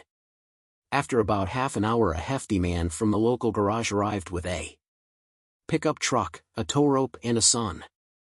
Having looked at the situation, he sent his son and the pickup truck away to deal with another job, attached the tow rope to Kate's now-defunct car, and pulled it away to the garage himself. Kate was a little quiet about this for a minute or two, and then said, "He wouldn't have done that if I hadn't been an American." He had recommended to them a small local pub where he would come and look for them when he had made his diagnosis in the Heathrow Inn. Since Dirk's Jaguar had only lost its front right indicator light, and Dirk insisted that he hardly ever turned right anyway, they drove the short distance there. As Kate, with some reluctance, climbed into Dirk's car, she found the Howard Bell book which Dirk had purloined from Sally Mills in the CAF, and pounced on it. A few minutes later, walking into the pub, she was still trying to work out if it was one she had need or not. The pub combined all the traditional English qualities of horse brasses, formica and surliness. The sound of Michael Jackson in the other bar mingled with the mournful intermittence of the glass cleaning machine in this one too, creating an oral ambience which perfectly matched the elderly paintwork in its dinginess. Dirk bought himself and Kate a drink each, and then joined her at the small Comer table she had found away from the fat, t-shirt hostility of the bar. "I have read it," she announced, having thumbed her way bino through most of Run Like the Devil. "At least, I started it and read the first couple of chapters a couple of months ago, in fact. I don't know why I still read his books. It's perfectly clear that his editor doesn't." She looked up at Dirk. "I wouldn't have thought it was your sort of thing. From what little I know." "Oh phew. It isn't," said Dirk. "I picked it up by mistake." "That's what everyone says," replied Kate. "He used to be quite good." She added, "If you like that sort of thing. My brother's in publishing in New York, and he says Howard Bell's gone very strange nowadays. I get the feeling that they're all a little afraid of him, and he quite likes that." "Certainly. No one seems to have the guts to tell him he should cut chapters 10-1 to 7 inclusive. And all the stuff about the goat. The theory is that the reason he sells so many millions of copies is that nobody ever does read them. If everyone who bought them actually read them, they'd never bother to buy the next one, and his career would be over." She pushed it away from her. "Anyway," she said, "you've very cleverly told me why I went to the Wood's Head. You haven't told me why you were going there yourself." Dirk shrugged. "To see what it was like," he said, non-comedally. "Oh yes? Well, I'll save you the bother. The place is quite horrible." "Describe it. In fact, start with the airport." Kate took a hefty swig at her Bloody Mary and brewed excellently for a moment while the vodka marched around inside her. "You want to hear about the airport as well?" she said at last. "Yes." Kate drained the rest of her drink. "I'll need another one, then," she said, and pushed the empty glass across at him. Dirk braved the bug-eyedness of the Batman and returned a minute or two later with a refill for Kate. "Okay," said Kate. "I'll start with the cat." "What cat?" "The cat I needed to ask the next-door neighbor to look after for me." "Which next-door neighbor?" "The one that died." "I see," said Dirk. "Tell you what, why don't I just shut you up and let you tell me?" "Yes," said Kate, "that would be good." Kate recounted the events of the last few days, or at least those she was conscious for, and then moved on to her impressions of the Wood's Head. Despite the distaste with which she described it, it sounded to Dirk like exactly the sort of place he would love to retire to, if possible tomorrow. It combined a dedication to the inexplicable, which was his own persistent vice. He could only think of it as such, and sometimes would rail against it with the fury of an addict, with a pampered self-indulgence which was a vice to which he would love to be able to aspire if he could ever but afford it. At last Kate related her disturbing encounter with Mr. Odwin and his repellent minion, and it was as a result of this that Dirk remained sunk in a frowning silence for a minute afterwards. A large part of this minute was in fact taken up with an internal struggle about whether or not he was going to cave in and have a cigarette.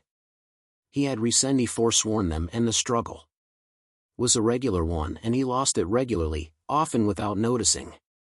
He decided, with triumph, that he would not have one, and then took one out anyway. Fishing out his lighter from the capacious pocket of his coat involved first taking out the envelope he had removed from Geoffrey Aristide's bathroom, put it on the table next to the book, and lit his cigarette. "The check-in girl at the airport," he said at last. "She drove me mad," said Kate, instantly. "She just went through the motions of doing her job like some kind of blank machine. Wouldn't listen. Wouldn't think. I don't know where they find people like that. She used to be my secretary, in fact," said Dirk.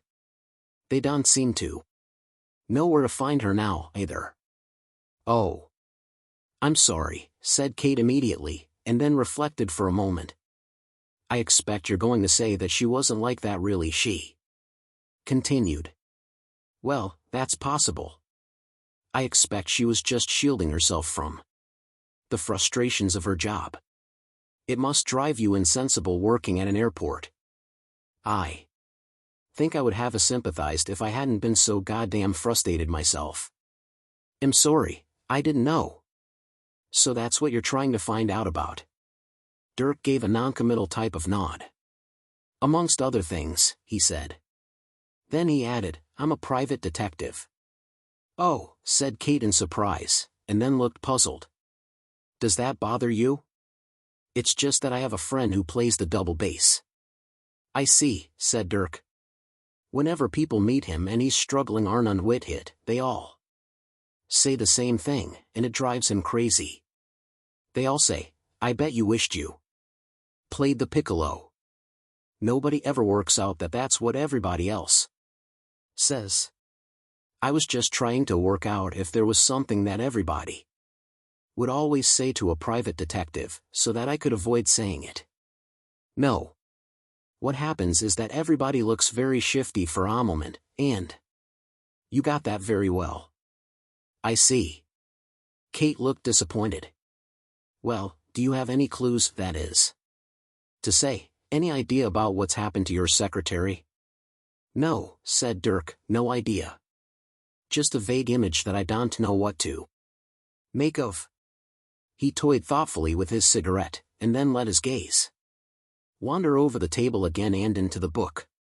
He picked it up and looked it over, wondering what impulse had made him pick it up in the first place. "I don't really know anything about Howard Bell," he said. Kate was surprised at the way he suddenly changed the subject, but also a little relieved. "I only know," said Dirk, "that he sells a lot of books and that they all look pretty much like this." "What should I know?" "Well, there are some very strange stories about him." "Like what?" "Like what he gets up to in hotel suites all across America. No one knows the details, of course, they just get the bills and pay them because they don't like to ask. Nobody knows. Nobody ever knows what happens to them, nobody ever sees them again." "Not," she said, leaning even further forward, and dropping her voice still further, a single feather. Dirk wondered if he was being hopelessly innocent and naive. "So what do people think he's doing with them?" he asked. "Nobody," Kate said, "has the faintest idea. They don't even want to have the faintest idea. They just don't know." She shrugged and picked the book up again herself. "The other thing David, that's my brother, says about Hymas that he has the absolute perfect bestseller's name." "Really?" said Dirk. "In what way?" "David says it's the first thing any publisher looks for in a new author. Not, is his stuff any good, or, is his stuff any good once you get rid of all the adjectives, but, is his last name nice and short and his first name just a bit longer? You see? The bell is done in huge silver letters, and the Howard fits neatly across the top in slightly narrower ones. Instant. Trademark. It's publishing magic. Once you've got a name like that, then whether you can actually write or not is a minor matter, which in Howard Bell's case is now a significant bonus. But it's a very ordinary name if you write it down in the normal way, like it is here, you see. What? Said Dirk. Here on this envelope of yours. Where? Let me see. That's his name there, isn't it? Crossed out. Good heavens, you're right, said Dirk, peering at the envelope. I suppose I didn't recognize it without its trademark shape. Is this something to do with him, then? Asked Kate, picking it up and looking it over. I don't know what it is, exactly, said Dirk. It's something to do with a contract, and it may be something to do with a record. I can see it might be to do with a record. How can you see that? Asked Dirk, sharply. Well, this name here is Dennis Hutch, isn't it? See? Oh yes. Yes, I do, said Dirk, examining it for himself. Should I know that name? Well, said Kate slowly, it depends if you're alive or not, I suppose. He's the head of the Aries Rising record group. Less famous than the Pope, I grant you, but you know of the Pope, I take it? Yes, said Dirk impatiently, white-haired chap. That's him. He seems to be about the only person of note this envelope hasn't been addressed to at some time. Here's Stan Dubček, the head of Dubček, Danton, Heidegger, Draycott. They handle the ARRGH account. The ARG Aries Rising Record Group Holdings. Getting that account made the agency's fortunes. She looked at Dirk. You have the air, she stated, of one who knows little of the record business or the advertising business. I have that honor, said Dirk, graciously inclining his head. So what are you doing with this? When I manage to get it open, I'll know, said Dirk. Do you have a knife on you? Kate shook her head. Who's Jeffrey Anstey, then? She asked. He's the only name not crossed out. Friend of yours? Dirk paled a little and didn't immediately answer. Then he said, this strange person you mentioned, this something nasty in the woods head creature. Tell me again what he said to you. He said, I, too, have the advantage of you, Miss Schechter. Kate tried to shrug.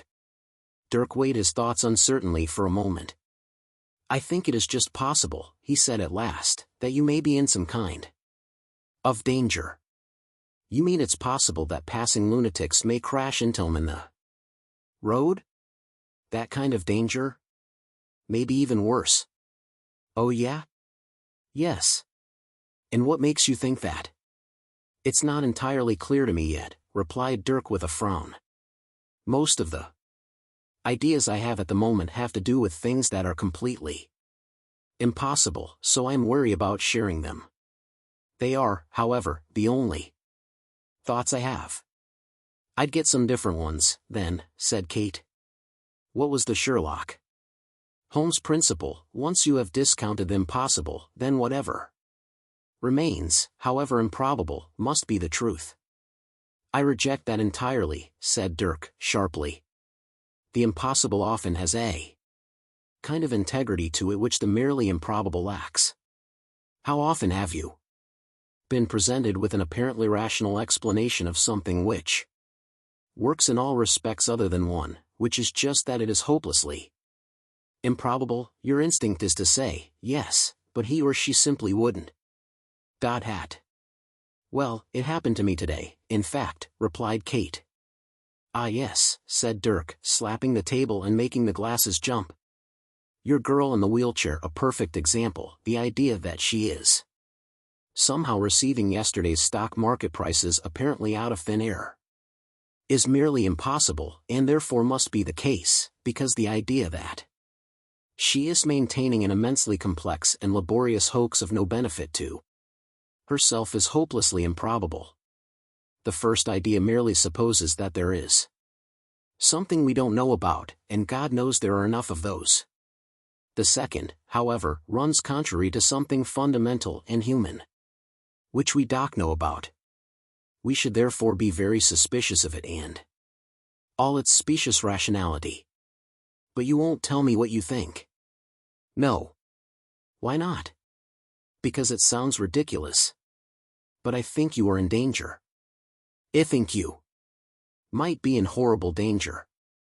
Great. So what do you suggest I do about it? Said Kate, taking a sip of her second drink, which otherwise had stayed almost untouched. I suggest, said Dirk seriously, that you come back to London and spend the night in my house. Kate hooted with laughter and then had to fish out a Kleenex to wipe tomato juice off herself. I'm sorry, what is so extraordinary about that? Demanded Dirk, rather taken aback. It's just the most wonderfully perfunctory pickup line I've ever heard. She smiled at him. I'm afraid the answer is our sounding no. He was, she thought, interesting, entertaining in an eccentric kind of way, but also hideously unattractive to her. Dirk felt very awkward. I think there has been some appalling misunderstanding, he said. Allow me to explain that. He was interrupted by the sudden arrival in their midst of the mechanic from the garage with news of Kate's car. Fixed it, he said. In fact, there were nothing to fix other than the bumper. Nothing new, that is. The funny noise you mentioned were just the engine. But it'll go all right. You just have to rev her up, let in a touch, and then wait for a little bit longer than you might normally expect. Kate thanked him a little stiffly for this advice and then insisted on allowing Dirk to pay the $25 he was charging for it. Outside, in the car park, Dirk repeated his urgent request that Kate should go with him, but she was adamant that all she needed was a good night's sleep, and that everything would look bright and clear and easily capable of being coped with in the morning. Dirk insisted that they should at least exchange phone numbers. Kate agreed to this on condition that Dirk found another route back to London and didn't sit on her tail. Be very careful, Dirk called to her as her car grumbled out to the road. I will, shouted Kate, and if anything impossible happens, I promise you'll be the first to know.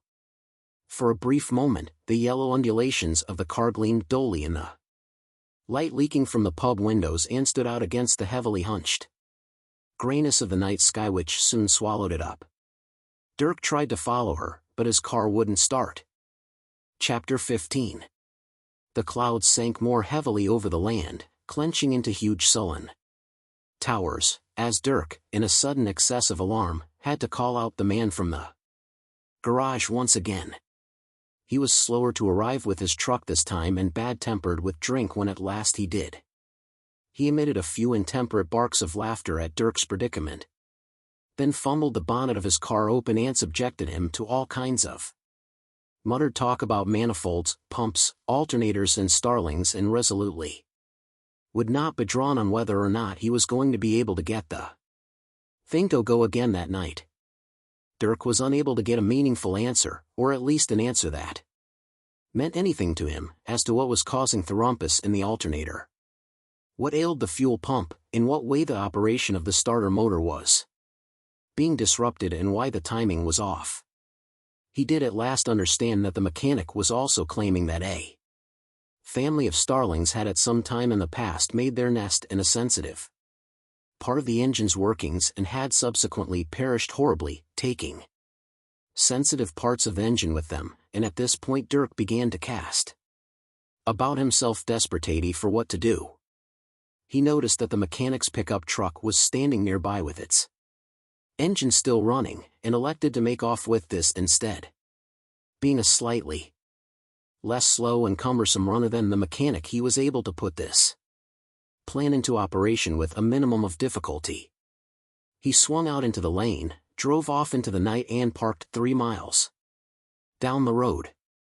He left the van's lights on, let down its tires, and hid himself behind a tree. After about 10 minutes his Jaguar came hurtling round the corner, past the van, hauled itself to an abrupt halt and reversed wildly back towards it.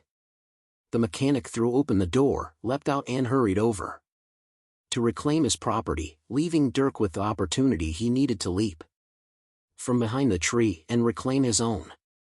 He spun his wheels pointedly and drove off in a kind of grim triumph, still haunted, nevertheless, by anxieties to which he was unable to give a name or shape.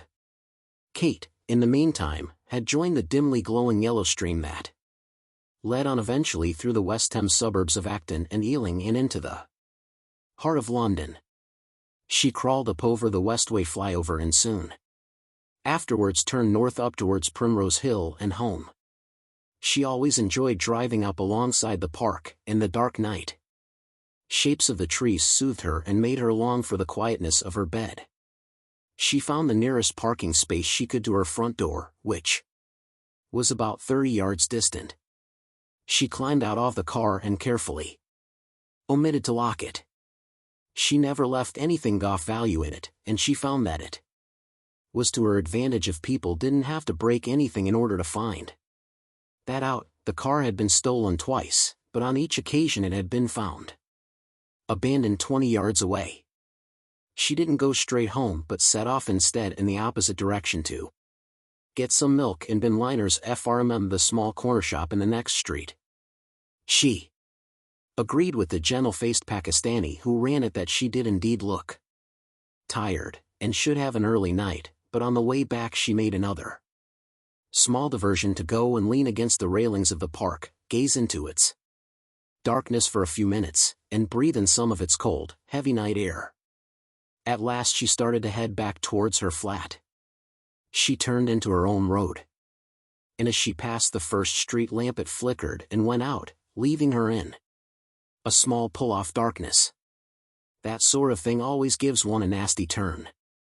It is said that there is nothing surprising about the notion of, for instance, a person suddenly thinking about someone they haven't thought about for years, and then discovering the next day that the person has in fact just died. There are always lots of people suddenly remembering people they haven't thought about for ages, and always lots of people dying.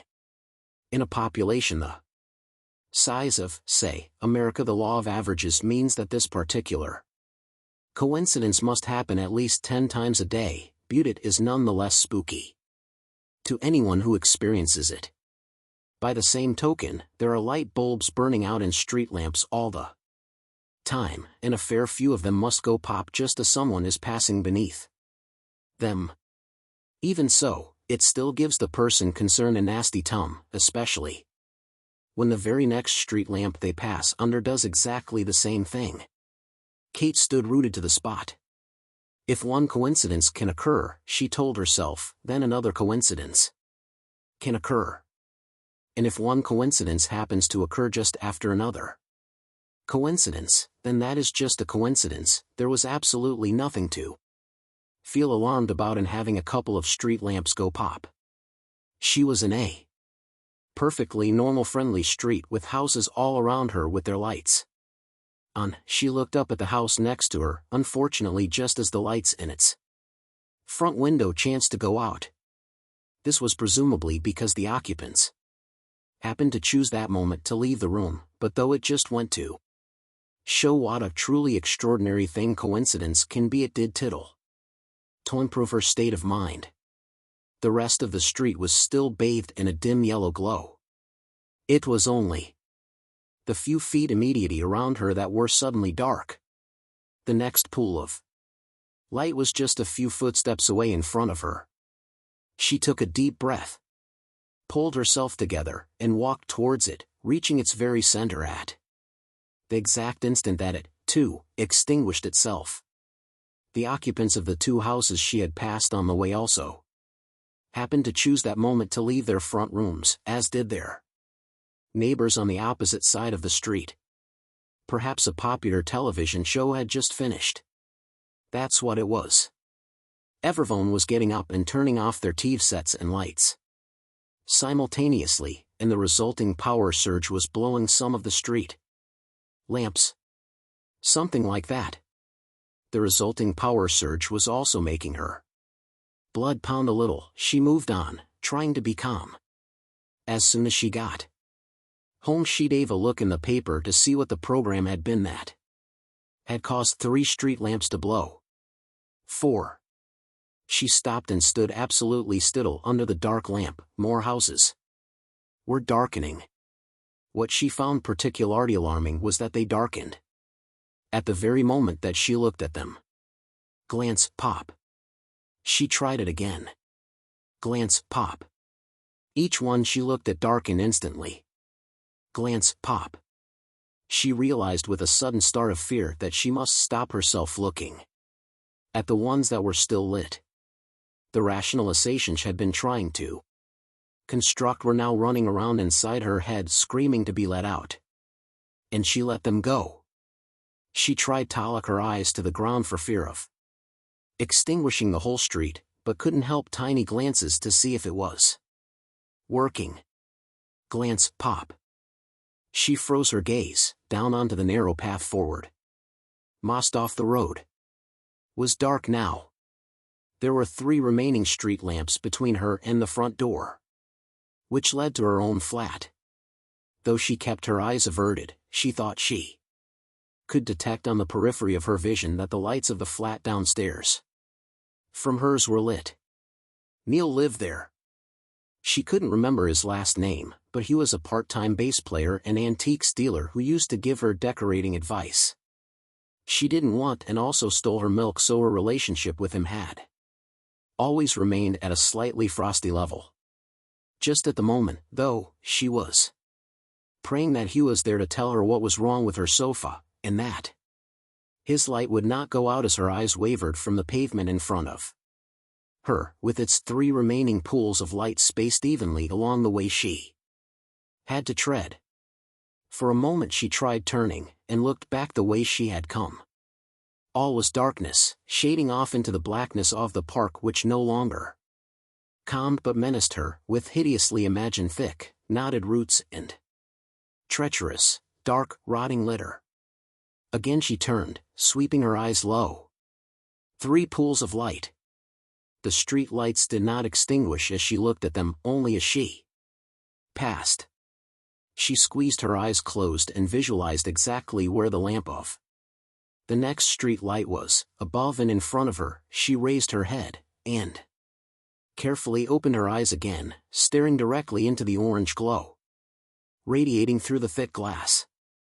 It shone steadily.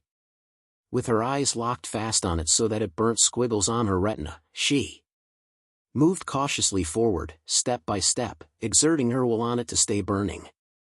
As she approached, it continued to glow. She stepped forward again. It continued to glow. Again she stepped, still. It glowed. Now she was almost beneath it, craning her neck to keep it in focus. She moved forward once more, and saw the filament within the glass flicker and quickly die away, leaving an afterimage prancing madly in her eyes. She dropped her eyes now and tried looking steadily forward, but wild shapes were leaping everywhere and she felt she was losing control. The next lamp she took a lunging run towards, and again, sudden darkness enveloped her arrival. She stopped there panting and blinking, trying to calm herself. Again and get her vision sorted out. Looking towards the last street lamp, she thought she saw a figure standing beneath it. It was a large form, silhouetted with jumping orange shadows. Huge horns stood upon the figure's head. She stared with mad intensity into the billowing darkness and suddenly screamed at it, "Who are you?" There was a pause, and then a deep answering voice said, "Do you have anything that can get these bits of floorboard off me back?" Chapter 16. There was another pause, of a different and slightly disordered quality. It was a long one. LT hung there nervously, wondering which direction it was going to get broken from. The darkened street took on a withdrawn, defensive aspect. What? Kate screamed back at the figure, at last. I said, what? The great figure stirred. Kate still could not see him properly because her eyes were still dancing with blue shadows, seared there by the orange light. One was, said the figure, glued to the floor. My father. Are you, Kate quivered with incoherent rage, are you responsible, for all this? She turned and swept an angry hand around the street to indicate the nightmare she had just traversed. It is important that you know who I am. Oh yeah, said Kate. Well, let's get the name down right now so I can take it straight to the police and get you done for breach of something willful or other.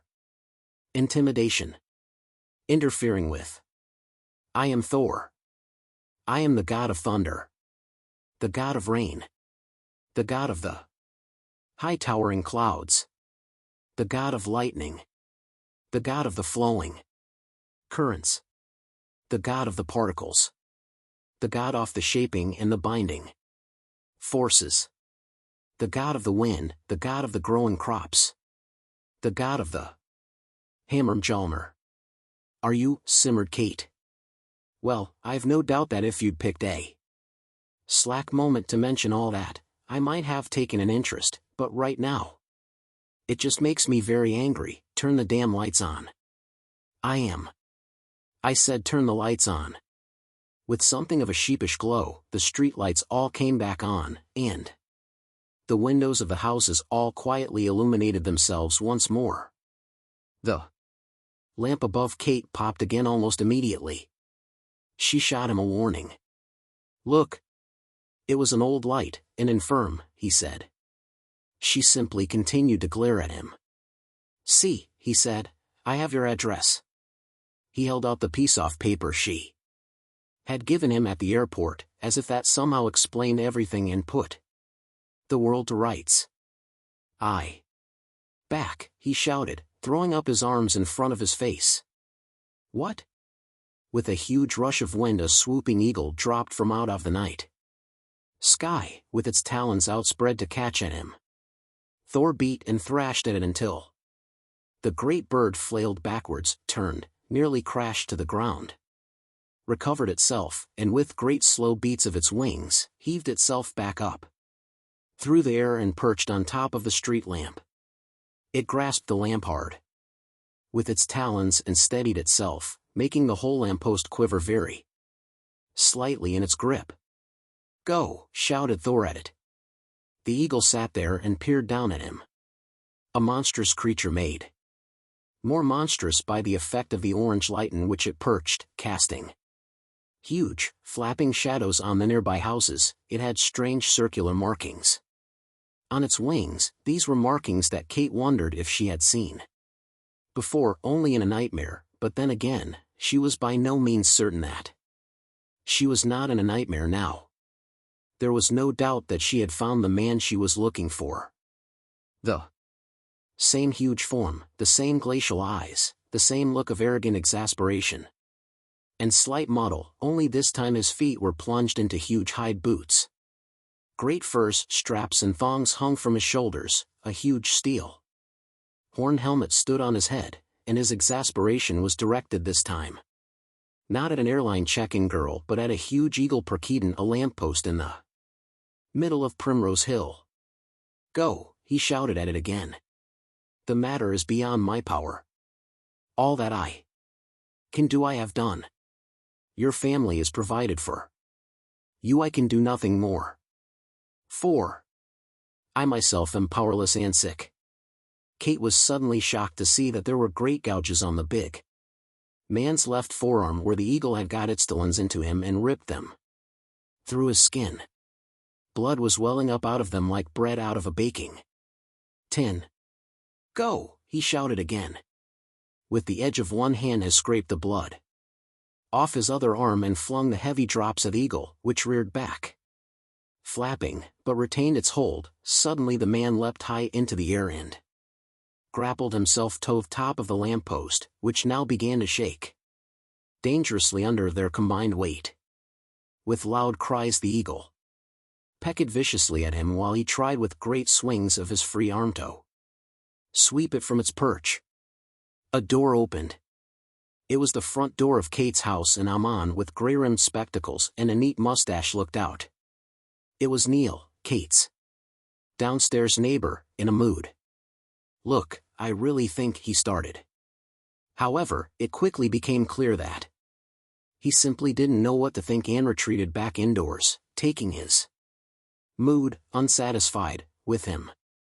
The big man braced himself, and with a huge leap hurled himself through the air and landed with a slight, controlled wobble on top of the next lamppost, which bent slightly under his weight. He crouched, glaring at the eagle, which glared back. "Go!" he shouted again, brandishing his arm at it. "Gar!" it screeched back at him. With another swing of his arm he pulled from under his furs a great short-handled sledgehammer and hefted its great weight meaningfully from one hand to another. The head of the hammer was a roughly cast piece of iron, about the size and shape of a pin of beer in a big glass mug, and its shaft was a stocky, wrist-thick piece of ancient oak with leather strapping bound about its handle. "Gara!" screeched the eagle again, but regarded the sledgehammer with keen-eyed suspicion. As Thor began slowly to swing the hammer, the eagle shifted its weight tensely from one leg to the other, in time to the rhythm of the swings. "Go!" said Thor again, more quietly, but with greater menace. He rose to his full height on top of the lamppost, and swung the hammer faster and faster, in a great circle. Suddenly hurled it directly towards the eagle. In the same instant a bolt of high-voltage electricity erupted from the lamp on which the eagle was sitting, causing it to leap with loud cries wildly into the air. The hammer sailed harmlessly under the lamp, swung up into the air and out over the darkness of the park, while Thor, released of its weight, wobbled and tottered on top of his lamppost, spun round and regained his balance. Flailing madly at the air with its huge wings, the eagle, too, regained control of itself, flew upwards, made one last diving attack on Thor, which the god leapt backwards off the lamppost to avoid, and then climbed up and away into the night sky, in which it quickly became a small, dark speck, and then at last was gone. The hammer came bounding back from out of the sky, scraped flying sparks from the paving stones with its head turned over twice in the air, and then dropped its head back to the ground next to Kate and nested its shaft gently against her leg. An elderly lady who had been waiting patiently with her dog in the shadows beneath the street lamp, which was now defunct, sensed, correctly, that all of the excitement was now over and proceeded quietly past them. Thor waited politely till they had passed and then approached Kate, who stood with her arms folded watching him. After all the business of the last 2 or 3 minutes he seemed suddenly not to have the faintest idea what to say, and for the moment merely gazed thoughtfully into the middle distance. Kate formed the distinct impression that thinking was, for him, a separate activity from everything else, a task that needed its own space. It could not easily be combined with other activities such as walking or talking or buying airline tickets. "We'd better take a look at your arm," she said, and led the way up the steps to her house. He followed, docile. As she opened the front door she found Neil in the hall, leaning his back against the wall and looking with grim pointedness at a Coca-Cola vending machine standing against the opposite wall and taking up an inordinate amount of space in the hallway. "I don't know what we're going to do about this, I realized," he said. "What's it doing there?" asked Kate. "Well, that's what I'm asking you, I'm afraid," said Neil. "I don't know how you're going to get it up the stairs. Don't see how it can be done, to be perfectly frank with you. And let's face it, I don't think you're going to like it once you've got it up there. I know it's very modern and American, but think about it, you've got that nice French cherrywood table, that sofa which will be Very nice once you've taken off that dreadful Collier Campbell covering like I keep on saying you should, only you won't listen, and I just don't see that it's going to fit in, not in either sense. And I'm not even sure that I should allow it. I mean, it's a very heavy object, and you know what I've said to you about the floors in this house. I'd think again, I really would, you know. Yes, Neil, how did it get here? Well, your friend here delivered it just an hour or so ago. I'd know where he's been working out, but I must say I wouldn't mind paying his gym a visit. I said I thought the whole thing was very doubtful, but he would insist. And in the end I even had to give him a hand. But I must say that I think we need to have a very serious think about the whole topic. I asked your friend if he liked Wagner, but he didn't respond very well. So, I'd know, what do you want to do about it? Kate took a deep breath. She suggested to her huge guest that the carry-on upstairs and she would see him in just a moment. Thor lumbered past, and was an absurd figure mounting the stairs. Neil watched Kate's eyes very closely for a clue as to what exactly was going on, but Kate was as blank as she knew how. I'm sorry, Neil, she said, matter-of-factly. The Coke machine will go. It's all a misunderstanding. I'll get this sorted out by tomorrow. Yes, that's all very well, said Neil, but where does all this leave me? I mean, you see my problem. No, Neil, I don't. Well, I've got this thing out here, you've got that person upstairs, and the whole thing is just a total disruption. Is there anything I can do to make anything any better? Well, it's not as easy as that, is it? I mean, I think you should just think about it a bit, that's all. I mean, all this. You told me you were going away. I heard the bath running this afternoon, what was I to think? And after you had gone on about the cat, and you know I won't work with cats. I know, Neil. That's why I asked Mrs. Gray next door to look after her. Yes, and look what happened to her. Died of a heart attack. Mark Gray's very upset, you know. I don't think it had anything to do with me asking her if she would look after my cat. Well, all I can say is that he's very upset. Yes, Neil. His wife's died. Well, I'm not saying anything.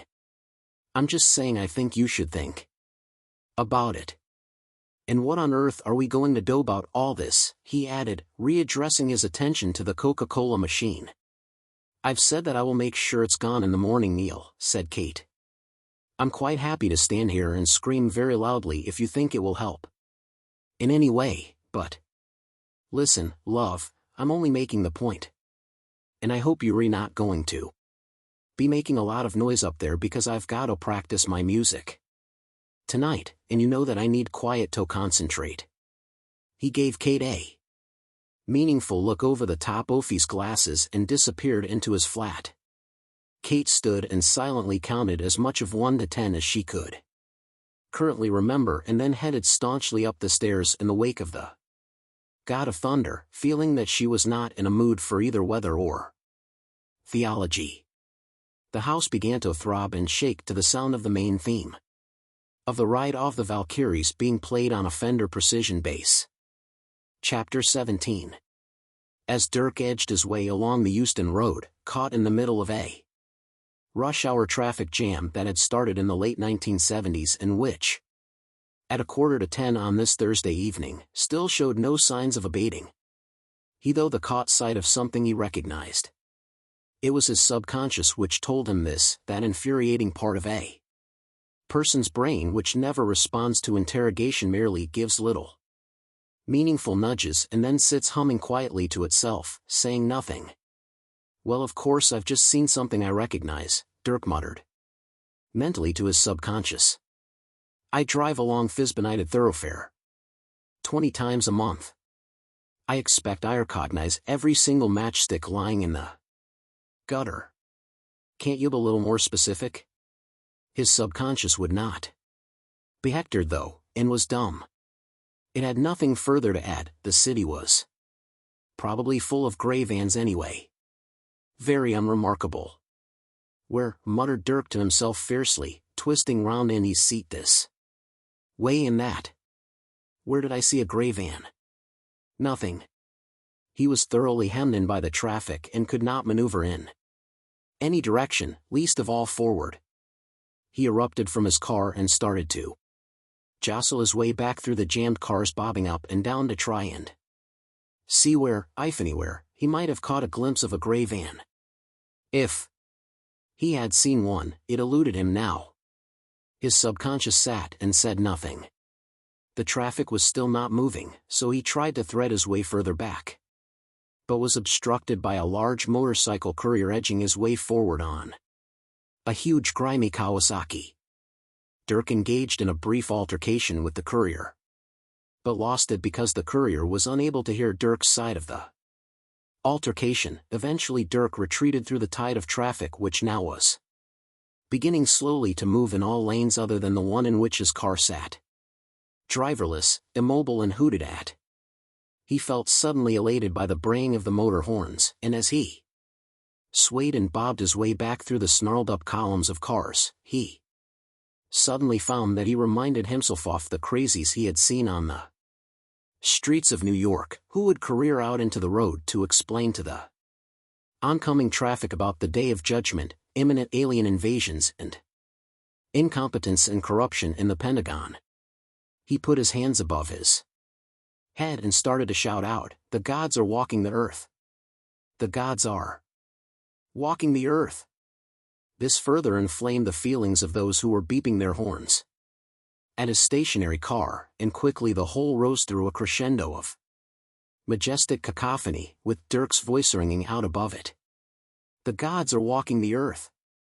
The gods are walking the earth!" he hollered. "The gods are walking the earth! Thank you," he added, and ducked down into his car, put it into drive and pulled away, allowing the whole jammed mass at last to seethe easily forward. He wondered why he was so sure. An act of God. Merely a chance. Careless phrase by which people were able to dispose conveniently of awkward phenomena that would admit of no more rational explanation. But it was the chance carelessness of it which particularly appealed to Dirk. Because words used carelessly, as if they did not matter in any serious way, often allowed otherwise well-guarded truths to seep through. A inexplicable disappearance. Oslo and a hammer, a tiny coincidence which struck a tiny note. However, it was a note which sang in the midst of the daily hubbub of white noise, and other tiny notes were singing at the same pitch. An act of God, Oslo, and a hammer. A man with a hammer, trying to go to Norway, is prevented, loses his temper, and as a result there is an act of God. If, thought Dirk, if a being were immortal he would still be live today. That, quite simply, was what immortal meant. How would an immortal being have a passport? Quite simply, how? Dirk tried to imagine what might happen if, to pick a name quite at random, the god Thor, he of the Norwegian ancestry, and the Great Hammer, were to arrive at the passport office and try to explain who he was and how come he had no birth certificate. There would be no shock, no horror, no loud exclamations of astonishment, just blank bureaucratic impossibility. It wouldn't be a matter of whether anybody believed him or not, it would simply be a question of producing the valid birth certificate. He could stand there wreaking miracles all day if he liked, but at close of business, if he didn't have a valid birth certificate, he would simply be asked to leave. And credit cards. If, to sustain for a moment the same arbitrary hypothesis, the god Thor were alive and for some reason at large in England, then he would probably be the only person in the country who did not receive the constant barrage of invitations to apply for an American Express card, crude threats by the same post to take their American Express cards away, and gift catalogs full off sumptuously unpleasant things, lavishly tooled in naff brown plastic. Dirk found the idea quite breathtaking. That is, if he were the only god at large which, once you were to accept the first extravagant hypothesis, was hardly likely to be the case. But imagine for a moment such a person attempting to leave the country. Armed with no passport, no credit cards, merely the power to throw thunderbolts and who knew what else. You would probably have to imagine a scene very similar to the one that did in fact occur at Terminal 2. Heathrow.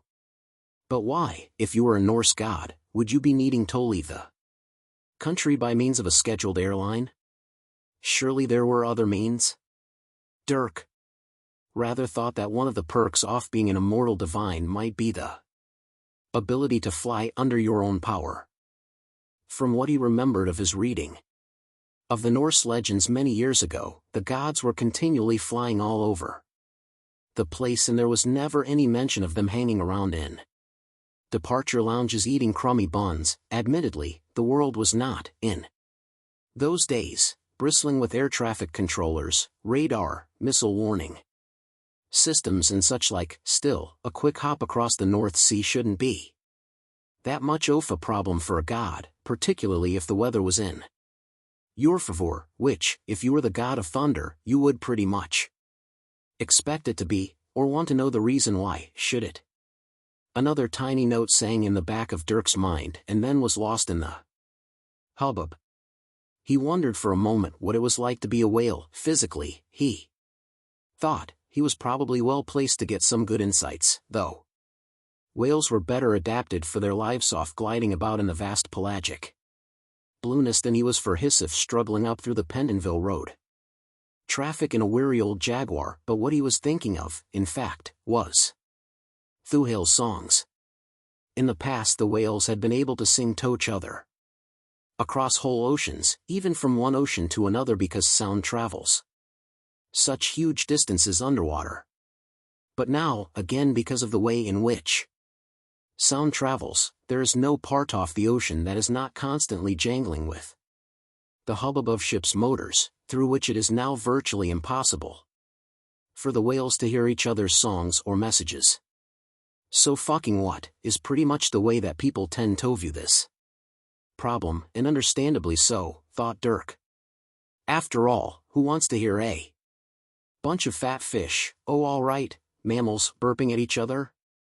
But for a moment Dirk had a sense of infinite loss and sadness that somewhere amongst the frenzy of information noise that daily rattled the lives of men, he thought he might have heard a few notes that denoted the movements of gods. As he turned north into Islington and began the long haul up past the pizza restaurants and estate agents, he felt almost frantic at the idea of what their lives must now be like. Chapter 18. Thin fingers of lightning spread out across the heavy undercity off the great clouds which hung from the sky like a sagging stomach.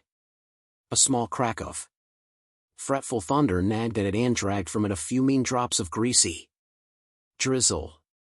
Beneath the sky ranged a vast assortment of wild turrets, gnarled spires, and pinnacles which prodded at it, goaded and inflamed it till it seemed it would burst and drown them in a flood of festering horrors.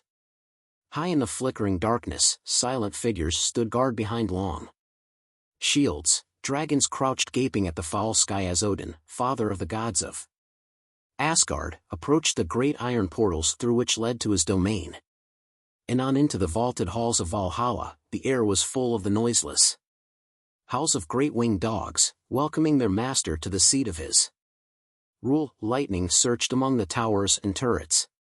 The great, ancient and immortal god of Asgard was returning to the current site of his domain in a manner that would have surprised even him centuries ago, in the years of the prime of his life, for even the immortal gods have their primes, when their powers are rampant and they both nourish and hold sway over the world of men, the world whose needs give them birth. He was returning in a large, unmarked gray Mercedes van. The van drew to a halt in a secluded area. The cab door opened and there climbed down from it a dull, slow-faced man in an unmarked gray uniform.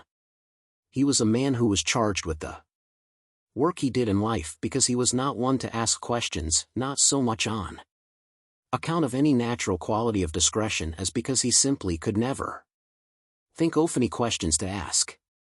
Moving with a slow, rolling gait, like a paddle being pulled through porridge, he made his way to the rear of the van and opened the rear doors, an elaborate procedure involving the coordinated manipulation of many sliders and levers. At length the doors swung open, and if Kate had been present she might for a moment have been jolted by the thought that perhaps the van was carrying Albanian electricity after all. A haze of light greeted Hilo. The man's name was Hilo, but nothing about this struck him as odd.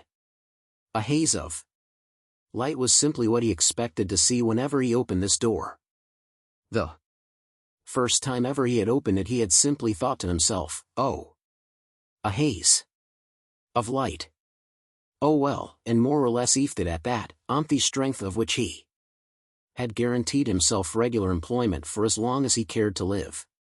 The haze of light subsided and coalesced into the shape of an old man in a trolley bed attended by a short little figure whom Hilo would probably have thought was the most evil-looking person he had ever seen if he had had a mind to recall the other people he had seen in his life and run through them all one by one, making the comparison. That, however, was harder than Hilo wished to work. His only concern at present was to assist the small figure with the decanting of the old man's bed onto ground Levi. This was fluently achieved. The legs and wheels of the bed were a miracle of smoothly operating stainless steel technology. They unlocked, rolled, swiveled, in elaborately interlocked movements which made the negotiating of steps or bumps all part of the same fluid, gliding motion. To the right of this area lay a large antechamber paneled and finely carved wood with great marble torch holders standing proudly from the walls. This, in turn, led into the great vaulted hall itself. To the left, however, lay the entrance to the majestic inner chambers where Odin would go to prepare himself for the encounters of the night. He hated all this. Hounded from his bed, he muttered to himself, though in truth he was bringing his bed with him. Medito listened once again to all kinds of self-indulgent claptrap from his boneheaded thunderous son who would not accept, could not accept, simply did not have the intelligence to accept the new realities of life. If he would not accept them, then he must be extinguished, and tonight Asgard would see the extinction of an immortal god. It was all, thought Odin fractiously, too much for someone in his time of life, which was extremely advanced, but not in any particular direction. He wanted merely to stay in his hospital, which he loved. The arrangement which had brought him to that place was of the sweetest kind. And though it was not without its cost, it was a cost that simply had to be borne, and that was all there was to it. There were new realities, and he had learned to embrace them. Those who did not would simply have to suffer the consequences. Nothing came of nothing, even for a god. Here tonight he could return to his life in the woodshed indefinitely, and that would be good. He said as much to Hilo. Clean white sheets, he said to Hilo, who merely nodded, blankly. Linen sheets. Every day, clean sheets. Hilo maneuvered the bed Arnund and up a step. Being a god, Hilo, continued Odin, being a god, well, it was unclean, you hear what I'm saying? There was no one who took care of the sheets. I mean really took care of them. Would you think that? In a situation like mine? Father of the gods, there was no one, absolutely no one, who came in and said, Mr. Odwin, he chuckled to himself, they call me Mr. Odwin there, you know. They don't quite know who they're dealing with. I don't think they could handle it, do you, Hilo? But there was no one in all that time who came in and said, Mr. Odwin, I have changed your bed and you have clean sheets. Noon. There was constant talk about hewing things and ravaging things and splitting things asunder. Lots of big talk of things being mighty, and of things being riven, and of things being enthralled to other things. But very little attention given, as I now realize, to the laundry. Let me give you an example. His reminiscences were for a moment interrupted, however, by the arrival of his vehicle at a great doorway which was guarded by a great sweaty splodge of a being who stood swaying, arms akimbo, in their path. Toe Rag, who had been preserving an intense silence as he stalked along just ahead of the bed, hurried forward and had a quick word with the sweating creature, who had to bend, red-faced, to hear him. Then instantly the sweaty creature shrank back with glistening obsequiousness into its yellow lair, and the sacred trolley rolled forward into the great halls, chambers, and corridors, from which great gusty echoes roared and fetid odors blew. Let me give you an example, Hillo, continued Odin. Take this place. For example, take Valhalla. Chapter 19. Turning north was a maneuver which normally had the effect of restoring a sense of reason and sanity to things, but Dirk could not escape a sense of foreboding. Furthermore, it came on to rain a little, which should have helped, but it was such mean and wretched rain to come from such a heavy sky that it only increased the sense of claustrophobia and frustration which gripped the night. Dirk turned on the car wipers, which grumbled because they didn't have quite enough rain to wipe away, so he turned them off again. Rain quickly speckled the windscreen. He turned on the wipers again, but they still refused to feel that the exercise was worthwhile, and scraped and squeaked in protest. The streets turned treacherously slippery. Dirk shook his head. He was being quite absurd, he told himself, in the worst possible way. He had allowed himself to become fanciful in a manner that he quite despised. He astounded himself at the wild fantasies he had built on the flimsiest amount of, well, he would hardly call it evidence. Mere conjecture. An accident at an airport. Probably a simple explanation.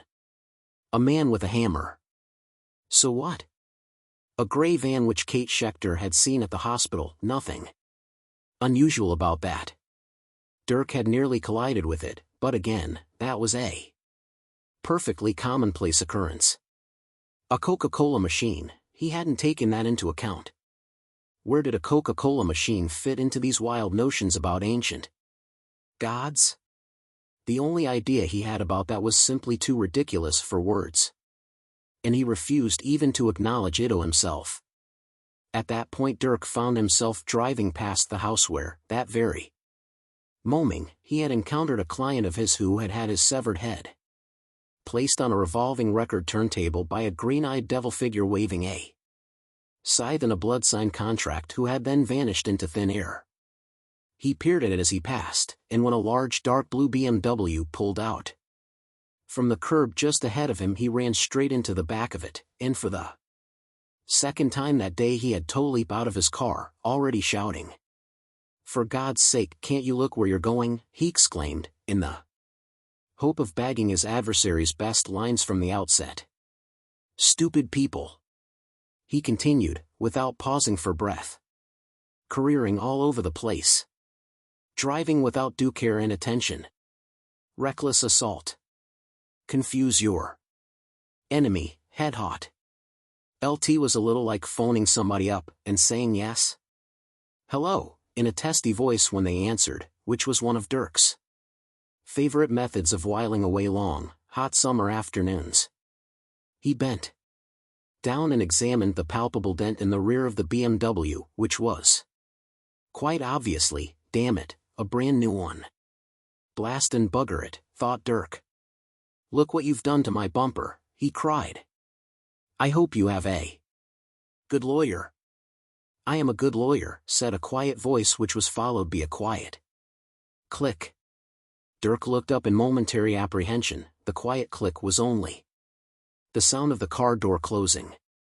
The man was wearing an Italian suit, which was also quiet. He had quiet glasses, quietly cut hair, and though a bow tie isn't it, by its very nature, a Quiet object, the particular bow tie he wore was, nevertheless, a very quietly spotted example of the genre. He drew a slim wallet from his pocket and also a slim silver pencil. He walked without fuss to the rear of Dirk's Jaguar and made a note of the registration number. "Do you have a card?" he inquired as he did so, without looking up. "Here's mine," he added, taking one from his wallet. He made a note on the back of it. "My registration number," he said, "and the name of my insurance company. Perhaps you would be good enough to let me have the name of yours. If you didn't have it with you, I'll got my girl to call you." Dirk sighed, and decided there was no point in putting up a fight on this one. He fished out his wallet and leafed through the various business cards that seemed to accumulate in it as if from nowhere. He toyed for a second with the idea of being Wesley Arlott, an ocean-going yacht navigation consultant from, apparently, Arkansas, but then thought better of it. The man had, after all, taken his registration number, and although Dirk had no particular recollection of paying an insurance premium of late, he also had no particular recollection of not paying one either, which was a reasonably promising sign. He handed over a bona fide card with a wince. The man looked at it. "Mr. Gently," he said. "Private investigator." "I'm Sony, private holistic investigator." "Okay." He put the card away, taking no further interest. Dirk had never felt so patronized in his life. At that moment there was another quiet click from the other side of the car. Dirk looked across to see a woman with red spectacles standing there giving him a frozen half-smile. She was the woman he had spoken with over Jeffrey Anstey's garden wall this morning, and the man, Dirk therefore supposed, was probably her husband. He wondered for a second whether he should wrestle them to the ground and question them rigorously and violently, but he was suddenly feeling immensely tired and run down. He acknowledged the woman in red spectacles with a minute inclination of his head. "All done, Cynthia," said the man and flicked a smile on and off at her. "It's all taken care of." She nodded faintly, and the two of them climbed back into their BMW and, after a moment or two, pulled away without fuss and disappeared away down the road. Dirk looked at the card in his hand. Clive Draycott. He was with a good firm of city solicitors. Dirk stuck the card away in his wallet, climbed despondently back into his car, and drove on back to his house, where he found a large golden eagle sitting patiently on his doorstep. Chapter 20. Kate rounded on her guest as soon as they were both inside her flat with the door closed, and Kate could be reasonably certain that Neil wasn't going to sneak back out of his flat and lurk disapprovingly halfway up the stairs. The continuing thumping Ophi's bass was at least her guarantee of privacy. "All right," she said fiercely, "so what is the deal with the eagle then? What is the deal with all the street lights?" "Huh." The Norse god of thunder looked at her awkwardly. He had to remove his great horned helmet because it was banging against the ceiling and leaving scratch marks in the plaster. He tucked it under his arm. "What is the deal," continued Kate, "with the Coca-Cola machine? What is the deal with the hammer? What, in short, is the big deal?" "Huh." Thor said nothing. He frowned for a second in arrogant irritation, then frowned in something that looked somewhat like embarrassment, and then simply stood there and bled at her. For a few seconds she resisted the impending internal collapse of her attitude, and then realized it was just going to go to hell anyway, so she might as well go with it. "Okay," she muttered, "let's get all that cleaned up. I'll find some antiseptic." She went to rummage in the kitchen cupboard and returned with a bottle to find Thor saying no at her. "No what?" she said crossly, putting the bottle down on the table with a bit of a bang. "That," said Thor, and pushed the bottle back at her. "No. What's the matter with it?" Thor just shrugged and stared moodily at a corner of the room. There was nothing that could be considered remotely interesting in that corner of the room, so he was clearly looking at it out of sheer bloody-mindedness. "Look, Buster," said Kate, "if I can call you Buster, what?" "Thor," said Thor, "god of..." "Yes," said Kate, "you've told me all the things you're god of." "I'm trying to clean up your arm." "Sidra," said Thor, holding his bleeding arm out, but away from her. He peered at it anxiously. "What?" "Crushed leaves of Sidra. Oil of the kernel of the apricot, infusion of bitter orange blossom. Oil of almonds. Sage and comfrey. Not this." He pushed the bottle of antiseptic off the table and sank into a mood. "Right," said Kate, picked up the bottle and hurled it at him. It rebounded off his cheekbone, leaving an instant red mark. Thor lunged forward in a rage. But Kate simply stood her ground with a finger pointed at him. "You stay right there, Buster," she said, and he stopped. "Anything special you need for that?" Thor looked puzzled for a moment. "That," said Kate, pointing at the blossoming bruise on his cheek. "Vengeance," said Thor. "I'll have to see what I can do," said Kate. She turned on her heel and stalked out of the room. After about 2 minutes of unseen activity, Kate returned to the room, trailed by wisps of steam. "All right," she said, "come with me." She led him into her bathroom. He followed her with a great show of reluctance, but he followed her. Kate had been trailed by wisps of steam because the bathroom was full of it. The bath itself was overflowing with bubbles and gunk. There were some bottles and pots, mostly empty, lined up along a small shelf above the bath.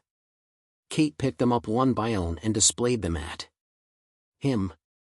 "Apricot kernel oil," she said, and turned it upside down to emphasize its emptiness. "All in there," she added, pointing at foaming bath. "Nearly oil," she said, picking up the next one, "distilled from the blossom of bitter oranges." "All in there." She picked up the next one. "Orange cream bath oil. Contains almond oil." "All in there." She picked up the pots. "Sage and comfrey," she said of one, "and cedar oil. One off them's a hand cream and the other's hair conditioner, but they real in there, along with a tube of aloe lip preserver, some cucumber cleansing milk, honeyed beeswax and jojoba oil cleanser, rassel mud, seaweed and birch shampoo, rich night cream with vitamin E, and a very great deal of cod liver oil. I'm afraid I haven't got anything called vengeance, but there's some Calvin Klein obsession. She took the stopper from a bottle of perfume and threw the bottle in the bath. "I'll be in the next room when you're done." With that she marched out, and slammed the door on him. She waited in the other room, firmly reading a book. Chapter 21.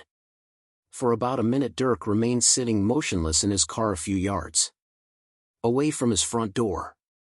He wondered what his next move should be. A small, cautious one, he rather thought. The last thing he wanted to have to contend with at the moment was a startled eagle. He watched it intently. It stood there with a pert magnificence about its bearing, its talons gripped tightly round the edge of the stone step. From time to time it preened itself, and then peered sharply up the street and down the street, dragging one of its great talons across the stone in a deeply worrying manner. Dirk admired the creature greatly for its size and its plumage and its general sense of extreme airworthiness, but, asking himself if liked the way that the light from the street lamp glinted in its great glassy eye or on the huge hook of its beak, he had to admit that he did not. The beak was a major piece of armory. It was a beak that would frighten any animal on earth, even one that was already dead and in a tin. Its talons looked as if they could rip up a small Volvo. And it was sitting waiting on Dirk's doorstep, looking up and down the street with a gaze that was at once meaningful and mean. Dirk wondered if he should simply drive off and leave the country. Did he have his passport? No. It was at home. It was behind the door, which was behind the eagle, in a drawer somewhere, or, more likely, lost. He could sell up.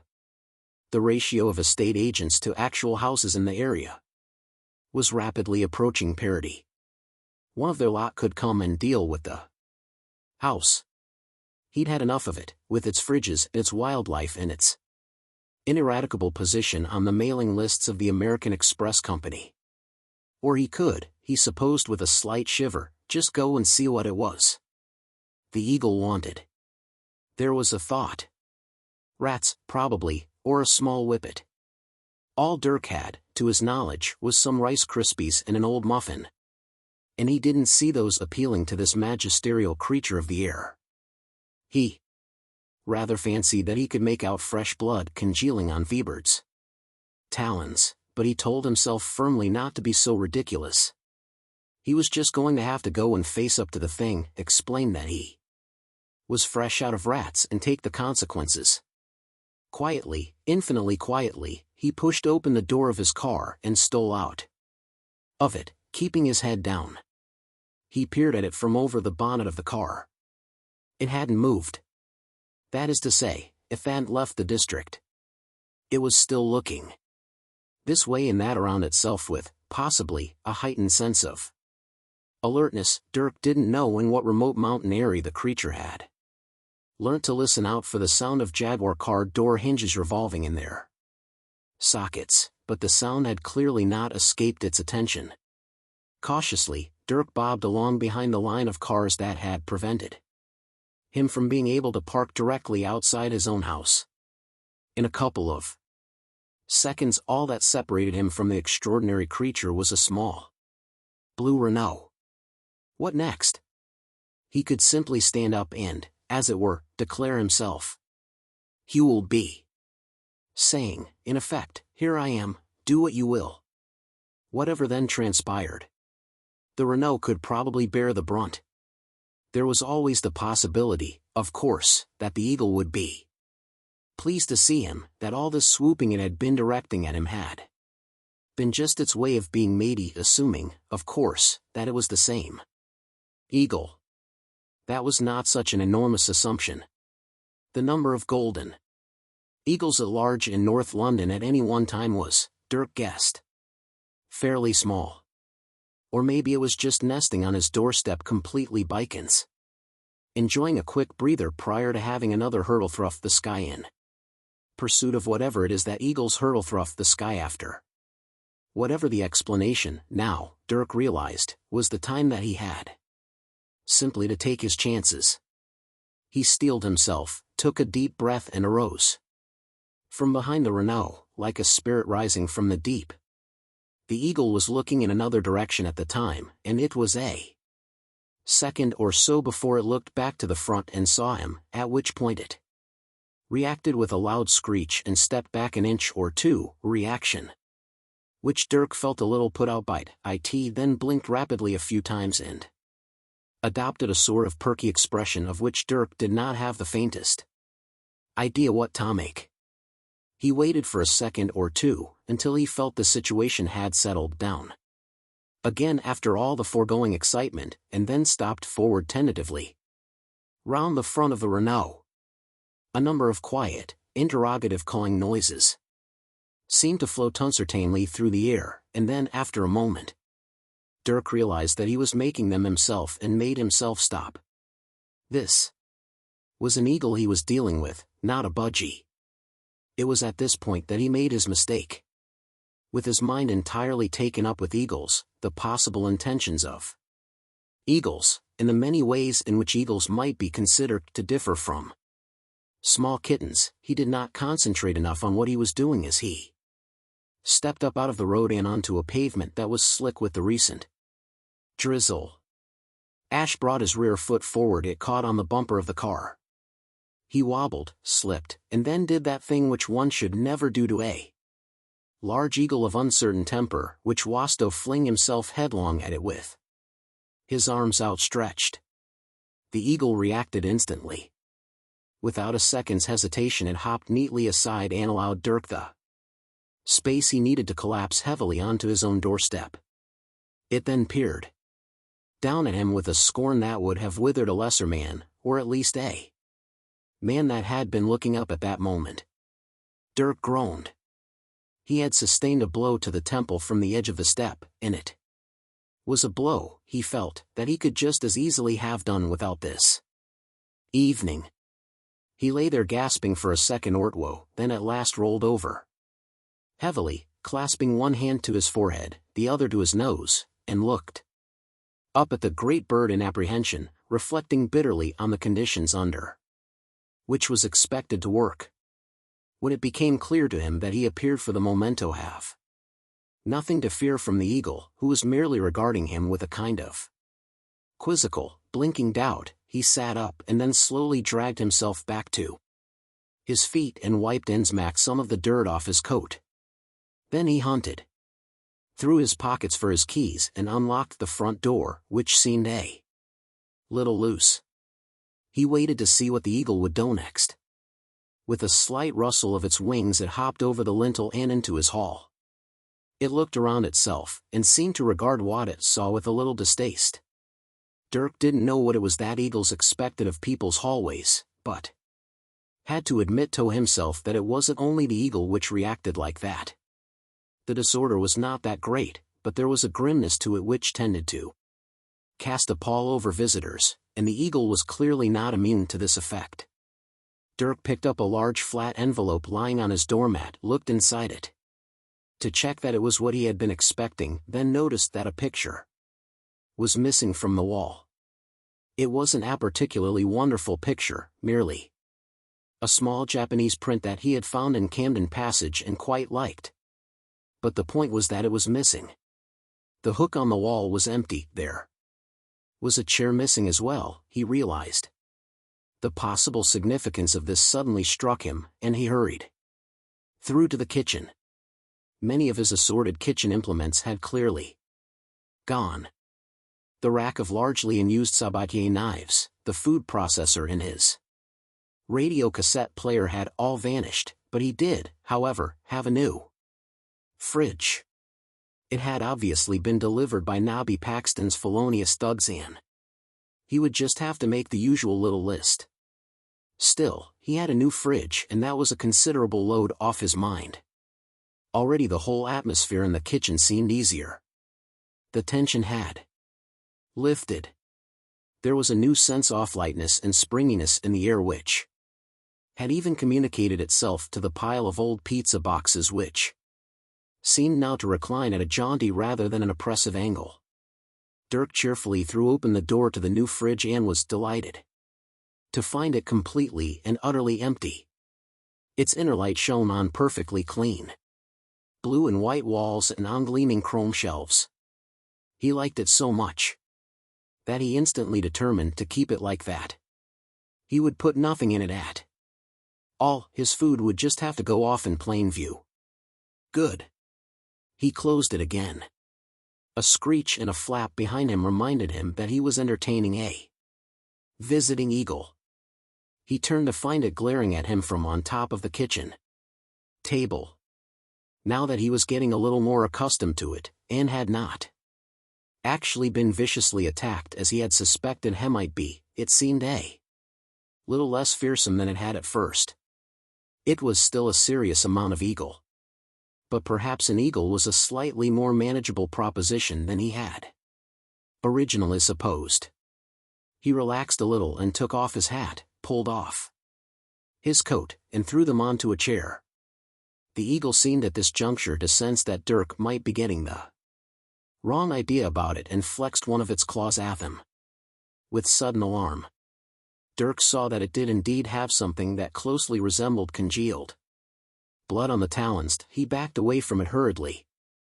The eagle then rose up to its full height on its talons and began to spread its great wings out wider and wider, beating them very slowly and leaning forward so as to keep its balance.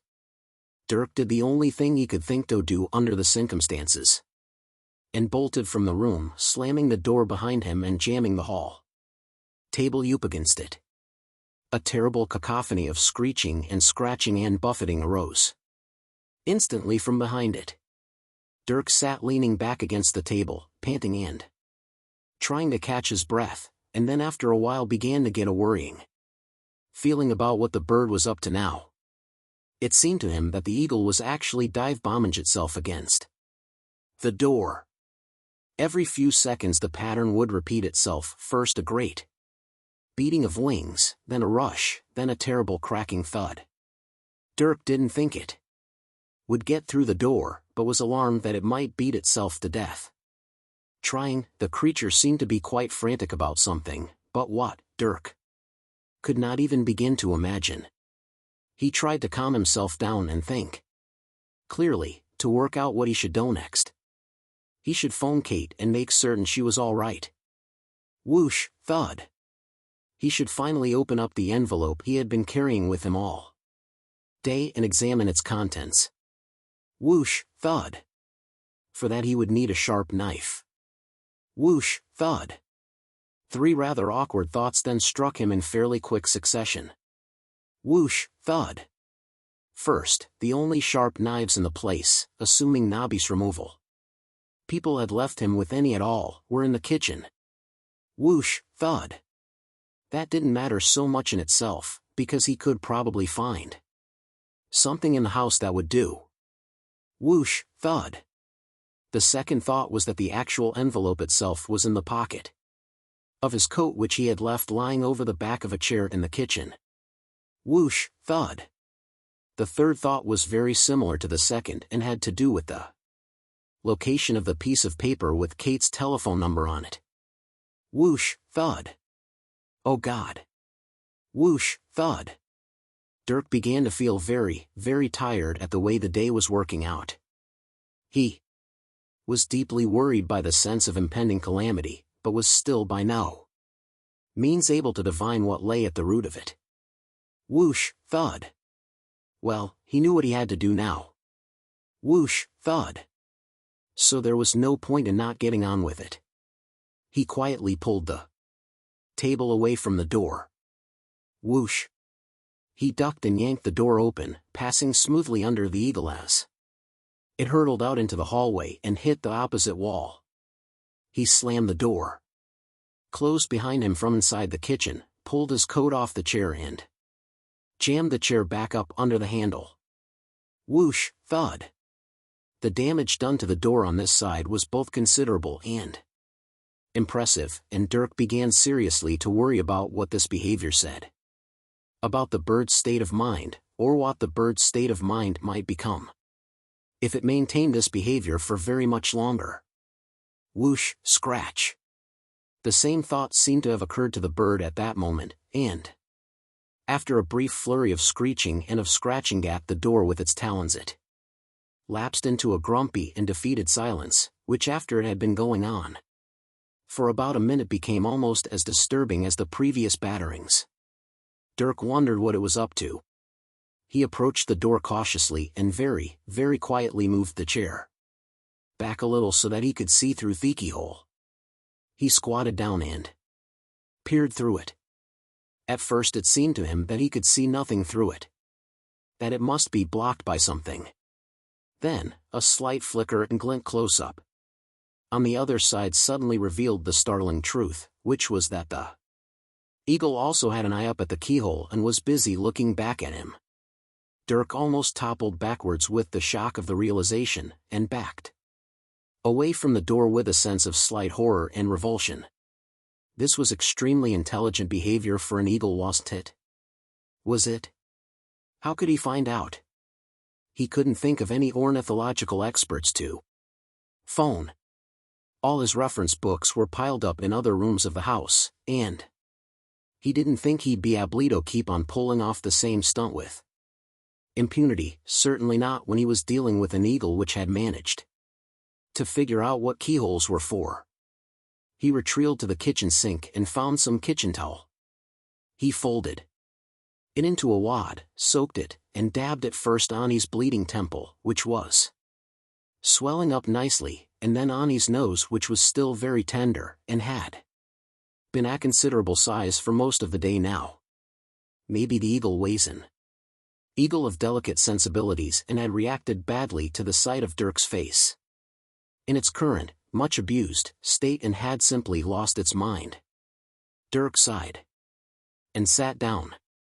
Kate's telephone, which was the next thing he turned his attention to, was answered by a machine. When he tried to ring it, her voice told him, very sweetly, that he was welcome to leave a message after the beep, but warned that she hardly ever listened to them and that it was much better to talk to her directly, only he couldn't because she wasn't in, so he'd best try again.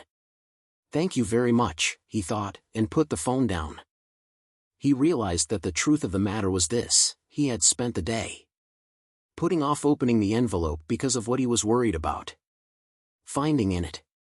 It wasn't that the idea was frightening, though indeed it was frightening that a man should sell his soul to a green-eyed man with a scythe, which is what circumstances were trying very hard to suggest had happened. It was just that it was extremely depressing that he should sell it to a green-eyed man with a scythe in exchange for a share in the royalties of a hit record. That was what it looked like on the face of it. Wasn't it? Dirk picked up the other envelope, the one which had been waiting for him on his doormat, delivered there by courier from a large London bookshop, where Dirk had an account.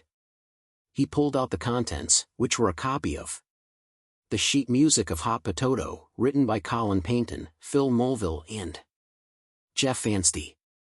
The lyrics were, well, straightforward. They provided a basic repetitive bit of funk rhythm and a simple sense of menace and cheerful callousness, which had caught the mood of last summer. They went, Hot Potato. Don't pick it up, pick it up, pick it up. Quick, pass it on, pass it on, pass it on. You don't want to get caught, get caught, get caught. Drop it on someone. Who? Who? Anybody. You better not have it when the big one comes. I said you better not have it when the big one comes. It's a hot potato. And so on. The repeated phrases got tossed back and forward between the two members of the band. The drum machine got heavier and heavier, and there had been a dance video. Was that all it was going to be? Big deal. A nice house in Lupton Street, with polyurethane floors and a broken marriage? Things had certainly come down a long way since the great days of Faust and Mephistopheles, when a man could gain all the knowledge of the universe, achieve all the ambitions of his mind and all the pleasures of the flesh for the price of his soul. Now it was a few record royalties, a few pieces of trendy furniture, a trinket to stick on your bathroom wall, and whap, your head comes off. So what exactly was the deal?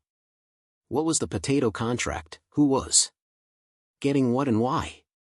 Dirk rummaged through a drawer for the bread knife, sat down once more, took the envelope from his coat pocket and ripped through the congealed straight of sellotape which held the end of it together.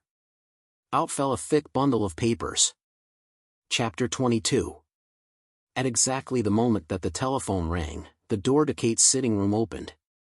The thunder god attempted to stomp in through it, but in fact he wafted.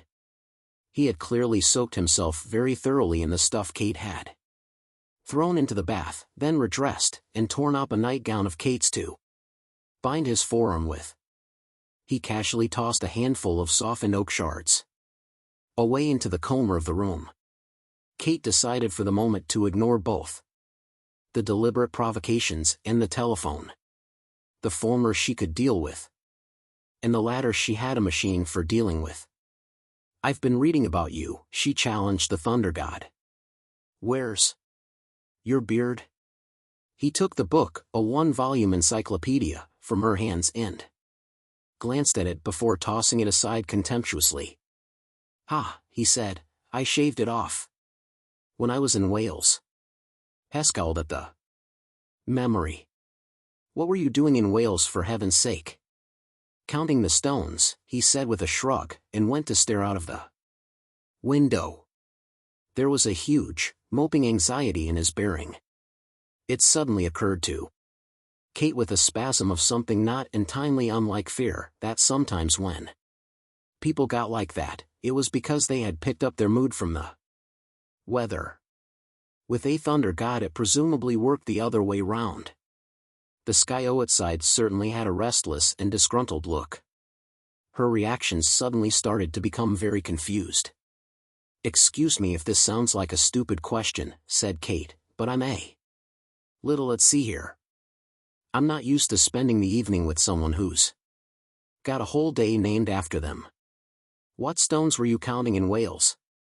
"All of them," said Thor in a low growl. "All of them between this size."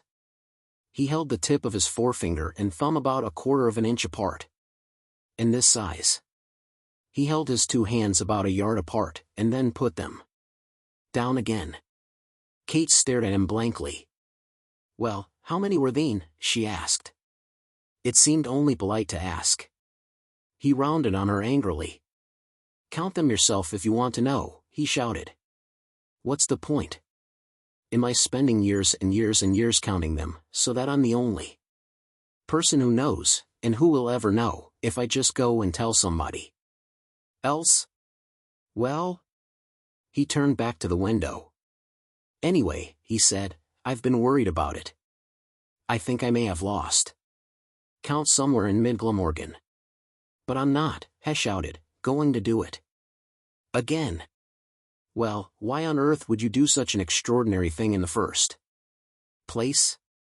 "It was a burden placed on me by my father. A punishment, a penance." He glowered.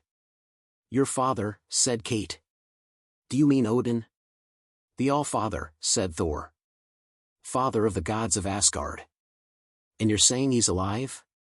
Thor turned to look at her as if she was stupid. "We are immortals," he said, simply. Downstairs, Neil chose that moment to conclude his thunderous performance on the bass, and the house seemed tossing in its aftermath with an eerie silence. "Immortals are what you wanted," said Thor in a low, quiet voice. "Immortals are what you got. It is a little hard on us. You wanted us to be forever, so we are forever. Then you forget about us. But still we are forever. Now at last, many are dead, many dying," he then added in a quiet voice, "but it takes a special effort." "I can't even begin to understand what you're talking about," said Kate. "You say that we. You can begin to understand," said Thor, angrily, "which is we I have come to you. Do you know that most people hardly see me? Hardly notice me at all? It is not that we are hidden. We're here. We move among you. My people. Your gods. You gave birth to us. You made us be what you would not dare to be ourselves. Yet you will not acknowledge us. If I walk along one of your streets in this world you have made for yourselves without us, then barely and I will once flicker in my direction. Is this when you're wearing the helmet? Especially when I'm wearing the helmet. Well, you make fun of me," roared Thor. "You make it very easy for a girl," said Kate. "I don't know what." Suddenly the room seemed to quake and then to catch its breath. All of Kate's insides wobbled violently and then held very still. In the sudden, horrible silence, a blue china table lamp slowly toppled off the table, hit the floor, and crawled off to a dark corner of the room where it sat in a worried little defensive huddle. Kate stared at it and tried to be calm about it. She felt as if cold, soft jelly was trickling down her skin. "Did you do that?" she said shakily. Thor was looking livid and confused. He muttered, "Do not make me angry with you. You were very lucky." He looked away. "What are you saying?" "I'm saying that I wish you to come with me." "What? What about that?"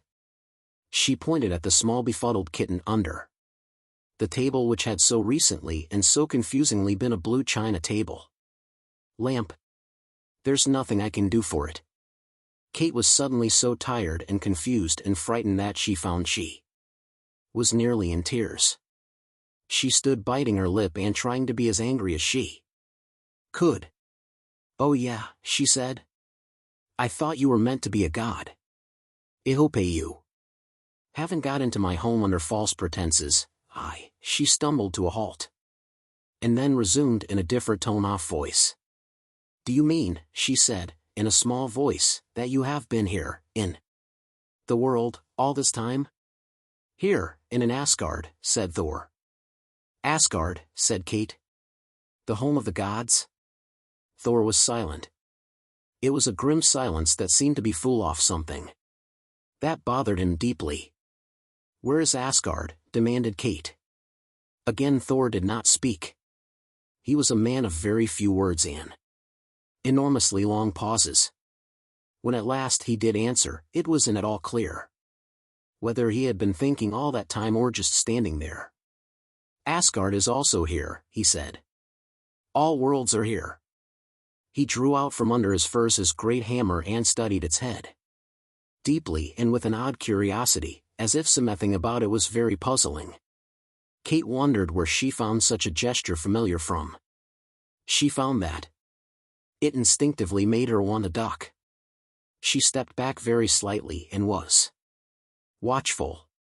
When he looked up again, there was an altogether new focus and energy in his eyes, as if he was gathering himself up to hurl himself at something. "Tonight I must be in Asgard," he said. "I must confront my father Odin in the great hall of Valhalla and bring him to account for what he has done." "You mean, for making you count Welsh pebbles?" "No," said Thor. "For making the Welsh pebbles not worth counting." Kate shook her head in exasperation. "I simply don't know what to make of you at all," she said. "I think I'm just too tired. Come back tomorrow. Explain it all in the morning." "No," said Thor. "You must see Asgard yourself, and then you will understand. You must see it tonight." He gripped her by the arm. "I don't want to go to Asgard," she insisted. "I don't go to mythical places with strange men. You go. Call me up and tell me how it went in the morning. Give him hell about the pebbles." She wrested her arm from his grip. It was very, very clear to her that she only did this with his permission. "Now please, go, and let me sleep." She glared at him. At that moment the house seemed to erupt as Neil launched into a thumping bass rendition of Siegfried's Rain Fart from Act 1 of G. Turd Morong, just to prove it could be done. The walls shook, the windows rattled. From under the table the sound of the table lamp mewing pathetically could just be heard. Kate tried to maintain her furious glare, but it simply couldn't be kept up for very long in the circumstances. "Okay," she said at last, "how do we get to this place?" "There are as many ways as there are tiny pieces." "I beg your pardon?" "Tiny things." He held up his thumb and forefinger again to indicate something very small. "Molecules," he added, seeming to be uncomfortable with the word. "But first let us leave here." "Will I need a coat in Asgard?"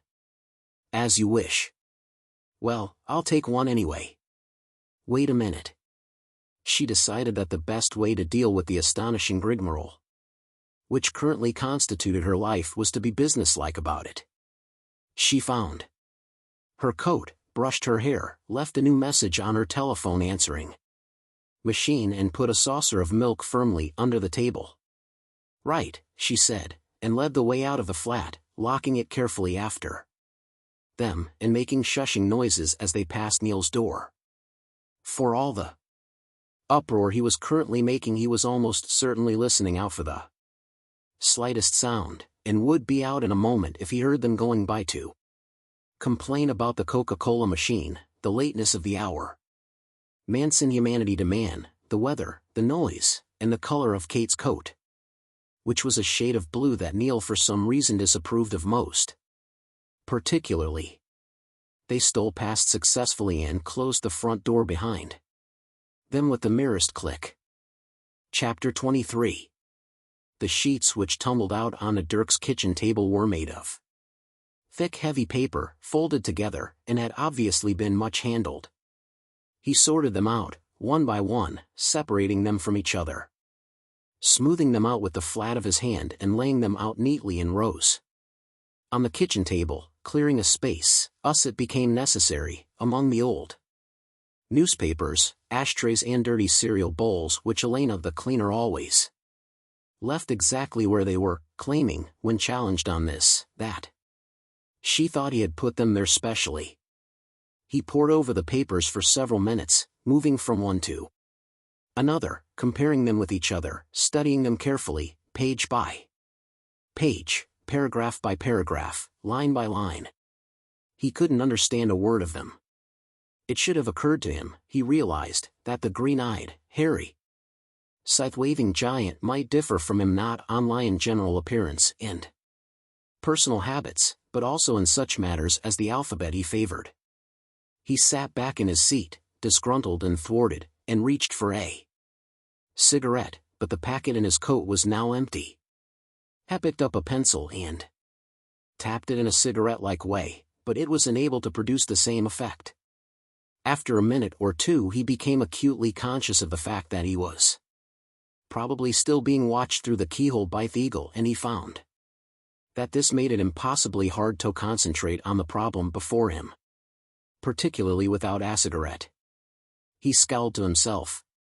He knew there was still a packet upstairs by his bed, but he didn't think he could handle the sheer ornithology involved in going to get it. He tried to stare at the papers for a little longer. The writing, apart from being written in some kind of small, crabby and indecipherable runic script, was mostly hunched up towards the left-hand side of the paper as if swept there by a tide. The right-hand side was largely clear except for an occasional group of characters which were lined up underneath each other. All of it, except for a slight sense of undefinable familiarity about the layout, was completely meaningless to Dirk. He turned his attention back to the envelope instead and tried once more to examine some of the names which had been so heavily crossed out. Howard Bell, the incredibly wealthy best-selling novelist who wrote bad books which sold by the warehouse load despite or perhaps because of the fact that nobody read them. Dennis Hutch, record company magnate. Now that he had a context for the name, Dirk knew it perfectly well. The Aries Rising record group which had been founded on 60s ideals, or at least on what passed for ideals in the 60s, grown in the 70s and then embraced the materialism of the 80s without missing a beat, was now a massive entertainment conglomerate on both sides of the Atlantic. Dennis Hutch had stepped up into the top seat when its founder had died of a lethal overdose of brick wall, taken while under the influence of a Ferrari and a bottle of tequila. ARG was also the record label on which Hot Potato had been released. Stan Dubček, senior partner in the advertising company with the silly name which now owned most of the British and American advertising companies which had not had names which were quite as silly, and had therefore been swallowed whole. And here, suddenly, was another name that was instantly recognizable. Now that Dirk was attuned to the sort of names Heschel'd be looking for. Roderick Mercer, the world's greatest publisher of the world's sleaziest newspapers. Dirk hadn't at first spotted the name with the unfamiliar Eric in place after the Rod. Well. Now here were people, thought Dirk suddenly, who had really got something. Certainly they had got rather more than a nice little house in Lupton Road with some dried flowers lying around the place. They also had the great advantage of having heads on their shoulders as well, unless Dirk had missed something new and dramatic on the news. What did that all mean? What was this contract? How come everybody whose hands it had been through had been so astoundingly successful except for one, Jeffrey Anstey? Everybody whose hands it had passed through had benefited from it except for the one who had it last. Who had still got it? It was a hot potato. You better not have it when the big one comes. The notion suddenly formed in Dirk's mind that it might have been Jeffrey Anstey himself who had overheard a conversation about a hot potato, about getting rid of it, passing item. If he remembered correctly the interview he had read with Payne, he didn't say that he himself had overheard the conversation. You better not have it when the big one comes. The notion was a horrible one and ran on like this: Jeffrey Anstey had been pathetically naive. He had overheard this conversation, between who? Dirk picked up the envelope and ran over the list of names, and had thought that it had a good dance rhythm. He had not for a moment realized that what he was listening to was a conversation that would result in his own hideous death. He had got a hit record out of it, and when the real hot potato was actually handed to him, he had picked it up. Don't pick it up, pick it up, pick it up. And instead of taking the advice he had recorded in THC words off the song, quick, pass it on, pass it on, pass it on, he had stuck it behind the gold record award on his bathroom wall. You better not have it when the big one comes. Dirk frowned and took a long, slow, thoughtful drag on his pencil. This was ridiculous. He had to got some cigarettes if he was going to think this through with any intellectual rigor. He pulled on his coat, stuffed his hat on his head and made for the window. The window hadn't been opened for, well, certainly not during his ownership of a house, and it struggled and screamed at the sudden, unaccustomed invasion of its space and independence. Once he had forced it wide enough, Dirk struggled out onto the windowsill, pulling swathes of leather coat out with him. From here it was a bit of a jump to the pavement, since there was a lower ground floor to the house with a narrow flight of steps leading down to it in the front. A line of iron railings separated these from the pavement, and Dirk had to get clear over these. Without hesitating for a moment he made the jump, and it was in mid-bound that he realized he had not picked up his car keys from the kitchen table, where he'd left them. He considered as he sailed gracelessly through the air whether or not to execute a wild mid-air twist, make a desperate grab backwards for the window and hope that he might just manage to hold on to the sill, but decided on mature reflection that an error at this point might just conceivably kill him, whereas the walk would probably do him good. He landed heavily on the far side of the railings, but the tails off his coat became entangled with them and he had to pull them off, tearing part of the lining in the process. Once the ringing shock in his knees had subsided and he had recovered what little composure the events of the day had left him with, he realized that it was now well after 11 o'clock and the pubs would be shut, and he might have a longer walk than he had bargained for to find some cigarettes. He considered what to do. The current outlook and state of mind of T.B. Eagle was a major factor to be taken into account here. Dirk howled with pain and lurched backwards, not getting very far, because he still had a talon hooked in his hand. He lashed out desperately and hit at the talon, which hurt him considerably, dug the sharp point even further into his flesh and caused a great, barging flurry on the far side of the door, each tiniest movement of which tugged heavily in his hand. He grabbed at the great claw with his free hand and then tried to tug it back out of himself. It was immensely strong, and was shaking with the fury of the eagle, which was as trapped as he was. At last, quivering with pain, he managed to release himself and pulled his injured hand back, nursing and cuddling it with the other. The eagle pulled its claw back sharply, and Dirk heard it flapping away back down his hallway, emitting terrible screeches and cries, its great wings colliding with and scraping the walls. Dirk toyed with the idea of burning the house down, but once the throbbing in his hand had begun to subside a little, he calmed down and tried, if he could, to see things from the eagle's point-off view. He couldn't. He had not the faintest idea how things appeared to eagles in general, much less to this particular eagle, which seemed to be a seriously deranged example of the species. After a minute or so more of nursing his hand, curiosity allied to a strong Sensed that the eagle had definitely retreated to far end of the hall and stayed there, overcame him, and bent down once more to the letterbox. This time he used his pencil to push the flap back upwards and scan the hallway from a safe position a good few inches back.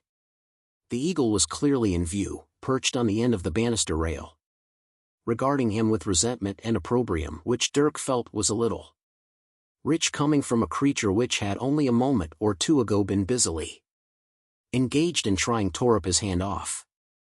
Then, once the eagle was certain that it had got Dirk's attention, it slowly raised itself up on its feet and slowly shook its great wings out, beating them gently for balance. It was this gesture that had previously caused Dirk to bolt prudently from the room. This time, however, he was safely behind a couple of good solid inches of wood, and he stood, or rather, squatted his ground. The eagle stretched its neck upwards as well, jabbing its tongue out at the air end, cawing plaintively, which surprised Dirk. Then he noticed something else rather surprising about the eagle, which was that its wings had strange, uneagle-like markings on them. They were large concentric circles. The differences of coloration which delineated THC circles were very slight, and it was only the absolute geometric regularity of them which made them stand out as clearly as they did. Dirk had the very clear sense that the eagle was showing him these circles, and that was what it had wanted to attract his attention to all along. Each time the bird had dived at him, he realized as he thought back, it had then started on a strange kind-off flapping routine which had involved opening its wings right out. However, each time it had happened, Dirk had been too busily engaged with the business of turning round and running away to pay this exhibition the appropriate attention. "Have you got the money for a cup of tea, mate?" Yes thank you," said Dirk, "I'm fine." His attention was fully occupied with the eagle, and he didn't immediately look round. "No, I meant can you spare me a bob or two, just for a cup off d'ya?" "What?" This time Dirk looked round, irritably. "Or just a fag, mate. Got a fag you can spare?" "No, I was just going to go and get some myself," said Dirk. The man on the pavement behind him was a tramp of indeterminate age. He was standing there, slightly wobbly, with a look of wild and continuous disappointment bobbing in his. Not getting an immediate response from Dirk, the man dropped his eyes to the ground about a yard in front of him, and swayed back and forth a little. He was holding his arms out, slightly open, slightly away from his body, and just swaying. Then he frowned suddenly at the ground. Then he frowned at another part of the ground. Then, holding himself steady while he made quite a major realignment of his head, he frowned away down the street. "Have you lost something?" said Dirk. The man's head swayed back towards him. "Have I lost something?" he said in querulous astonishment. "Have I lost something?" It seemed to be the most astounding question he had ever heard. He looked away again for a while, and seemed to be trying to balance the question in the general scale of things. This involved a fair bit more swaying, and a fair few more frowns. At last he seemed to come up with something that might do service as some kind of answer. "The sky," he said, challenging Dirk to find this a good enough answer. He looked up towards it, carefully, so as not to lose his balance. He seemed not to like what he saw in the dim, orange, street-lit pallor of the clouds, and slowly looked back down again till he was staring at a point just in front of his feet. "The ground," he said, with evident great dissatisfaction, and then was struck with a sudden thought. "Frogs," he said, wobbling his gaze up to meet Dirk's rather bewildered one. "I used to like frogs," he said, and left his gaze sitting on Dirk as if that was all he had to say, and the rest was entirely up to Dirk now. Dirk was completely flummoxed. He longed for the times when life had been easy, life had been carefree, the great times she'd had with a mere homicidal eagle, which seemed now to be such an easygoing and amiable Companion. Aerial attack he could cope with, but not this nameless roaring. Guilt that came howling at him out of nowhere. "What do you want?" he said in a strangled voice. "Just a fag, mate," said the tramp, "or something for a cup off ya." Dirk pressed a pound coin into the man's hand and lunged off down the street in a panic, passing, 20 yards further on, a builder's skip from which the shape of his old fridge loomed at them menacingly. Chapter 24. As Kate came down the steps from her house, she noticed that the temperature had dropped considerably. The clouds sat heavily on the land and lowered at it.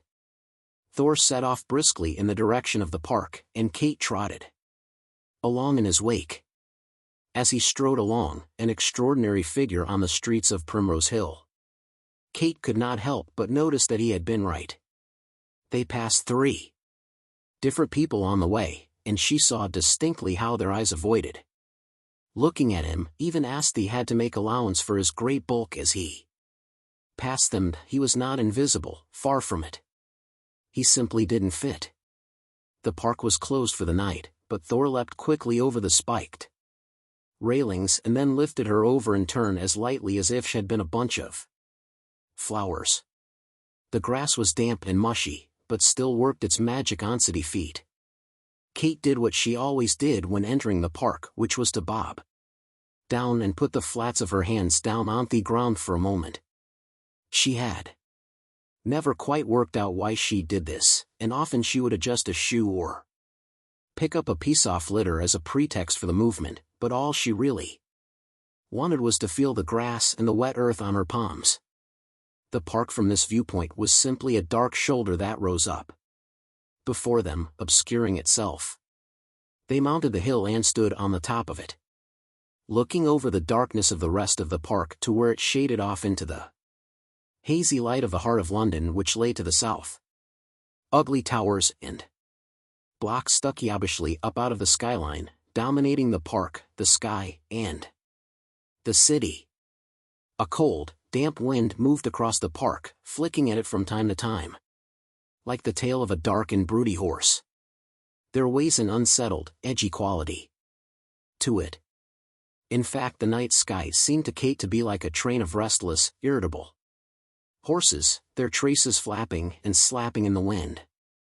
It also seemed to her as if the traces all radiated loosely from a single center, and that the center was very close by her. She reprimanded herself for absurd suggestibility, but nevertheless, it still seemed that all the weather was gathered and circling around them, waiting on them. Thor once more drew out his hammer, and held it before him in the thoughtful and abstracted manner she had seen a few minutes before in her flat. He frowned, and seemed to be picking tiny invisible pieces of dust off it. It was a little like a chimpanzee grooming its mate, or that was it.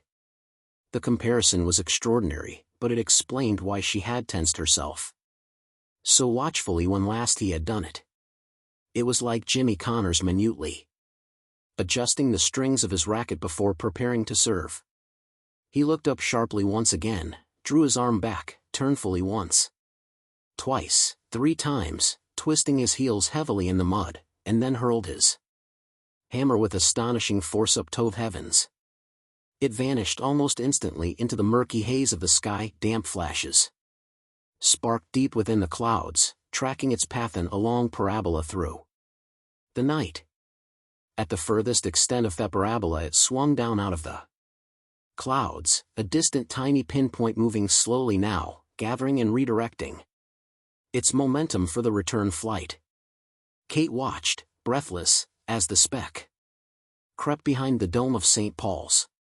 It then seemed almost as if it had halted altogether, hanging silently and improbably in the air before gradually beginning to increase microscopically in size as it accelerated back towards them. Then, as it returned, it swung aside in its path, no longer describing a simple parabola, but following instead a new path which seemed to lie along the perimeter of a gigantic Mobius strip which took it round the other side of the telecom tower. Then suddenly it was swinging back in a path directly towards them, hurtling out of the night with impossible weight and speed like a piston in a shaft of light. Kate swayed and nearly dropped it in a dead faint out of its path, when Thor stepped forward and caught it with a grunt. The jolt of it sent a single heavy shudder down into the earth, and then the thing was resting quietly in Thor's grip. His arm quivered slightly and was still. Kate felt quite dizzy. She didn't know exactly what it was that had just happened, but she felt pretty damn certain that it was the sort of experience that her mother would not have approved of on a first date. "Is this all part of what we have to do to go to Asgard?" she said. "Or are you just fooling around?" "We will go to Asgard, now," he said. At that moment he raised his hand as if to pluck an apple, but instead of plucking he made a tiny, sharp turning movement. The effect was as if he had twisted the entire world through a billionth part of a degree. Everything shifted, was for a moment minutely out of focus, and then snapped back again as a suddenly different world. This world was a much darker one and colder still. A bitter, putrid wind blew sharply, and made every breath gag in the throat. The ground beneath their feet was no longer the soft muddy grass of the hill, but a foul-smelling, oozing slush. Darkness lay over all the horizon with a few small exceptional fires dotted here and there in the distance, and one great blaze of light about 1.5 miles away to the southeast. Here, great fantastical towers stabbed at the night, huge pinnacles and turrets flickered in the firelight that surged from 1,000 windows. It was an edifice that mocked reason, ridiculed reality, and jeered wildly at the night. "My father's palace," said Thor, "the great hall of Valhalla where we must go." It was just on the tip of Kate's tongue to say that something about the place was oddly familiar when the sound of horses' hooves pounding through the mud came to them on the wind. At a distance, between where they stood and the great hall of Valhalla, a small number of flickering torches could be seen jolting towards them. Thor once more studied the head of his hammer with interest, brushed it with his forefinger and rubbed it with his thumb. Then slowly he looked up.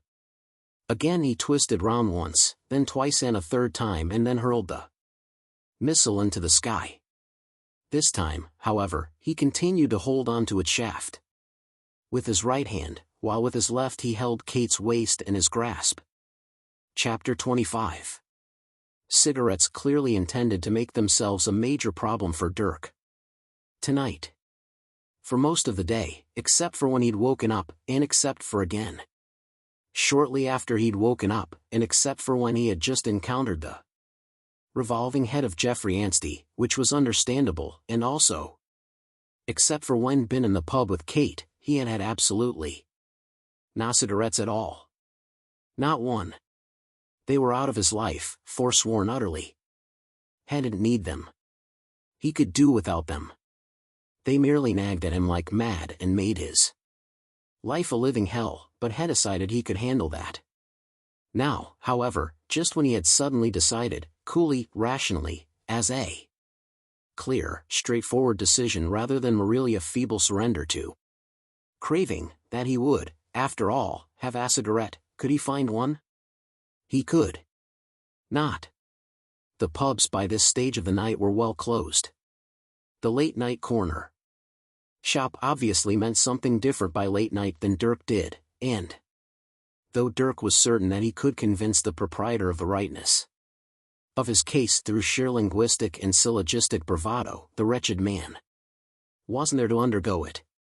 1 mile away there was a 24-hour filling station, but it turned out just to have sustained an armed robbery. The plate glass was shattered and crazed. Round a tiny hole, police were swarming over the place. The attendant was apparently not badly injured, but he was still losing blood from a wound in his arm, having hysterics, and being treated for shock, and no one would sell Dirk any cigarettes. They simply weren't in the mood. You could buy cigarettes in the Blitz, protested Dirk. People took a pride in it. Even with the bombs falling and the whole city ablaze, you could still get served. Some poor fellow, just lost 2 daughters and a leg, would still say plain or filter-tipped, if you asked him. I expect you would, too, muttered a white-faced young policeman. It was the spirit of the age, said Dirk. Bug off, said the policeman. And that, thought Dirk to himself, was the spirit of this here treated. Miffed, and decided to prowl the streets with his hands in his pockets for a while. Camden Passage. Antique clocks. Antique clothes. No cigarettes. Upper Street. Antique buildings being ripped apart. No Signoff cigarette. Shops being put up in their place. Chapel Market, desolate at night. Wet litter wildly flapping, cardboard boxes, egg boxes, paper bags, and cigarette packets, empty ones. Pentonville Road. Grim concrete monoliths, eyeing the new spaces in Upper Street where they hope to spawn their horrid progeny. King's Cross Station. They must have cigarettes, for heaven's sake. Dirk hurried on down towards it. The old frontage to the station reared up above the area, a great yellow brick wall with a clock tower and 2 huge arches fronting the 2 great train sheds behind. In front of this lay the story modern concourse, which was already far shabbier than the building, 100 years its senior, which it obscured and generally messed up. Dirk imagined that when the designs for the modern concourse had been drawn up, the architects had explained that it entered into an exciting and challenging dialogue with the older building. King's Cross is an area where terrible things happen to people, to buildings, to cars, to trains, usually while you wait, and if you weren't careful, you could easily end up involved in a piece of exciting and challenging dialogue yourself. You could have a cheap car radio fitted while you waited. And if you turned your back for a couple of minutes, it would be removed while you waited as well. Other things you could have removed while you waited were your wallet, your stomach lining, your mind, and your will to live. The muggers and pushers and pimps and hamburger salesmen, in no particular order, could arrange all these things for you. But could they arrange a packet of cigarettes, thought Dirk, with a mounting sense of tension. He crossed York Way, declined a couple of surprising offers on the grounds that they did not involve cigarettes in any immediately obvious way, hurried past the closed bookshop and in through the main concourse doors, away from the life of the street and into the safer domain of British Rail. He looked around him. Here things seemed rather strange, and he wondered why, but only wondered this very briefly because he was also wondering if there was anywhere open selling cigarettes, and there wasn't. He sagged forlornly. It seemed to him that he had been playing catch-up with the world all day. The morning had started in about as disastrous a way as it was possible for a morning to start, and he had never managed to get a proper gripe on it since. He felt like somebody trying to ride a bolting horse, with one foot in a stirrup and the other one still bounding along hopefully on the ground behind. And now even as simple a thin gas a cigarette was proving to be beyond his ability to get hold of. He sighed and found himself a seat, or at least, room on a bench. This was not an immediately easy thing to do. The station was more crowded than he had expected to find it at. What weighs it? He looked up at the clock. 1 o'clock in the morning. What in the name of God was he doing on King's Cross Station at 1 o'clock in the morning, with no cigarette and no home that he could reasonably expect to get into without being hacked to death by a homicidal bird? He decided to feel sorry for himself. That would pass the time. He looked around himself, and after a while the impulse to feel sorry for himself gradually subsided as he began to take in his surroundings. What was strange about it was seeing such an immediately familiar place looking so unfamiliar. There was the ticket office, still open for ticket sales, but looking somber and beleaguered and wishing it was closed. There was the W. H. Smith, closed for the night. No one would be needing any further newspapers or magazines tonight, except for purposes of accommodation, and old ones would do just as well for sleeping under. The pimps and hookers, drug pushers and hamburger salesmen were all outside in the streets and in the hamburger bars. If you wanted quick sex or a dirty fix or, God help you, a hamburger, that was where you went to get it. Here were the people that nobody wanted anything from at all. This was where they gathered for shelter until they were periodically shooed out. There was something people wanted from them, in fact their absence. That was in hot demand, but not easily supplied. Everybody has to be somewhere. Dirk looked from one to another of the men and women shuffling round or sitting hunched in seats or struggling to try and sleep across benches that were specifically designed to prevent them from doing exactly that. Got a fag, mate? What? No, I'm sorry.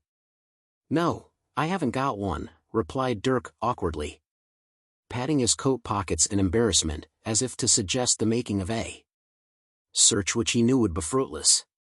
He was startled to be summoned out of his reverie like this. Here you are, then. The old man offered him a beat-up one from a beat-up packet. What? Oh. Oh, thanks. Thank you. Momentarily taken aback by the offer, Dirk nevertheless accepted the cigarette gratefully, and took a light from the tip of the cigarette the old man was smoking himself. What you come hene for then? Asked the old man, not challenging, just curious. Dirk tried to look at him without making it seem as if he was looking him up and down. The man was wildly bereft of teeth, had startled and matted hair, and his old clothes were well milked down around him, but the eyes which sagged out of his face were fairly calm. He wasn't expecting anything worse than he could deal with to happen to him. Well, just this in fact, said Dirk, twiddling the cigarette. Thanks. Couldn't find one anywhere. Oh said the old man. Got this mad bird at home, said Dirk. Kept attacking me. Oh said the man, nodding resignedly. I mean an actual bird, said Dirk, an eagle. Oh with great wings. Oh got hold of me with one of its talons through the letterbox.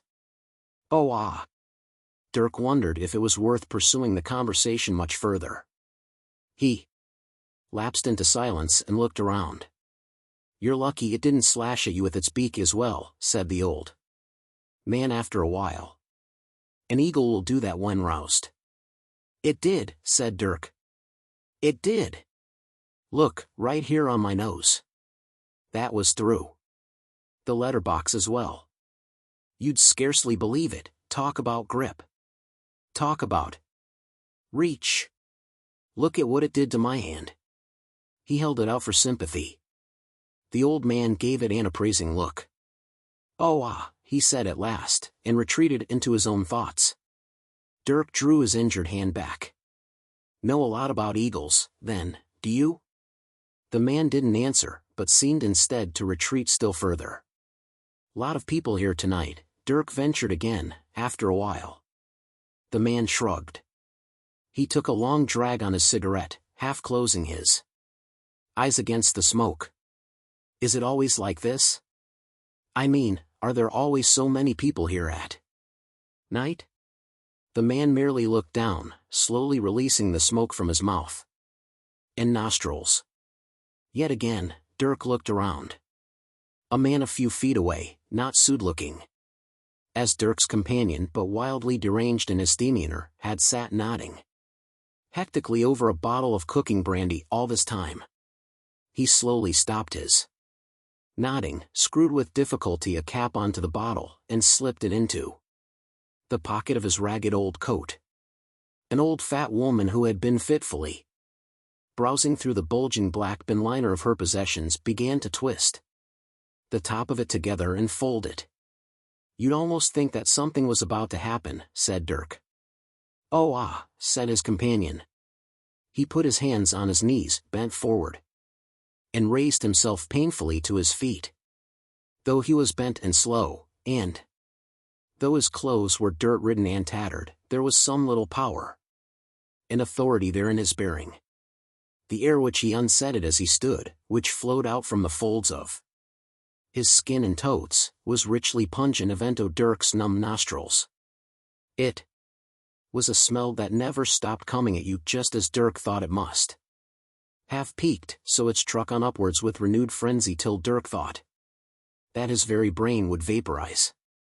He tried not to choke, indeed he tried to smile courteously without allowing his eyes to run as the man turned to him and said, "Infuse some blossom of the bitter orange. Add some sprinklings of sage while it is still warm. This is very good for eagle wounds." There are those who will add apricot and almond oil, and even, the heavens defend us, cedra. But then there are always those that will overdo things. And sometimes we have need of them. Oh ah! With that he turned away once more and joined the growing stream of pathetic, hunched and abused bodies that were heading for the front exit from the station. In all about 2, maybe 3 dozen were leaving. Each seemed to be leaving separately, each for his or her entirely independent reasons, and not following too fast the one upon the other, and yet it was not hard to tell for anyone who cared to watch these people that no one cared to watch or see that they were leaving together and in a stream. Dirk carefully nursed his cigarette for a minute or so and watched them intently as one by one they left. Once he was certain that there were no more to go, and that the last 2 or 3 of them were at the door, he dropped the cigarette and ground it out with his heel. Then he noticed that the old man had left behind his crumpled cigarette packet. Dirk looked inside and saw that there were still 2 bedraggled cigarettes left. He pocked it, stood up, and quietly followed at a distance that Heathrow was properly respectful. Outside on the Euston Road the night air was grumbling and unsettled. He loitered idly by the doorway, watching which way they went to the west. He took one of the cigarettes out and lit it and then idled off westwards himself. Around the taxi rank and towards St. Pancras Street. On the west side of St. Pancras Street, just a few yards north off the Euston Road, a flight of steps leads up to the forecourt of the Old Midland Grand Hotel, the huge, dark Gothic fantasy of a building which stands, empty and desolate, across the front of St. Pancras railway station. Over the top of the steps, picked out in gold letters on wrought ironwork, stands the name of the station. Taking his time, Dirk followed the last of the band of old tramps and derlicts up these steps, which emerged just to the side of a small, squat, brick building which was used as a car park.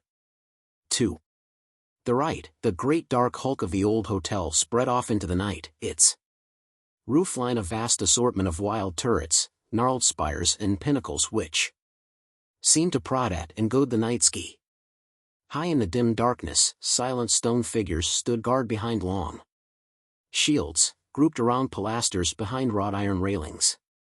Carved dragons crouched gaping at the sky as Dirk Gently, in his flapping leather coat, approached the great iron portals which led to the hotel, and to the great vaulted train shed off St. Pancras Station.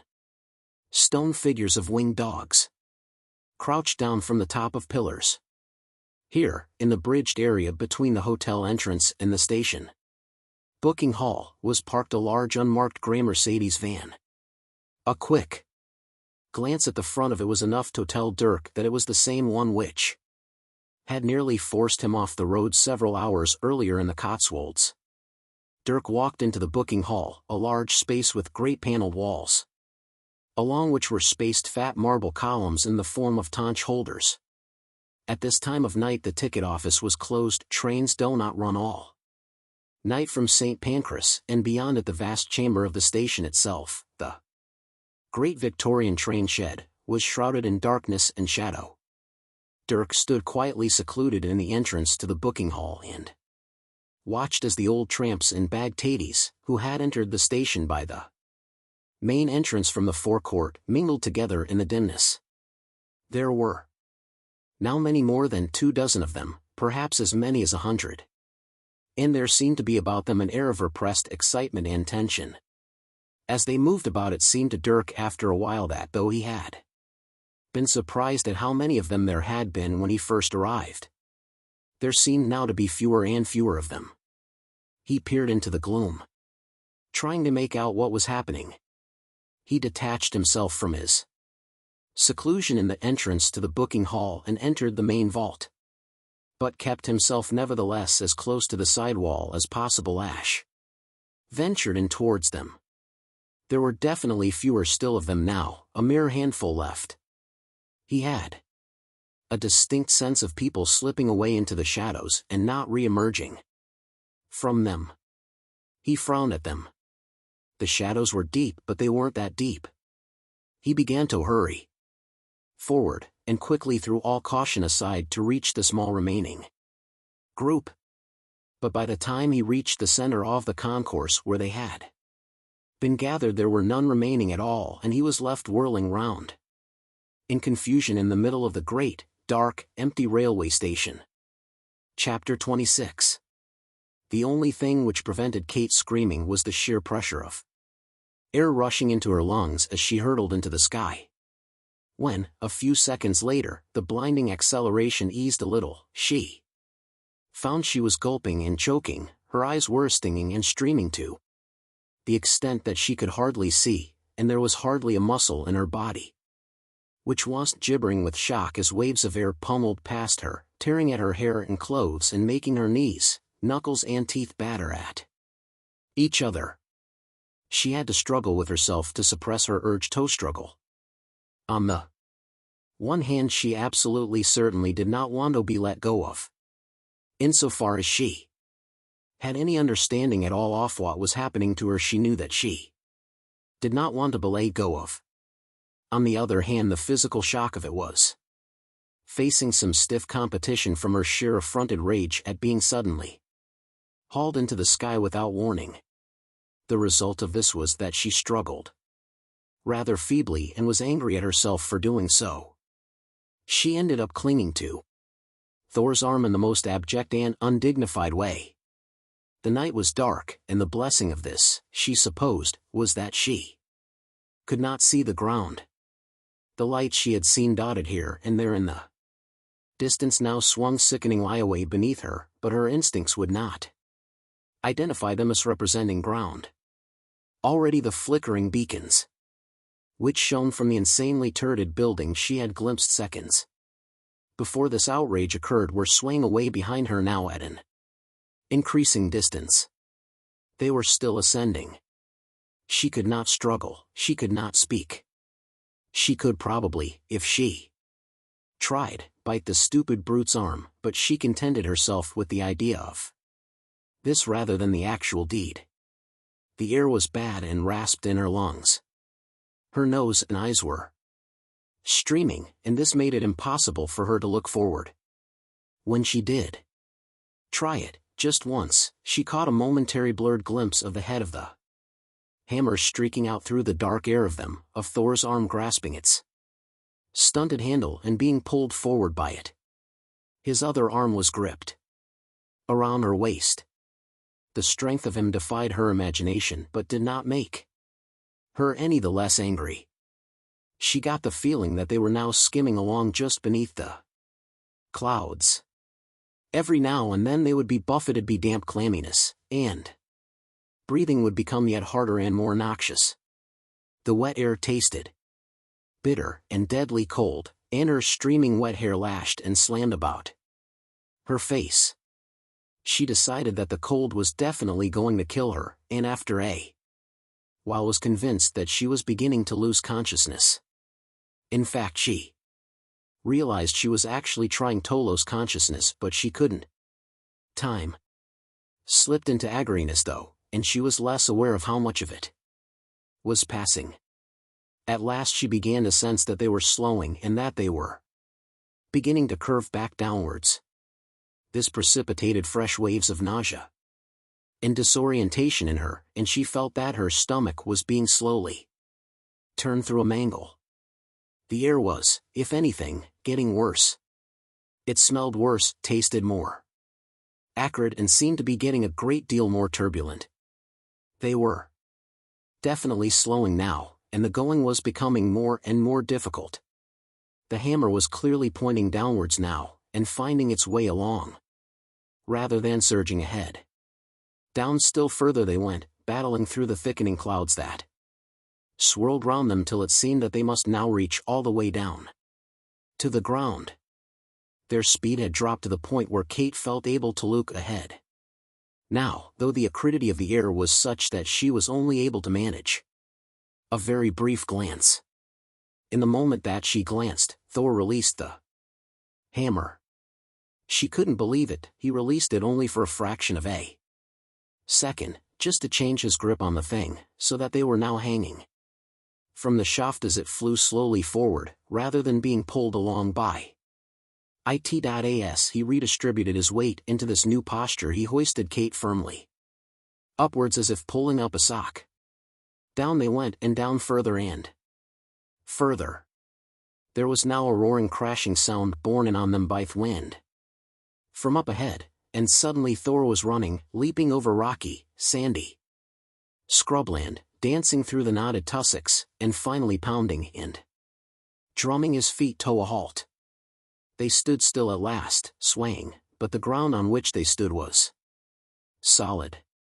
Kate breathed for a few seconds, bending over to catch her breath. She then pulled herself up to her full height and was about to deliver a full account of her feelings concerning these events at the top of her voice, when she suddenly got an alarming sense of where she was standing. Though the night was dark, the wind whipping at her and the pungent smell of it told her that some kind of sea was very close by. The sound of wild crashing breakers told her that in fact it was more or less beneath her, that they were standing very near to the edge of a cliff. She gripped the arm of the insufferable God who had brought her here and hoped, vainly, that it hurt him. As her reeling senses began gradually to calm down, she noticed that there was a dim light spreading away before her, and after a while she realized that this was coming off the sea. The whole sea was glowing like an infection. It was rearing itself up in the night, lunging and thrashing in a turmoil of itself, and then smashing itself to pieces in a frenzy of pain against the rocks of the coast. Sea and sky seated at each other in a poisonous fury. Kate watched it speechlessly, and then became aware of Thor standing at her shoulder. "I met you at an airport," he said, his voice breaking up in the wind. "I was trying to get home to Norway by plane." He pointed out to sea. "I wanted you to see why I couldn't come this way." "Where are we?" "What is this?" asked Kate fearfully. "In your world, this is the North Sea," said Thor, and turned away inland again, walking heavily and dragging his hammer behind him. Kate pulled her wet coat close around her and hurried after him. "Well, why didn't you just fly home the way we just did, Buten? Well, in our world." The rage in her had subsided into vague worries about vocabulary. "I tried," responded Thor, still walking away. "Well, what happened?" "I don't want to talk about it." "What on earth's the point of that?" "I'm not going to discuss it." Kate shuddered in exasperation. "Is this godlike behavior?" she shouted. "It bothers you so you won't talk about it?" "Thor! Thor! Is it you?" This last was a thin voice trailing over the wind. Kate peered into the wind. Through the darkness a lantern was bobbing towards them from behind a low rise. "Is that you, Thor?" A little old lady came into view, holding the lantern above her head, hobbling enthusiastically. "I thought that must be your hammer I saw." "Welcome," she chirruped. "Oh, but you come in dismal times. I was just putting the pot on and thinking of having a cup of something and then perhaps killing myself, but then I said to myself, just wait a couple off days longer, Tsuliwa, Tsula, Swuli, Tsuliwa insists I can never pronounce my own name properly when I'm talking to myself, and it drives me hopping mad, as I'm sure you can't imagine, such a bright boy as I've always maintained, never mind what those others say, so I said to myself, Sullywensis, see if anyone comes along, and if they don't, well, then might be a good time to think about killing myself. And look. Now here you are. Oh. But you are welcome, welcome. And I see you've brought a little friend. Are you going to introduce me? Hello, my dear, hello. My name's Sullywensis. And I won't be at all offended if you stutter. I'm, Kate, said Kate, totally flummoxed. Yes, well I'm sure that will be all right, said the old woman sharply. Anyway, come along if you're coming. If you're going to hang around out here all night, I may as well just get straightened with killing myself now and let you get your own tea when you're quite ready. Come along. She hurried on ahead, and in a very few yards they reached a terrible kind of ramshackle structure of wood and mud which looked as if it had become unaccountably stuck while halfway through collapsing. Kate glanced at Thor, hoping to read some kind of reaction from him to give her a bearing on the situation, but he was occupied with his own thoughts and was clearly not about to share them. There seemed to her to be a difference in the way he moved, though. In the brief experience she had of him he seemed constantly to be struggling with some internal and constrained anger, and this, she felt, had lifted. Not gone away, just lifted. He stood aside to allow her to enter Sullywensis's shack, and brusquely gestured her to go in. He followed, ducking absurdly, a few seconds later, having paused for a moment outside to survey what little could be seen of the surrounding landscape. Inside was tiny. A few boards with straw for a bed, a simmering pot hung over a fire, and a box tucked away in the corner for sitting on. And this is the knife I was thinking of using, you see, said Sullywensis, fussing around. Just been sharpening it up nicely, you see. It comes up very nice if you get a nice sweeping action with the stone, and I was thinking here would be a good place, you see. Here on the wall, I can stick the handle in this crack so it's held nice and firm, and then just go fling. And fling myself at it. Fling. You see? I wonder, should it be a little lower? What do you think, my dear? Know about these things, do you? Kate explained that she did not, and managed to sound reasonably calm about it. Sullywensis, said Thor, we have come not to stay Budo, Sully. Please put the knife down. Sullywensis was standing looking up at them quite chirpily, but she was also holding the knife, with its great heavy sweeping blade, poised over her own left wrist. Don't mind me, dears, she said, I'm quite comfortable. I can just pop off any time I'm ready. Happy to. These times are not to live in. Oh, no. You. Go off and be happy. I won't disturb your happiness with the sound of me screaming. I'll hardly make a sound with the knife as you go. She stood, quivering and challenging. Carefully, almost gently, Thor reached out and drew the knife away and out of her shaking hand. The old woman seemed to crumple as it went, and all the performance faded out of her. She sat back in a heap on her box. Thor squatted down in front of her, slowly drew her to him and hugged her. She gradually seemed to come back to life, and eventually pushed him away, telling him not to be so stupid, and then made a bit of a fuss off smoothing out her hopelessly ragged and dirty black dress. When once she had composed herself properly, she turned her attention to Kate and looked her up and down. You're immortal, dear, aren't you? She said at last. Well, yes, said Kate. I can tell it from your fancy dress. Oh, yes. Well, now you see what the world looks like from the other side, don't you, dear? What do you think? Then? Kate explained that she did not yet know what to think. Thor sat himself down on the floor and leant his big head back against the wall, half closing his eyes. Kate had the sense that he was preparing himself for something. It used to be things were not so different, continued the old woman. Used to be lovely here, you know, all lovely. Bit off give and take between us. Terrible rows, of course, terrible fights, but really it was all lovely. Now? She let out a long and tired sigh, and brushed a bit of nothing much off the wall. Oh, things are bad, she said, things are very bad. You see things get affected by things. Our world affects your world affects our world. Sometimes it is hard to know exactly what that effect is. Very often it is hard to like it, either. Most often, these days, are difficult and bad. But our worlds are suddenly the same in so many ways. Where in your world you have a building, there will be a structure here as well. Maybe it will be a small muddy hillock, or a beehive, or an abode like this one. Maybe it will be something a little grander, but it will be something. You all right, Thor, dear? The thunder god closed his eyes and nodded. His elbows lay easily across his knees.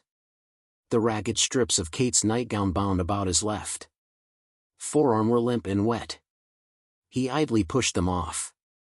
And where there is something which is not dealt with properly in your world, the old lady prattled on, as like as note it will emerge in ours. Nothing disappears. No guilty secret.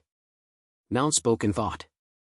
It may be a new and mighty God in our world, or it may be just a gnat, but it will be here. I might add that these days it is more often a gnat than a new and mighty God. Oh, there are so many more gnats and fewer immortal gods than once there were. How can there be fewer immortals? Asked Kate.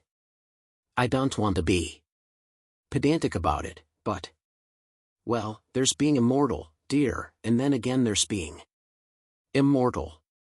I mean, if I could just get this knife properly secured and then work up a really good fling, we'd soon see who was immortal and who wasn't.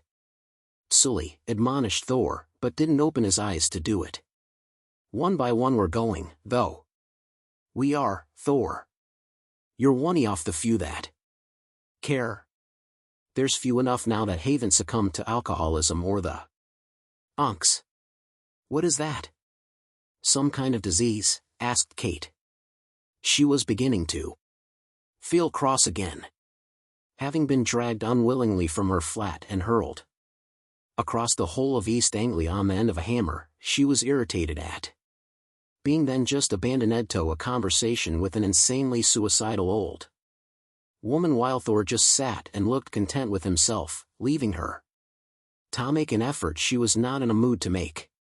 It's an affliction, dear, which only gods get. It really means that you can't take being a god anymore, which is why only gods get it, you see. I see.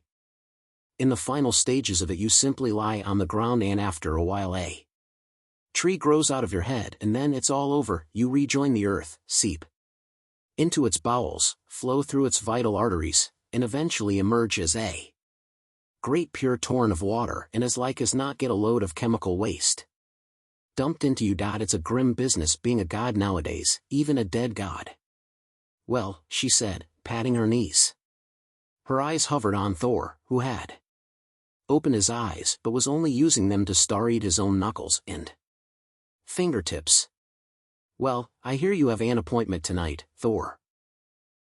Grunted Thor, without moving. I hear you've called together the great hall for the challenging hour, is that right? Said Thor. The challenging hour, Well, I know that things have not been too good between you and your father for a long time, Thor wasn't going to be drawn. He said nothing. I thought it was quite dreadful about Wales, continued Sullywensis. Don't know why you stood for it. Of course I realize that he's your father and the All-Father, which makes it difficult. But, Odin, I've known him for so long. You know that he made a deal once to sacrifice one of his own eyes in exchange for wisdom? Of course you do, dear, you're his son, aren't you? Well, what I've always said is he should stand you and make a fuss about that particular deal, demand his eye back. Do you know what I mean by that? Thor? And that horrible Torag. There's someone to be careful of, Thor. Very careful indeed. Well, I expect I shall hear all about it in the morning, won't I? Thor slid his back up the wall and stood up. He clasped the old woman warmly by the hands and smiled a tight smile, but said nothing. With a slight nod he gestured to Kate that they were leaving. Since leaving was what she most wanted in all the world to do, she resisted the temptation to say oh, yeah, and kick up a fuss about being treated like this. Meekly she bade a polite farewell to the old woman and made her way out into the murky night. Thor followed her. She folded her arms and said, well? Where now? What other great social events have you got in store for me this evening? Thor prowled around the Linla, examining the ground. He pulled out his hammer and weighed it appreciatively in his hands. He peered out into the night and swung the hammer a couple of times, idly. He swung himself round a couple of times, again not hard. He loosed the hammer, which bounded off into the night and split open a casually situated rock a couple off dozen yards away and then bounded back. He caught it easily, tossed it up into the air and caught it easily again. Then he turned to her and looked her in the eye for the first time. Would you like to see something? He asked. Chapter 27. A gust of wind blew through the huge vaults of the empty station and nearly provoked in Dirk a great howl of frustration of trail that had so suddenly gone cold on him. The cold moonlight draped itself through the long ranges of glass panels that extended the length of the street Pancras station roof. It fell on empty rails, and illuminated them. It fell on the train departures board, it fell on the sign which explained that today was a Blue Saver Day, and illuminated them both. Framed in the archway formed by the far end of the vaulted roof were the fantastical forms of 5 great gasometers, the supporting superstructures of which seemed in theodumbrations to be tangled impossibly with each other, like the hoops of an illusionist's conjuring trick. The moonlight illuminated these as well, but Dirk it did not illuminate. He had watched upwards of 100 people or so simply vanish into thin air in a way that was completely impossible, that in itself did not give him a problem. The impossible did not bother him unduly. If it could not possibly be done, then obviously it had been done impossibly. The question was how. He paced the area of the station which they had all vanished from, and scanned everything that could be seen from every vantage point within it, looking for any clue, any anomaly, anything that might let him pass into whatever it was he had just seen 100 people pass into as if it was nothing. He had the sense of a major party taking place in the near vicinity, too, which had not been invited. In desperation he started to spin around with his arms outstretched, then decided this was completely futile and lit a cigarette instead. He noticed that as he had pulled out the packet, a piece of paper had fluttered from his pocket, which, once the cigarette was burning well, he stooped to retrieve. It was nothing exciting, just the bill he had picked up from the stroppy nurse in the CAF. Outrageous, he thought about each of the items in turn as he scanned down them, and was about to screw it up and throw it away when a thought struck him about the general layout of the document. The items charged were listed down the left-hand side, and the actual charges down the right. On his own bills when he issued them, when he had a client, which was rare at the moment, and the ones he did have seemed unable to stay alive long enough to receive his bills and boutrage by them, he usually went to a little trouble about the items charged. He constructed essays, little paragraphs, toadscribed them, He liked the client to feel that he or she was getting his or her money's worth in this respect at least. In short, the bills he issued corresponded in layout almost exactly to the wad of papers with indecipherable runic scripts which he had been unable to make head or tail of a couple off hours previously. Was that helpful? He didn't. No. If the wad was not a contract but a bill, what might it be the bill for? What services had been performed? They must certainly have been intricate services. Or at least, intricately described services, which professions might that apply to? It was at least something to think about. He screwed up the CAF bill and moved off to throw it into a bin. As it happened, this was a fortuitous move. It meant that he was away from the central open space of the station, and near a wall against which he could press himself inconspicuously when he suddenly heard the sound of 2 pair soft feet crossing the forecourt outside. In a few seconds, they entered the main part of the station, by which time Dirk was well out of sight round the angle of a wall. Being well out of sight worked less well for him in another respect, which was that for a while he was unable to see the owners of the feet. By the time he caught a glimpse of them, they had reached exactly the same area where a few minutes previously a small horde of people had, quietly and without fuss, vanished. He was surprised by the red spectacles of the woman and the quietly tail-red Italian suit of the man, and also the speed with which they themselves then immediately vanished. Dirk stood speechless. The same 2 damn people who had been the bane of his life for the entire day, he allowed himself this slight exaggeration on the grounds of extreme provocation, had now flagrantly and deliberately disappeared in front of Heisey's. Once he was quite certain that they had absolutely definitely vanished and were not merely hiding behind each other, had ventured out once more into the mysterious space. It was bafflingly ordinary. Ordinary tarmac atom, ordinary air, ordinary everything. And yet a quantity of people that would have kept the Bermuda Triangle industry happy for an entire decade had just vanished in it within the space of 5 minutes. He was deeply aggravated. He was so deeply aggravated that he thought he would share the sense of aggravation by phoning someone up and aggravating them, as it would be almost certain to do at 1:20 in the morning. This wasn't an entirely arbitrary thought. He was still anxious concerning the safety of the American girl, Kate Schechter, and had not been at all reassumed to have been answered by her machine when last he had called. By now she should surely be at home and in bed asleep, and would beresheringly livid to be woken by a meddling phone call at this time. He found a couple of coins and a working telephone and dialed her number. He got her answering machine again. It said that she had just out for the night to Asgard. She wasn't certain which parts of Asgard they were going to, but they would probably swing by Valhalla later, if the evening was up to it. If he cared to leave a message, she would deal with it in the morning if she was still alive and in the mood. There were some beeps, which rang on in Dirk's ear for seconds after he heard them. "Oh," he said, realizing that the machine was currently busy taping him. "Good heavens.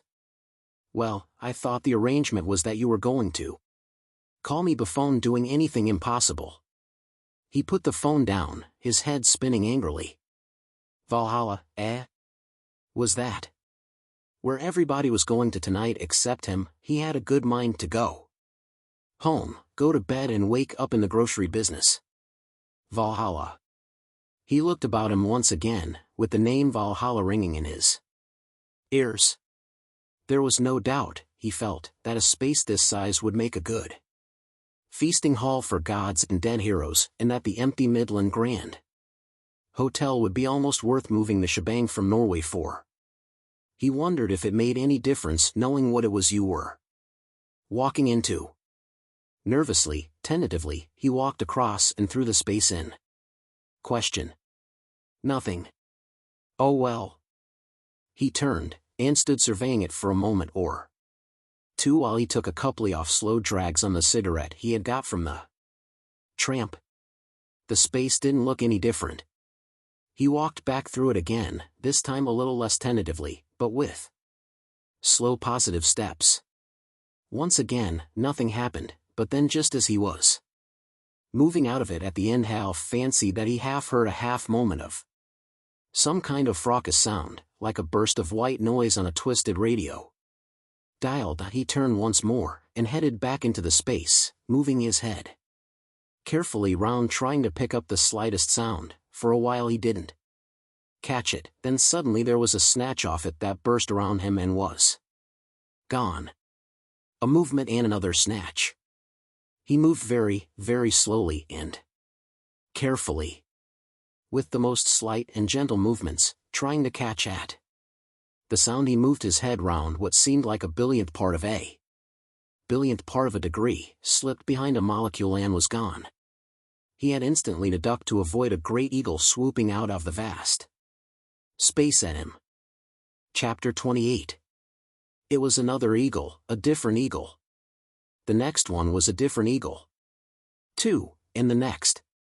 The air seemed to be thick with eagles, and it was obviously impossible to enter Valhalla without getting swooped on by at least half a dozen of them. Even eagles were being swooped on by eagles. Dirk threw up his arms over his head to fend off the wild, beating flurries. Turned, tripped and fell down behind a Hugotable onto a floor of heavy, damp, earthy straw. His hat rolled under the table. He scrambled after it, stuffed it back firmly on his head, and slowly peered up over the table. The hall was dark, but alive with great bonfires. Noise and wood smoke filled the air, and the smells off roasting pigs, roasting sheep, roasting boar, and sweat and drinking wine and singed eagle wings. The table he was crouched behind was one of countless slabs of oak on trestles that stretched in every direction, laden with steaming hunks of dead animals, huge breads, great iron beakers slopping with wine and candles like wax anthills. Massive sweaty figures seated around them, on them, eating, drinking, fighting over the food, fighting in the food, fighting with the food. A yard or so from Dirk, a warrior was standing on top of Atop fighting a pig which had been roasting for 6 hours, and he was clearly losing, but losing with vim and spirit and being cheered on by other warriors who were dousing him down with wine from a trough. The roof, as much of it as could be made out at this distance, and by the dark and flickering light of the bonfires, was made of lashed together shields. Dirk clutched his hat, kept his head down and ran, trying to make his way towards the side of the hall. As he ran, feeling himself to be virtually invisible by reason of being completely sober and, by his own lights, normally dressed, he seemed top-ass examples of every form of bodily function imaginable other than actual teeth cleaning. The smell, like that of the tramp in King's Cross Station, who must surely be here participating, was one that never stopped coming at you. It grew until it seemed that your head had to become bigger and bigger to accommodate it. The din-offs were on sword, sword on shield, sword on flesh. Flesh on flesh was one that made the eardrums reel and quiver and want to cry that he was pummeled, tripped, elbowed, shoved, and drenched with wine. As he scummed and pushed through the wild throng, but arrived at last at a side wall, massive slabs of wood and stone faced with sheets of stinking cow hide. Panting, he stopped for a moment, looked back and surveyed the scene with amazement. It was Valhalla. Of that there would be absolutely no question. This was not something that could be mocked up by a catering company. And the whole seething, wild mass of carousing gods and warriors and their caroused-at ladies, with their shields and fires and boars, did seem to fill a space that must be something approaching the size of St. Pancras Station. The sheer heat that rose off it all seemed as if it should suffocate the flocks of deranged eagles which thrashed through the air above them. And maybe it was. He was by no means certain that a flock often raged Eagles which thought that they might be suffocating would behave significantly differently from many of the eagles she was currently watching.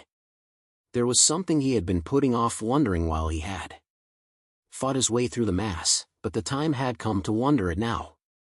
What, he wondered, about the Dracots? What could the Dracots possibly be doing here? Anduin, in such a MLE, could the Dracots possibly be? He narrowed his eyes and peered into the heaving throng, trying to see if he could locate anywhere a pair of red designer spectacles or a quiet Italian suit mingling out there with the clanging breastplates and the sweaty leathers. Knowing that the attempt was futile but feeling that it should be made. No, he decided, he couldn't see them. Not, he felt, their kind-off party. Further reflections along these lines were cut short by a heavy short-handled axe which hurtled through the air and buried itself with an astounding thud in the wall about 3 inches from his left ear and for a moment blotted out all thought. When he recovered from the shock of it, and let his breath out, he thought that it was probably not something that had been thrown at him with malicious intent, but was merely warriorly high spirits. Nevertheless, he was not in a partying mood and decided to move on. He edged his way along the wall in the direction which, had this actually been Street Pancras Station rather than the Hall of Valhalla, would have led to the ticket office. Had didn't know what he would find there, but he reckoned that it must be different to this, which would be good. It seemed to him that things were generally quieter here, on the periphery. The biggest and best of the good tunes seemed to be concentrated more strongly towards the middle of the hall, whereas the tables he was passing now seemed to be peopled with those who looked as if they had teached that season in their immortal lives when they preferred to contemplate the times when they used to wrestle dead pigs, and to pass appreciative comments to each other about the finer points of dead pig wrestling technique than actually to wrestle with one again themselves just at the moment. He overheard one remark to his companion that it was the left-handed, 3-fingered flat grip on the opponent's sternum that was all important at the crucial moment of finally not quite falling over in a complete stupor, to which his companion responded with a benign "oh ah." Dirk stopped, looked and backtracked. Sitting hunched in a thoughtful posture over his iron plate and clad in heavily stained and matted furs and buckles which were, if anything, more rank and stinking than the ensemble Dirk had last encountered him in, was Dirk's companion from the concourse at King's Cross Station. Dirk wondered how to approach him. A quick backslap and a "hey, good party" lot of energy was one strategy, but Dirk didn't think it was the right one. While he was wondering, an eagle suddenly swooped down from out of the air and, with a lot of beating and thrashing, landed on the table in front of the old man, folded its wings and advanced on him, demanding to be fed. Easily, the old man pulled a bit of meat off a bone and held it up to the great bird, which pecked it sharply but accurately out of his fingers. Dirk thought that this was the key to a friendly approach. He leaned over the table and picked up a small hunk of meat and offered it in turn to the bird. The bird attacked him and went for his neck, forcing him to try and beat the savage creature off with his hat, but the introduction was made. "Oh ah," said the man, shooed the eagle away and shifted a couple of inches along the bench. Though it was not a fulsome invitation, it was at least an invitation. Dirk clambered over the bench and sat down. "Thank you," said Dirk, puffing. "Oh ah. If you remember, we..." At that moment the most tremendous reverberating thump sounded out across Valhalla. It was the sound of a drum being beaten, but it sounded like a drum of immense proportions, as if it had to be to make itself heard over the tumult of noise with which the hall was filled. The drum sounded 3 times, in slow and massive beats, like the heartbeat of the hall itself. Dirk looked up to see where the sound might have come from. He noticed, for the first time, that at the south end of the hall, to which he had been heading, a great balcony or bridge extended across most of its width. There were some figures up there, dimly visible through the heat haze and the eagles, but Dirk had a sense that whoever was up there presided over whoever was down here. Odin, thought Dirk. Odin the All-Father must be up on the balcony. The sound of the revels died down quickly, though it was several seconds before the reverberations of the noise finally fell away. When all was quiet, but expectant, a great voice rang out from the balcony and through the hall. The voice said, "The time of the challenging hour is nearly at an end. The challenging hour has been called by the god Thor for the third time of asking, where is Thor?" A murmuring throughout the hall suggested that nobody knew where Thor was and why he had not come to make his challenge. The voice said, "This is a very grave affront to the dignity of the All-Father. If there is no challenge before the expiration of the hour, the penalty for Thor shall be correspondingly grave." The drum beat again 3 times, and the consternation in the hall increased. Where was Thor? "He's with some girl," said a voice above the rest, and there were loud shouts of laughter, and a return to the hubbub off before. "Yes," said Dirk, quietly, "I expect he probably is." "Oh ah." Dirk had supposed that he was talking to himself and was surprised to have elicited a response from the man, though not particularly surprised at the response that had been elicited. "Thor called this meeting tonight?" Dirk asked him. "Oh ah. Bit rude not to turn up." "Oh ah. I expect everyone's bit upset. Not as long as there's enough pigs to go round." "Pigs?" "Oh ah." Dirk didn't immediately know how to go on from here. "Oh ah," he said, resignedly. "It's only Thor as really cares, you see," said the old man. "Keeps on issuing his challenge, then not being able to prove it. Can't argue. Gets all confused and angry, does something stupid, can't sort it out and gets made to do a penance. Everybody else just turns up for the pigs." "Oh ah." Dirk was learning a whole new conversational technique and was astonished at how successful it was. Hair guarded the man with a newfound respect. "Do you know how many stones there are in Wales?" asked the man suddenly. "Oh ah," said Dirk warily. He didn't know this joke. "Nor do I. He won't tell anybody. Says count 'em yourself and goes off in a sulk." "Oh ah." He didn't think it was a very good one. So this time he hasn't even turned up. Can't say I blame him. But I'm sorry, because I think he might be right." "Oh ah."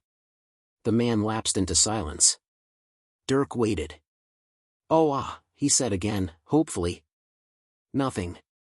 "So, said Dirk, going for a cautious prompt, "you think might be right, eh?" "Oh ah." "So, old Thor might be right, eh?" "That's the story," said Dirk. "Oh ah." "In what way?" said Dirk, running out of patience at last. "Do you think he might be right?" "Oh, every way." "Oh ah," said Dirk, defeated. "It's no secret that the gods have fallen on hard times," said the old man grimly. "That's clear for all to see, even for Theons who only care about the pigs, which is most of them.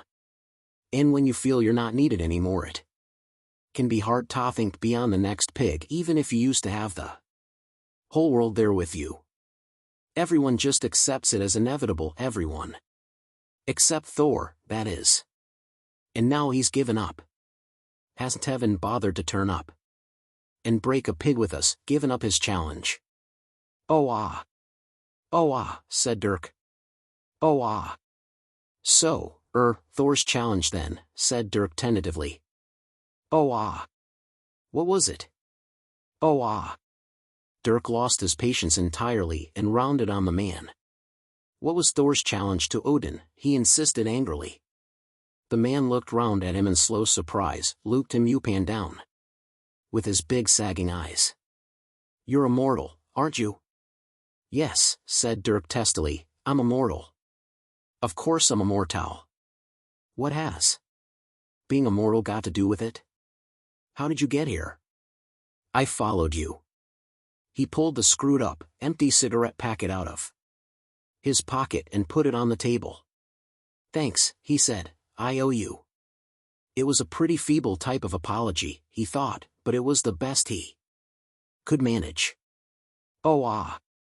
The man looked away. What was Thor's challenge to Odin, said Dirk, trying hard to keep the impatience out of his voice this time. What does it matter to you, the old immortal said bitterly. You're a mortal. Why should you care? You've got what you want out of it, you and your kind, for what little it's now worth. Got what we want out of what? The deal, said the old immortal. The contract that Thor claims Odin has entered into. Contract, said Dirk. What contract? The man's face filled with an expression of slow anger. The bonfires of Valhalla danced deeply in his eyes as he looked at Dirk. The sale, he said darkly, of an immortal soul. What, said Dirk. He had already considered this idea and discounted it. You mean a man has sold his soul to him? Watman? It doesn't make sense. No, said the man, that wouldn't make sense at all. I cite an immortal soul. Thor says that Odin has sold his soul to man. Dirk stared at him with horror and then slowly raised his eyes to the balcony. Something was happening there. The great drum beat out again, and the Hall of Valhalla began to hush itself once more. But a second or third drumbeat failed to come. Something unexpected seemed to have occurred, and the figures on the balcony were moving in some confusion. The challenging hour was just expiring, but a challenge of some kind seemed to have arrived. Dirk beat his palms to his forehead and swayed where he sat as all kinds of realizations finally dawned on him. Not to man, he said, but to a man and a woman. A lawyer and an advertiser. I said it was all her fault the moment I saw her. I didn't realize I might actually be right. He rounded on his companion urgently. I have to get up there, he said, for God's sake, help me. Chapter 29. Oh, Dainin. Thor let out a bellow of rage which made the sky shake. The heavy clouds let out a surprised grunt of thunder at the sheer volume of air that moved beneath them. Kate started back, white with fear and shock, with her ears ringing. Toe rag. He hurled his hammer to the ground right at his very feet with both hands. He hurled it this short distance with such astounding force that it hit and rebounded into the air up to about 100 feet. Graya. With an immense explosion of air from his lungs, he hurled himself up into the air after it, caught it just as it was beginning to drop, and hurled it straight back down at the ground again. Catching it again as it bounded back up, twisting violently round in midair. And hurling it with all the force he could muster out to sea before falling to the ground himself on his back, and pounding the earth with his ankles, elbows, and fists in an incredible tattoo of rage. The hammer shot out over the sea on a very low trajectory, the head went down into the water and planed through it at a constant depth of about 6 inches. A sharp ripple opened slowly but easily across its surface, extending eventually to about a mile as the hammer sliced its way through it like a surgeon's knife. The inner walls of the ripple deepened smoothly in its wake, falling away from the sheer force of the hammer, till a vast valley had opened in the face of the sea. The walls of the valley wobbled and swayed uncertainly, then folded up and crashed together in crazed and foaming tumult. The hammer lifted its head and swung up high into the air. Thor leapt to his feet and watched it, still pounding his feet on the ground like a boxer, but like a boxer who was perhaps about to precipitate a major earthquake. When the hammer reached the top of its trajectory, Thor hurled his fist downwards like a conductor, and the hammer hurtled down into the crashing mass of sea. That seemed to calm the sea for a moment in the same way that a smack in The face will calm hysteric. The moment passed. An immense column of water erupted out of the smack, and seconds later the hammer exploded. Upwards out of its center, pulling another huge column of water up from the mid-leaf the first one. The hammer somersaulted at the top of its rise, turned, spun, and rushed back to its owner like a wildly overexcited puppy. Thor caught at it, but instead of stopping it he allowed it to carry him backwards, and together they tumbled back through the rocks for about 100 yards and scuffled to a halt in some soft earth. Instantly, Thor was back on his feet again. He turned round and round, bounding from one leg to the other with strides off nearly 10 feet, swinging the hammer round him at arm's length. When he released it again it raced out to sea once more, but this time it tore round the surface in a giant semicircle, causing the sea to rear up around its circumference to form for a moment a gigantic amphitheater of water. When it fell forward it crashed like a tidal wave, ran forward and threw itself, and raged, against the short wall of the cliff. The hammer returned to Thor, who threw it off again instantly in a great overarm. It flew into a rock, hitting off a fat angry spark. It bounded off further, and hit a spark off another rock, and another. Thor threw himself forward on to his knees, and with each rock the hammer hit he pounded the ground with his fist to make the rock rise to meet the hammer. Spark after spark erupted from the rocks. The hammer hit each successive one harder and harder, until one spark provoked a warning lick-off lightning from the clouds. And then the sky began to move, slowly, like a great angry animal uncoiling in its lair. The pounding sparks flew faster and heavier from the hammer, more lightning licks arced down to meet them from the sky, and the whole earth was beginning to tremble in something very like fearful excitement. Thor hauled his elbows up above his head and then thrust them hard down, with another ringing bellow at the sky. Oh, Diane! The sky seemed about to crack open. Toe-rag! Thor threw himself into the ground, heaving aside about 2 skips full of rocky karth. He shook with expanding rage. With a deep groan the whole of the side of the cliff began slowly to lean forward into the sea as he pushed and shook. In a few seconds more it tumbled heavily into the seething torment beneath it as Thor clambered back, seized a rock the size of a grand piano, and held it above his head. Everything seemed still for a fleeting moment. Thor hurled the rock into the sea. He regained his hammer. Oh, he bellowed. Din! His hammer cracked down. A torrent of water erupted from the ground, and the sky exploded. Lightning flickered down like a white wall of light for miles along the coast. In either direction, thunder roared like colliding worlds, and the clouds vomited rain that shattered the ground.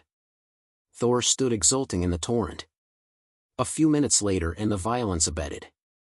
A strong and steady rain continued to fall. The clouds were cleansing themselves, and the weak rays of the early morning light began to find their way through the thinning cover. Thor trudged back up from where he had been standing, slapping and washing the mud from his hands. He caught at a hammer when it flew to him. He found Kate standing watching him, shivering with astonishment, fear, and fury. What was that all about? She yelled at him. I just needed to be able to lose my temper properly, he said. When this didn't seem to satisfy her he added, a god can show off once in a while. Can't he? The huddled figure of Tsuliwensis came hurrying out through the rain towards them. You're a noisy boy, Thor, she scolded, a noisy boy. But Thor was gone. When they looked, they guessed that he must be the tiny speck hurtling northwards through the clearing sky. Chapter 30. Cynthia Draycott peered over the balcony at the scene below them with distaste. Valhalla was back in full swing. I hate this, she said. I don't want this going on in my life. You don't have to, my darling, said Clive Draycott quietly from behind. Her, with his hands on her shoulders. It's all going to be taken care of right now, and it's going to work out just fine. Couldn't be better, in fact. It's just what we wanted. You know, you look fantastic in those glasses. They really suit you. And me, and really, they're very chic. Clive, it was meant to have been taken care of originally. The whole point was that we weren't to be troubled. We could just do it, deal with it, and forget about it. That was the whole point. I've put up with enough shit in my life. I just wanted it to good, 100%. I don't want all this. Exactly. And that's why this is so perfect for us. So perfect, clear breach of contract. We get everything we wanted now, and we're released from all obligations. Perfecto. We come out of it smelling of roses, and we have a life that is just 100% good. 100%. And clean. Just exactly as you wanted it. Really, it couldn't be better for us. Trust me. Cynthia Draycott hugged herself irritably. So what about this new person? Something else we have to deal with. It'll be so easy. So easy. Listen, this is nothing. We either cut him into it, or we cut him right out. It'll be taken care of before we leave here. We'll buy him something. A new coat. Maybe we'll have to buy him a new house. No. What that will cost us? He gave a charming laugh. It's nothing. You won't ever even need to think about it. You won't ever even need to think about not thinking about it. It's that easy. Okay? Okay. I'll be right back. He turned and headed back into the antechamber of the Hall off the Alfatier, smiling all the way. So, mister, he made a show of looking at the card again. Gently. You want to act for these people, do you? These immoral gods, said Dirk. Okay, gods, said Draycott. That's fine. Perhaps you'll do a better job than the manic little hustler I had to deal with first time out. You know, he's really quite a little character, our Mr. Rag, Mr. Rag. You know, that guy was really quite amazing. Headed everything he could, tried every oldest trick in the book to freak me out, and give me the runaround. You know how I deal with people like that? Simple.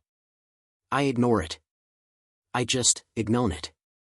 If he wants to play around and threaten and screech, and shovel in 517 subclauses that he thinks he's going to catch me out on, that's okay. He's just taking up time, but so hat. I've got time. I've got plenty of time for people like Mr. Rag.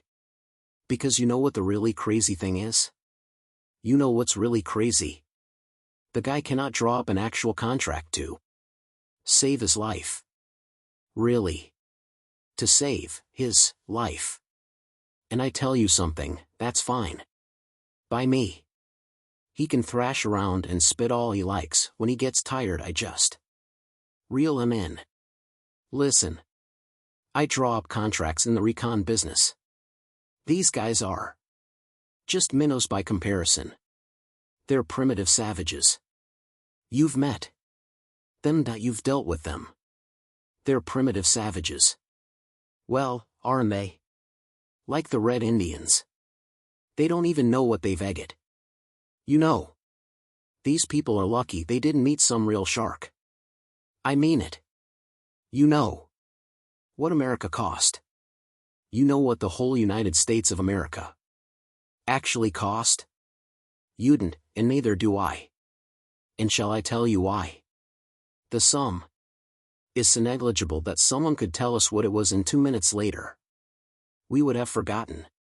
It would have gone clean out of our minds. Now, compared with that, let me tell you, I am providing. I am really providing a private suite in the Woods Head Hospital, lavish attention, food, Sensational quantities of linen, sensational.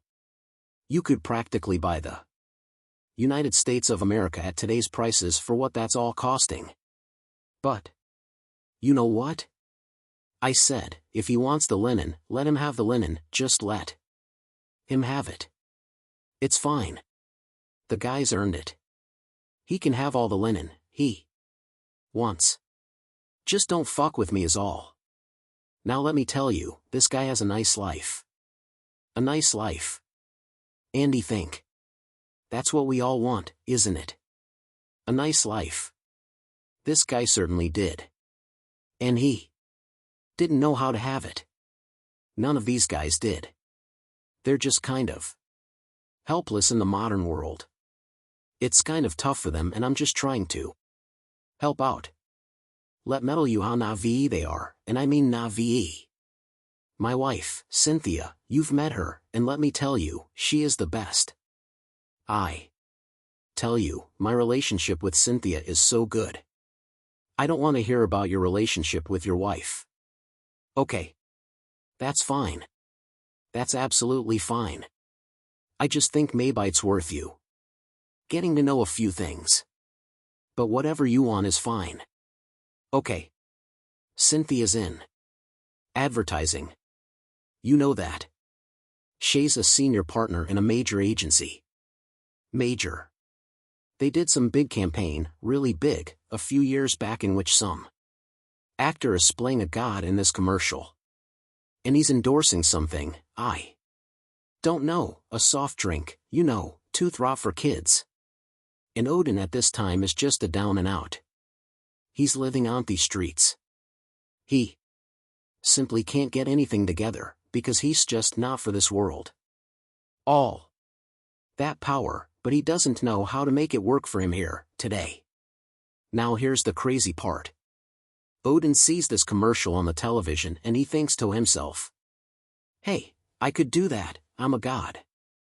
He thinks maybe he could get paid for being in a commercial.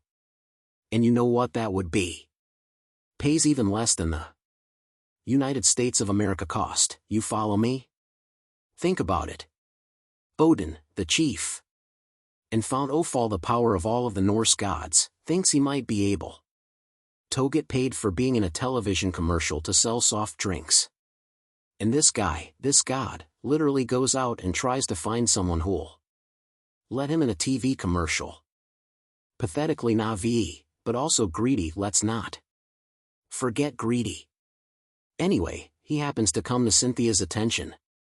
She's just a lowly account executive at the time, doesn't pay any attention, thinks he's just a wacko, but then she gets kind of fascinated by how odd he is, and I get to see him.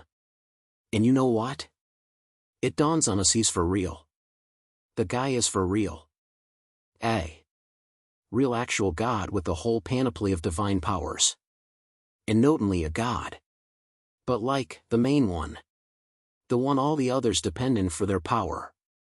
And he wants to be in a commercial. Let's just say the word again, shall we?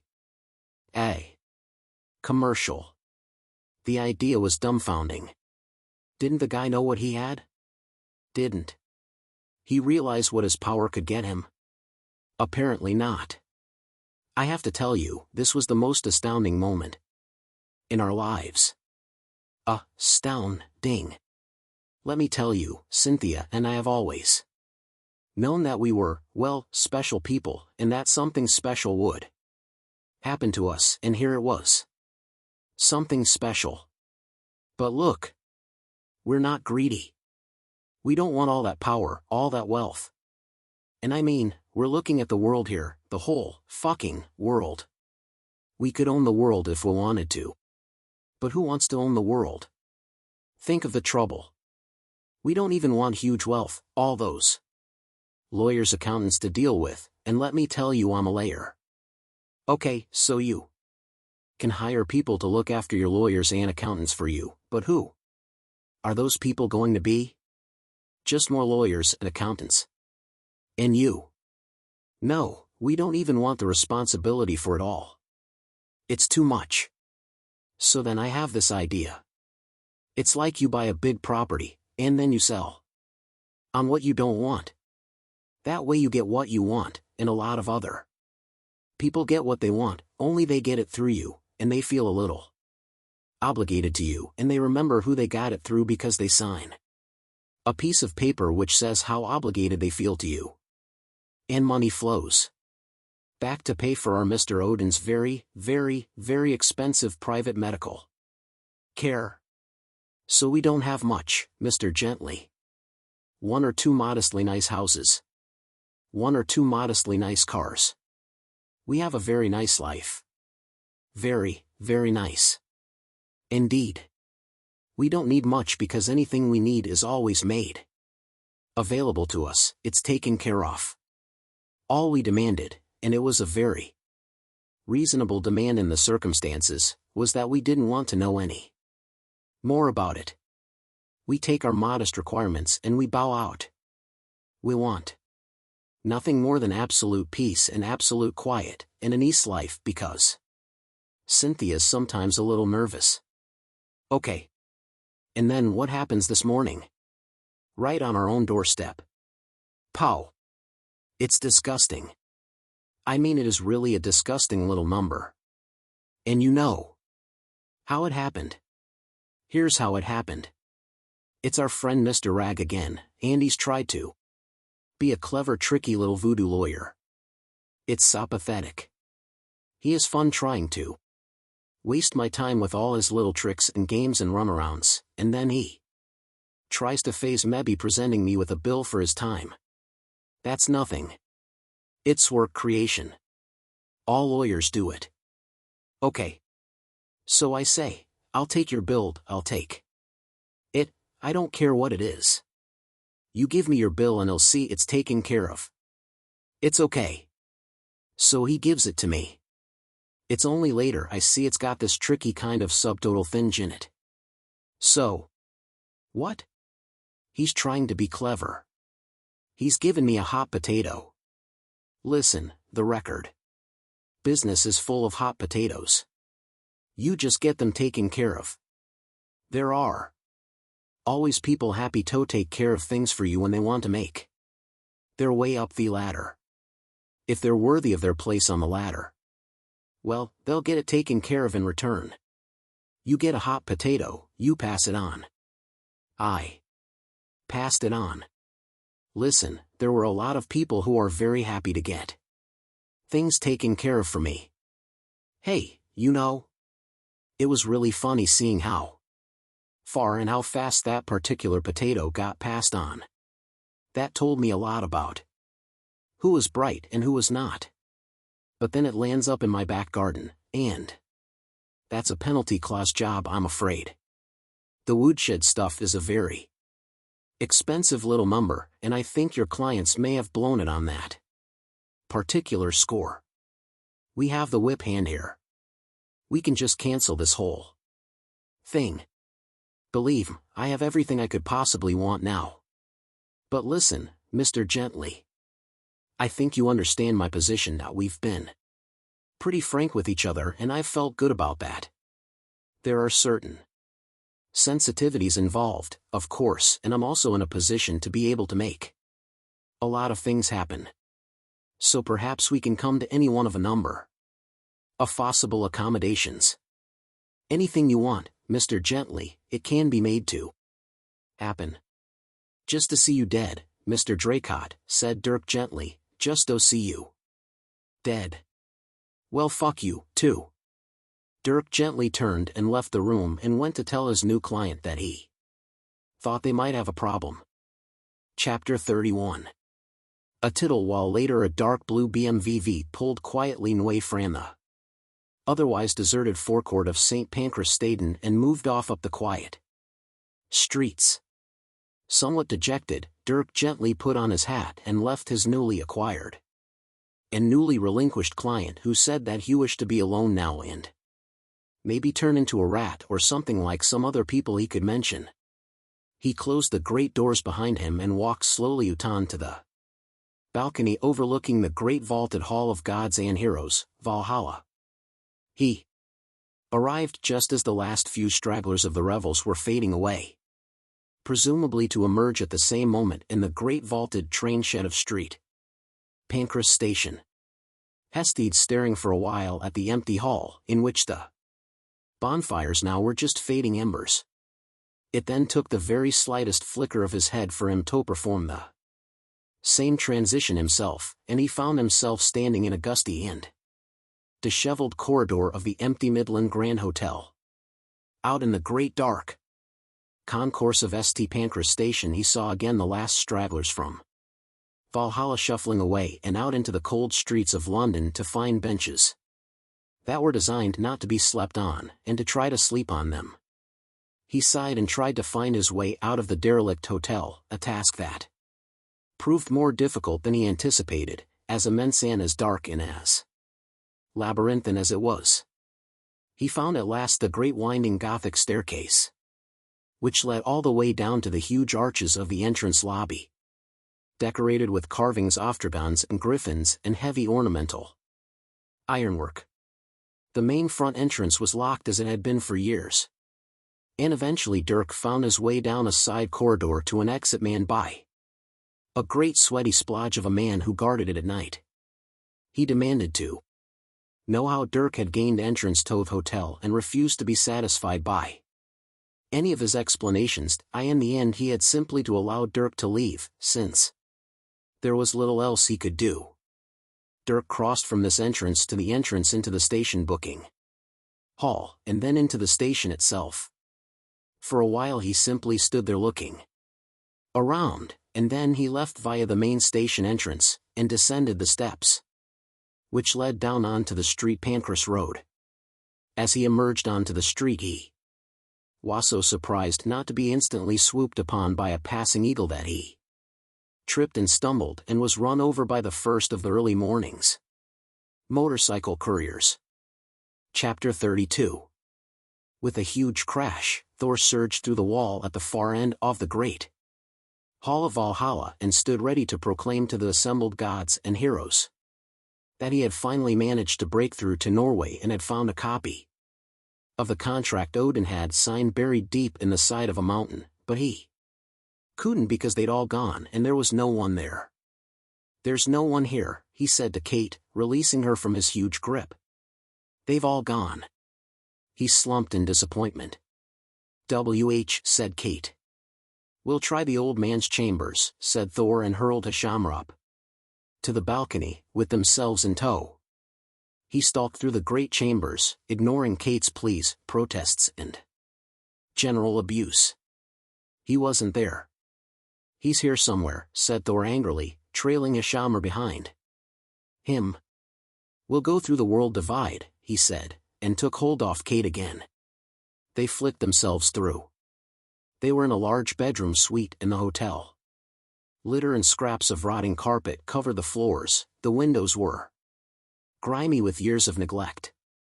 Pigeon droppings were everywhere, and the peeling paintwork made it look as if several small families of starfish had exploded on the walls.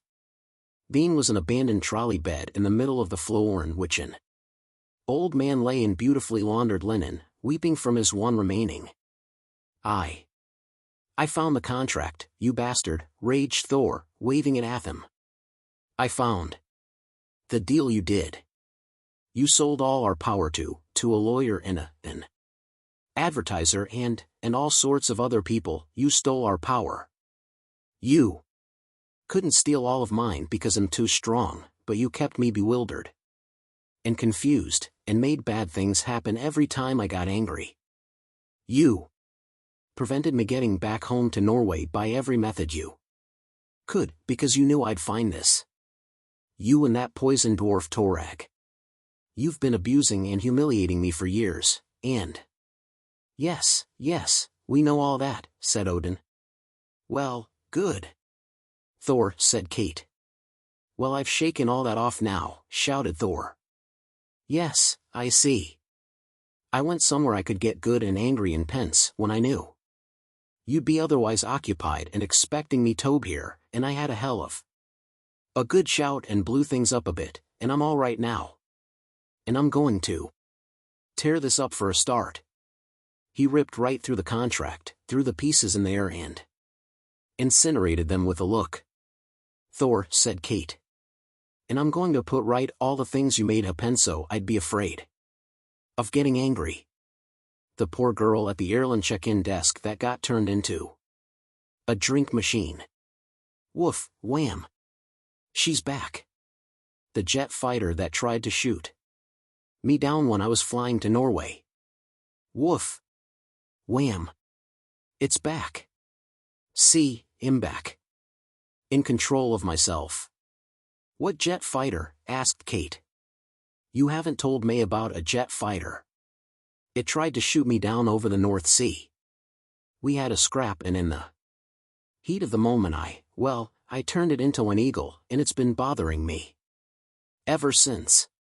So now that's dealt with. Don't look at me like that. I did what I could. I took care of his wife by fixing one of those lottery things.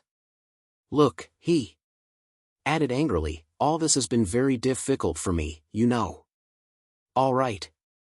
What else? My table lamp, said Kate quietly. And Kate's table lamp. It shall be a small kitten no more, woof. Wham. Thor speaks and it is so. What was that noise? A ruddy glow was spreading across the London skyline. Thor, I think there's something wrong with your father. I should bloody well hope so. Oh. What's wrong? Father, are you all right?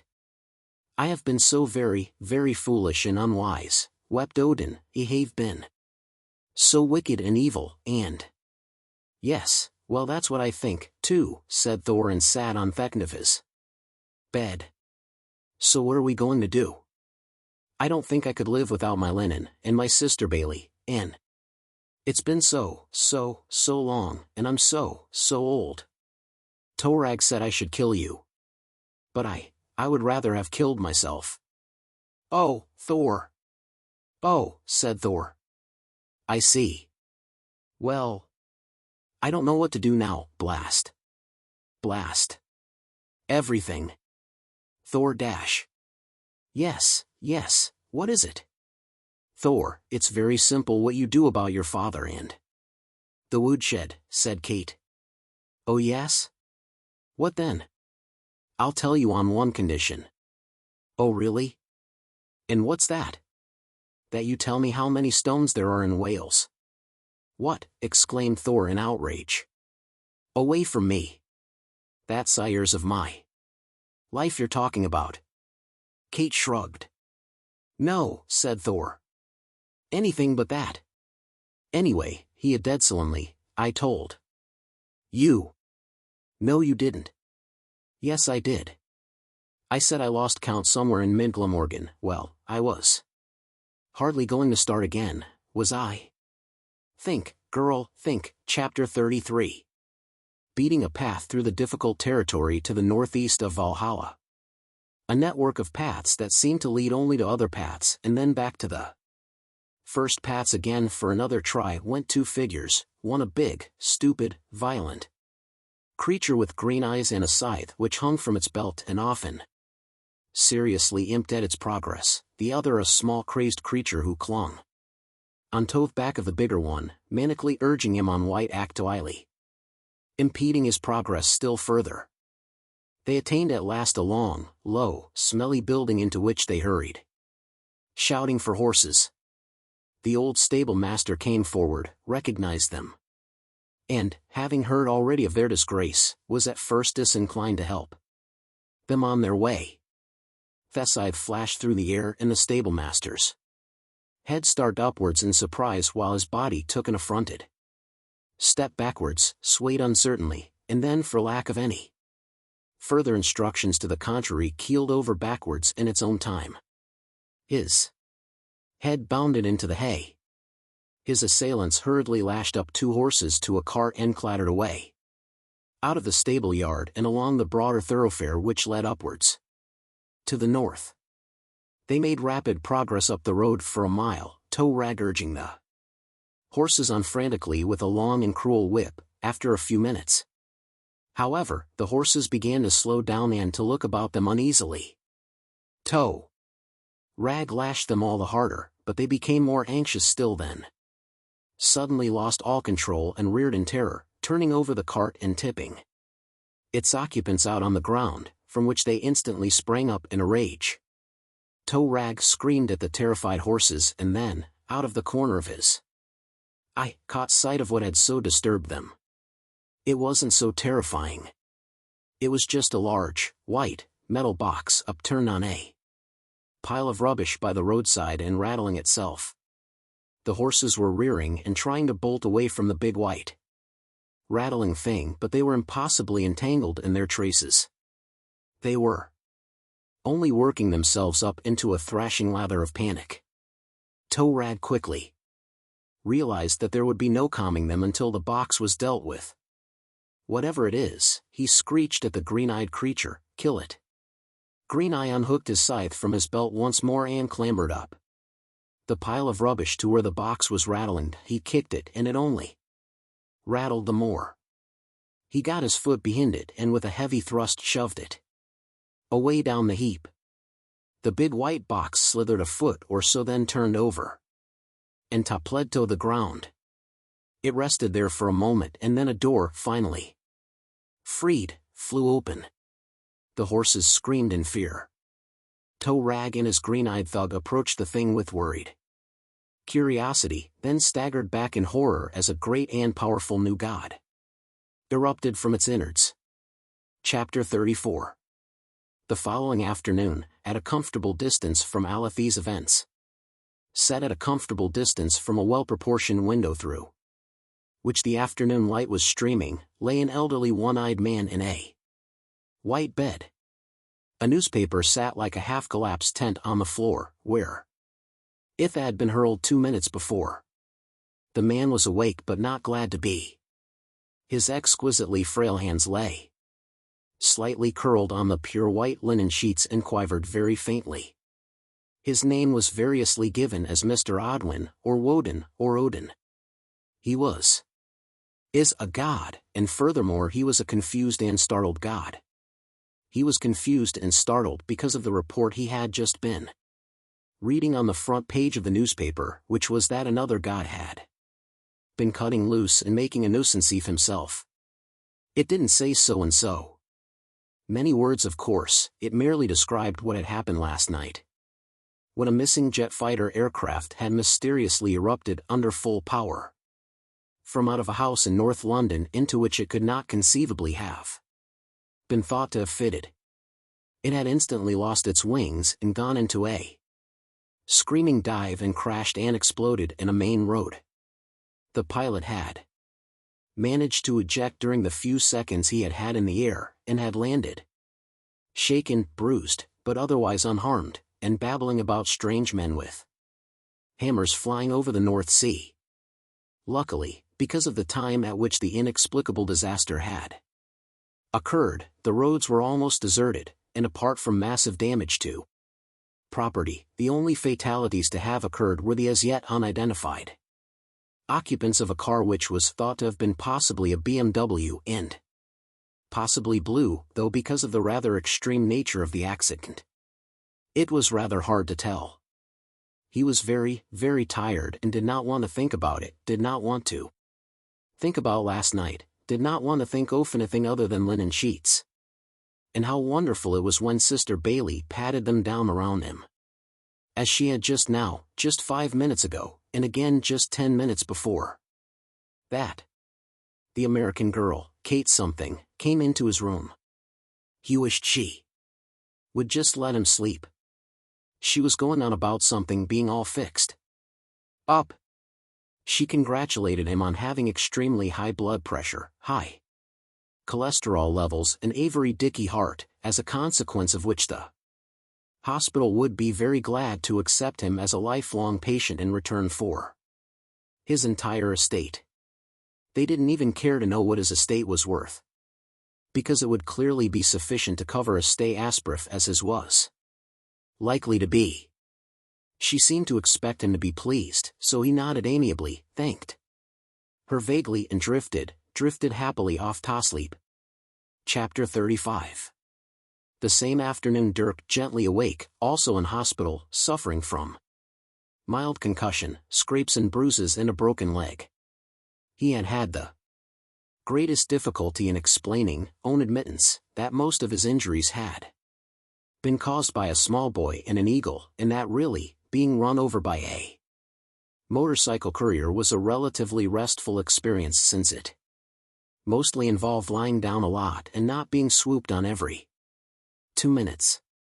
He was kept under sedation, in other words, he slept for most of the morning, suffering terrible dreams in which Toe Ragan, a green-eyed, scythe-bearing giant, made their escape to the northeast from Valhalla, where they were unexpectedly accosted and consumed by a newly created, immense gilt god which had finally escaped from what looked suspiciously like an upturned refrigerator on a skip. He was relieved to be woken at last from this by a cheery, "Oh, it's you, is it? You nicked my book." He opened his eyes and was greeted by the sight of Sally Mills, the girl he had been violently accosted by the previous day in the CAF, for no better reason than that he had, prior tonic king her book, nicked her coffee. "Well, I'm glad to see you took my advice and came into Javier nose properly attended to," she said as she fussed around him. "Pretty roundabout way you seem to have taken, but you're here, and that's the main thing. You caught up with the girl you were interested in, did you? Oddly enough, you're in the very bed that she was in. If you see her again, perhaps you could give her this pizza which she arranged to have delivered before checking herself out. It's all cold now, but the courier did insist that she was very adamant it should be delivered. I don't mind you nicking the book, really, though. I don't know why I buy them, really, they're not very good, only everyone always does, don't they? Somebody told me there's Aramar he had entered into a pact with the devil or something. I think that's nonsense, though I did hear another story about him which I much preferred. Apparently he's always having these mysterious deliveries of chickens to his hotel rooms, and no one dares to ask why or even guess what it is he wants them for, because nobody ever sees a single scrap of them again. Well, it's somebody who knows exactly what he wants them for. The somebody I met once had the job of secretly smuggling the chickens straight back out of his rooms again. What Howard Belt gets out of it is a reputation for being a very strange and demonic man, and everybody buys his books. Nice work if you can get it, is what I say. Anyway, I expect you don't want to have him nattering to you all afternoon, and even if you do, I've got better things to do. Sister says you'll probably be discharged this evening so you can go to your own home and sleep in your own bed, which I'm sure you'll much prefer. Anyway, hope you feel better. Here's a couple of newspapers." Dirk took the papers, glad to be left alone at last. He first turned to see what the Great Zaganza had to say about his day. The Great Zaganza said, "You are very fat and stupid and persistently wear a ridiculous hat which you should be ashamed of." He grunted slightly to himself about this, and turned to the horoscope in the other paper. It said, "Today is a day to enjoy home comforts." Yes, he thought, he would be glad to get back home. He was still strangely relieved about getting rid of his old fridge, looked for one to enjoying a new phase of fridge ownership with the spanking new model currently sitting in his kitchen at home. Then was the eagle to think about, but he would worry about that later. When he got home, he turned to the front page to see if there was any interesting news.